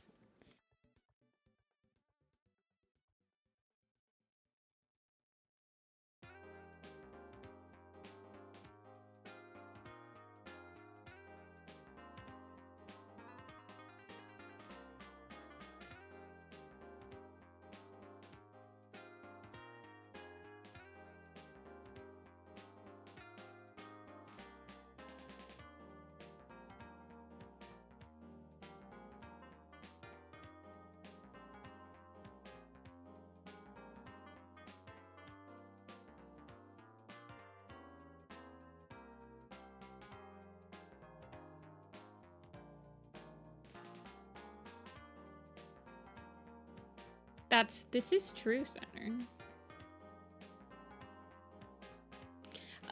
Honestly, I thought the 5th book was pretty good. I would agree that the 3rd book and the 4th book are the weakest out of, well, no, I think the 2nd book and the 4th book are pretty much the weakest out of the series. But to be fair, the 4th book in a lot of the arcs is by far the weakest book out of any of them. Like, in the first arc, Rising Storm is honestly like a snooze fest until, like, the last 2 chapters. In the 2nd book, in the 2nd series, Starlight, so boring. Like, it's so bad. Twilight's also very boring. In Omen of the Stars, the 4th book is Sign in the Moon. So, like, yeah. So the 4th book, I'd argue that the only arc that doesn't have a weak 4th book is literally a Starless Clan. And then maybe Dawn of the Clans. Like, Blazing Star is pretty... Literally, the only thing that's memorable about Rising Storm and why people remember it fondly is because it has Yellowfang's scene in it. But that's, like, the last chapter, guys. It's the last chapter. The rest of the book is so...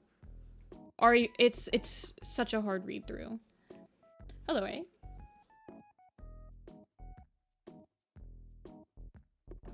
Yeah. The only book that actually goes super hard and is probably the best book out of the arc, that's the 4th book, is Thunder from A Starless Clan.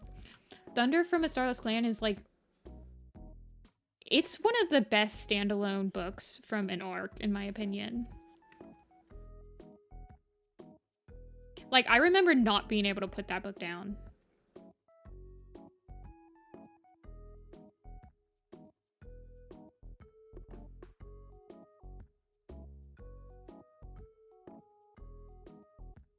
Hairlights. Yeah, I kind of wish that they didn't literally spoil his death before the book came out. But, you know. I feel like it would have hit much harder if they didn't spoil it. But they came out with the freaking star blurb before Wind was even out. Yeah.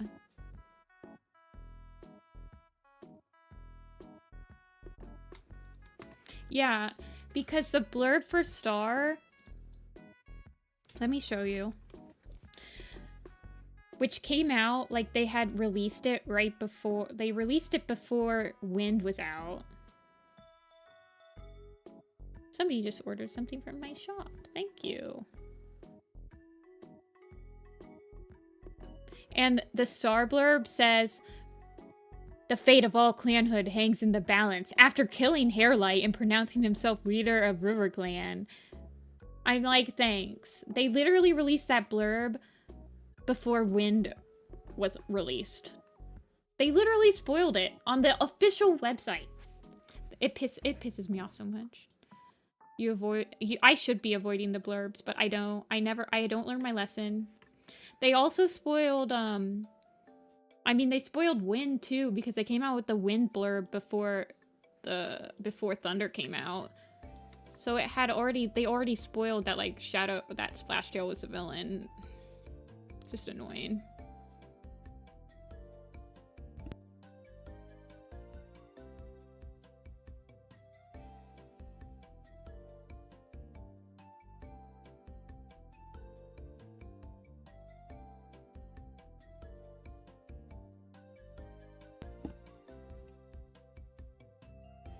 People who skip books. Rising Storm, literally, like, the first third of that book is just written like you hadn't read the first 3 books. Sorry, I literally just read Rising Storm again because I'm working on my Werecat timeline. That book's so boring. Literally, it's just Cloud Paw drama that goes nowhere. And then it's the fire. So boring. And then it's like Fireheart like suddenly realizing that Sandstorm's pretty. It's like, oh my god, shut up.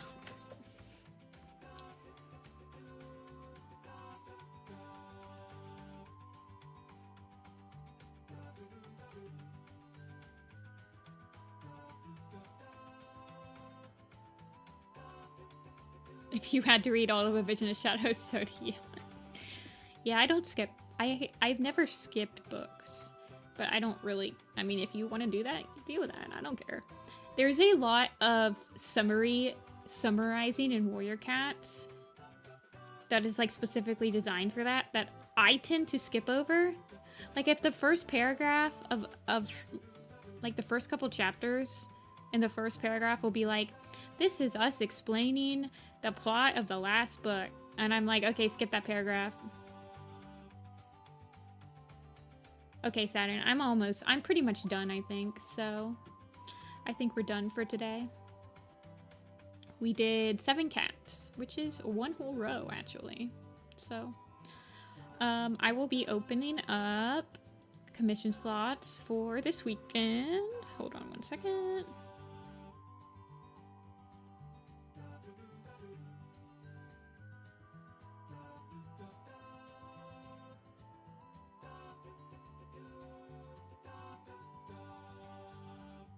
And okay, so there are 5 new slots that just opened on Coffee. Yeah, sorry, Jelly. I will be back this weekend to do the commission stream. You can check out my commission slots on Coffee. If you want me to draw your character, you can get a slot on this weekend stream. But yeah, otherwise, if you guys don't want to go to the commission stream, the next Warrior Cat stream will be Tuesday. It will be Tuesday. It's fine. Thanks for watching, everybody. Stand up and stretch, drink some water, eat some dinner, lunch, wherever you are. And you guys have a good rest of your day. Bye.